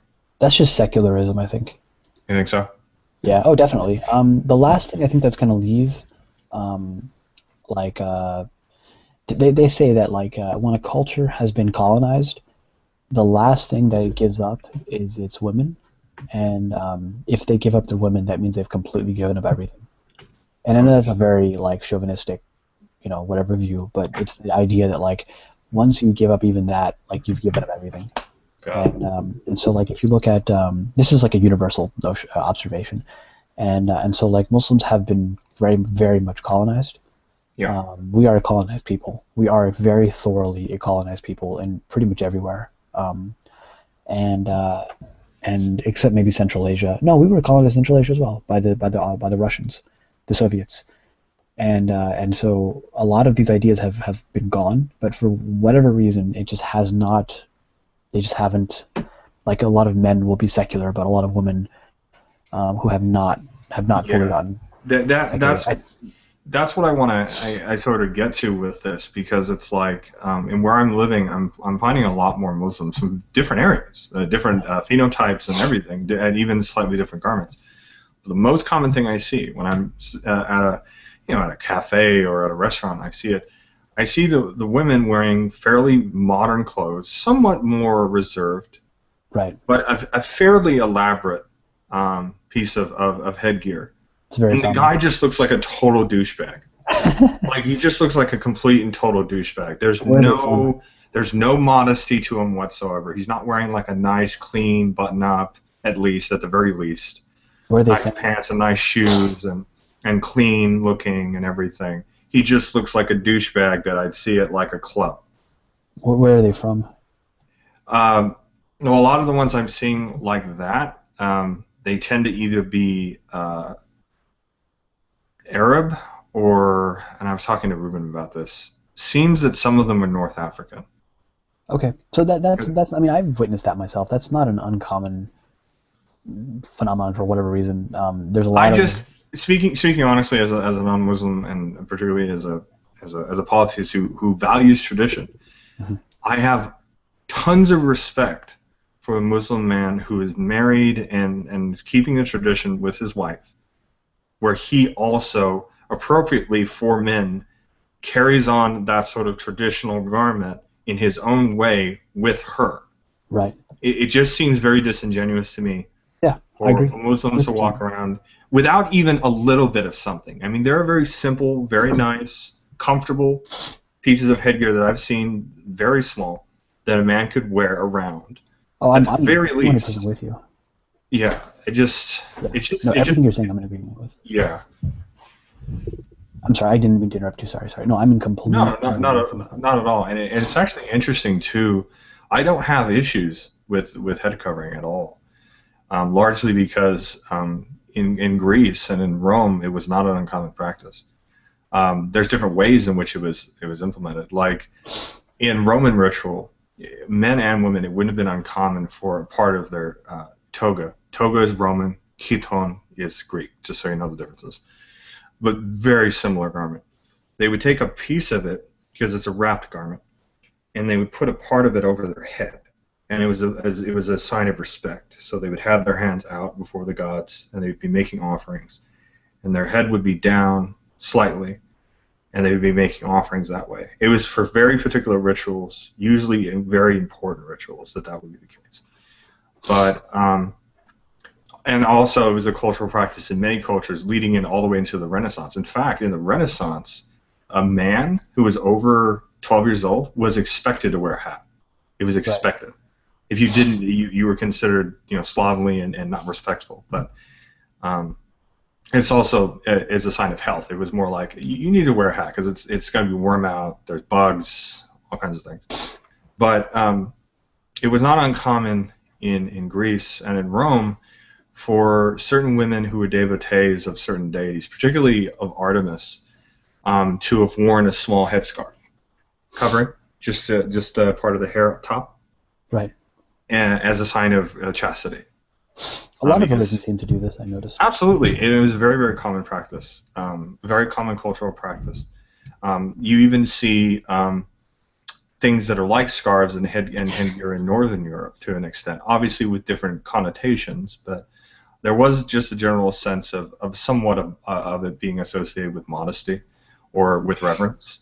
So I don't really have an issue with it. The only issue I've ever had with Muslim headgear is when the men don't follow suit in the way appropriate for them in their tradition. Fair enough. I mean, I don't even have a problem with that. I don't think even most Muslims would. Well, I'm not going to go up to a Muslim, even if I knew him well, and be like, "Why aren't you wearing something?" I think I would be more like, if I knew a Muslim, I would be more encouraging of it. Like, I think it would be a good thing, like to appreciative and things like that.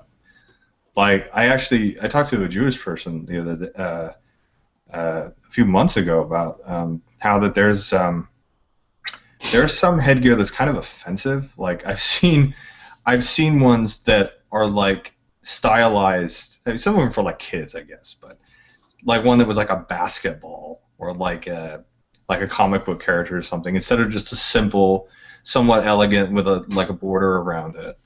You know, it's a tradition. It should be respected. You know what I'm saying? Mm-hmm. You shouldn't go willy-nilly. Like, no half measures. I'm not saying every single Muslim person that I see from now on needs to be in full gear 24/7. No, it's just little things you can do that it shows a sign of respect. Because that's what the West sees. The West sees, like, particularly from the Iraq War, we see men in Western clothing just covering up their women head to toe. I will say the one thing I will say to the opposite point is that there seems to be an obsession with women's clothing. Like they're obsessed with the hijab, and it like really is weird when I see it. Like it's not even really discussed amongst my friends at all. Actually, like not even really, like literally never discussed. We don't even talk about it. And why would we? We never really talk about clothing ever. It's not really important, but oh, it's important. It's certainly important. It's actually it is important for us. But it's like I've actually had a sheikh like scold me actually. But like what I mean is like there's an obsession in the West with specifically with women dress. Fixating on it.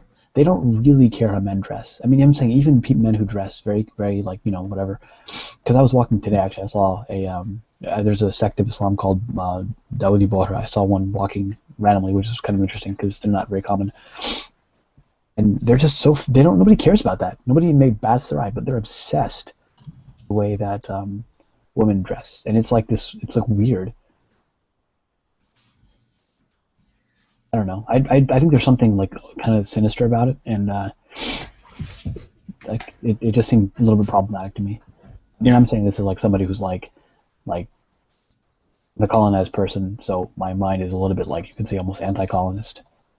But so I'm looking like almost like a word where you kind of have doubts about something when you look at it, or.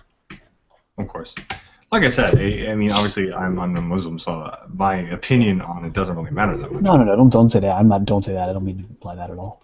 No, I know you're not. I'm just speaking honestly about it. That you know, Yeah. No, I'm fair speaking more from the perspective of knowing people from various different cultures over the years, knowing Chinese and Japanese Buddhists, knowing Taoists, knowing Muslims and Hindus and all sorts of different pagans, all kinds of different Christians with their own traditions, their own practices. And I'm of the sort of perspective: if you're going to do something, then do it.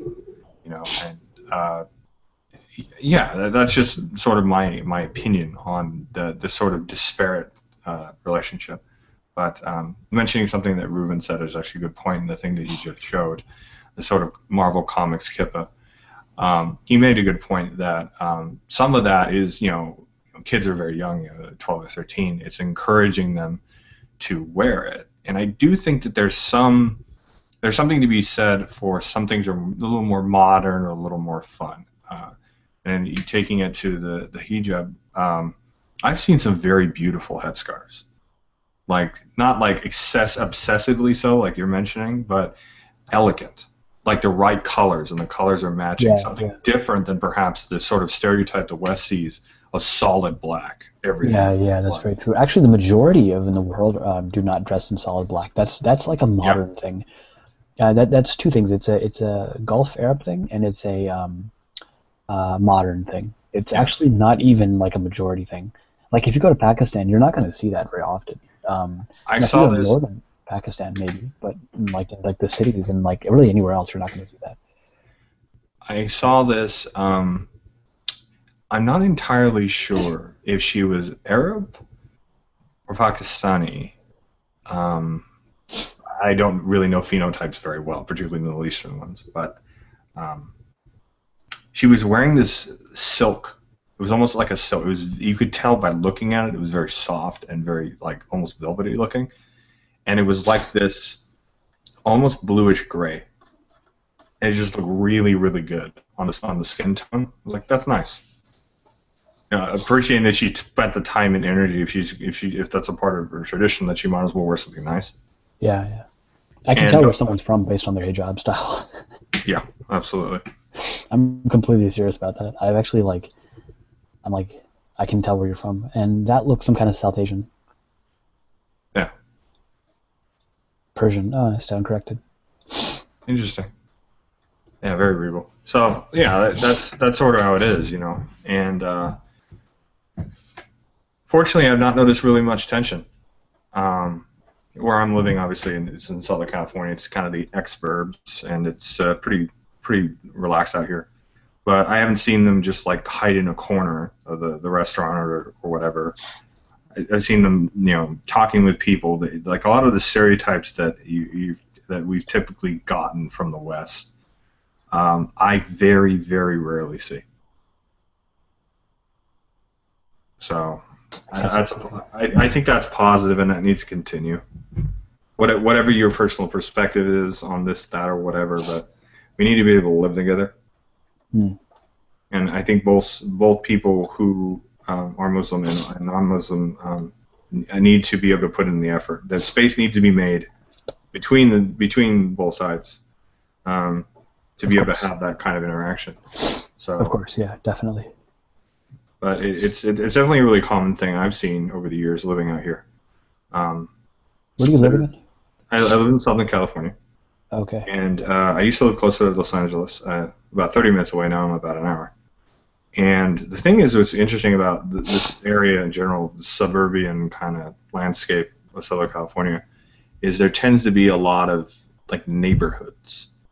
Like I remember growing up, I drove into the next city, and there's this little strip of the street, and there'd be like a few shops that were Mediterranean focused. There was a Lebanese like grill right next to this market that was sort of non-specific, but they did serve halal. Right. There was halal stuff there. There was produce, and I had some of the best green tea I've ever, like loose leaf green tea in these huge bags. Lots of really good stuff. They had like little trinkets too, like jewelry and stuff. They had a few flags. And down the street from there, my buddy's work is the grocery store. Right next to that there was a Mediterranean market. It was run by a French Lebanese guy. And then down further, there was a Lebanese market, and there was a few other restaurants. And in another area, it's Persian. In another area, it's very Indian. And it seems like little communities kind of crop up and businesses start. You know what I'm saying? Like it's really interesting how that sort of and how that ends up. But out here, it's been a bit different. I feel like it's very mixed. Like there's really no rhyme or reason. One street there'll be a Korean restaurant with a Chinese restaurant next door, and then a bank that's Japanese, and then right down the street there'll be a Lebanese market. And then over here there'll be this, and it's kind of all mixed up. But I think that's also topography, and a lot of people are moving out here. Mm-hmm. But I kind of like that it's a bit more mixed, because no person is quite as singled out. When I was living closer that way, it did feel like that, like it was singled out. They'd just be tucked away in this little corner, and like the blocks down the street, you'd see some walking in. And in actual LA proper, there's like whole districts. I mean, you have this sort of concept of Chinatown. There's very much this sort of idea the entire area is dedicated to a single culture. Ethnic group or whatever, yeah. Yeah. That's and good. All sorts of problems happen. Yeah, it can be good, and it can also be bad on different levels. You can get, tension. You can also get just a bunch of yuppie people who come in and think it's like cool to go in this area, and it's like this kind of almost subtly offensive tourism. Yeah. Like they're almost mocking it. You know what I mean? Yeah, I know what you mean. Like, oh, let's go check out these weird ethnic people. Yeah. Like, yeah, I know. I remember people like that when I was in high school. Well, let's go get together in a car and drive out and look at people who don't speak English. Yeah. So. Let me share something before I go to sleep, because I'm Sounds good. a little bit sleepy. I don't know why, but I just find this picture. I'm not even like one of his followers, quote unquote, but like this person here on the right. This is the Sheikh Fez Abdullah Dagestani, who was, I think, from Russia. southwest Russia, the Caucasus, hence the name Dagestani. So he's technically Caucasian. And then his sheikh, he is the sheikh of this Sufi tariqa, Sufi order. His student is this person here, Nazim Haqqani, on the right, who just recently passed away. So he's been like around for a very long time. And these are pictures of him when he passed away. He was a lot healthier, of course. And I actually met one of his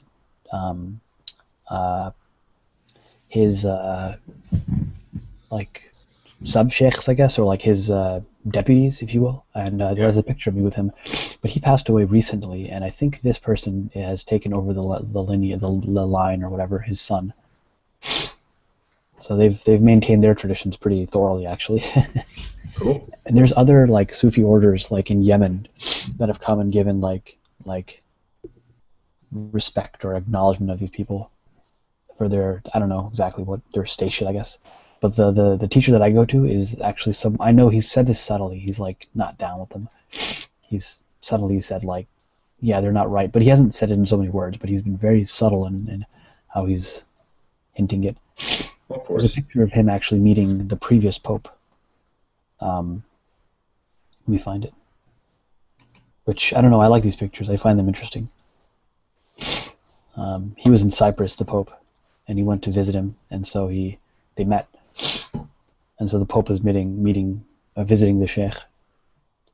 And there's actually a video of them. It's like a brief meeting, and a lot of they just quickly shake hands and talk for a couple of minutes, and he says good one to the Pope. And that's about it. Very cool. Yeah.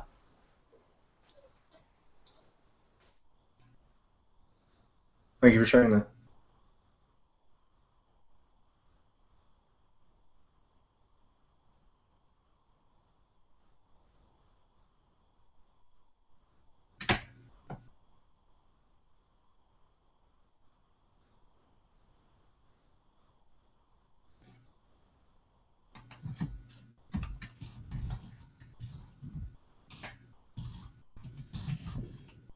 I've been talking with my mic muted. I was going to say, I hope it was good talking to you as always. I hope you have a good night. And Reuven, I don't know if this is the proper thing to say, but Shalom Aleichem.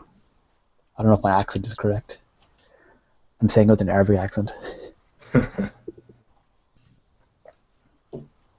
It's not E. It's E, not U. It's an E, not... What's an E, not U? Oh, like Aleichem is not... It's Aleichem? Is that what you mean? Shalom Aleichem. Oh, wow, okay. That's... Because we would say Salam Alaikum. Shalom Aleichem. Okay, I'll like that. That's cool.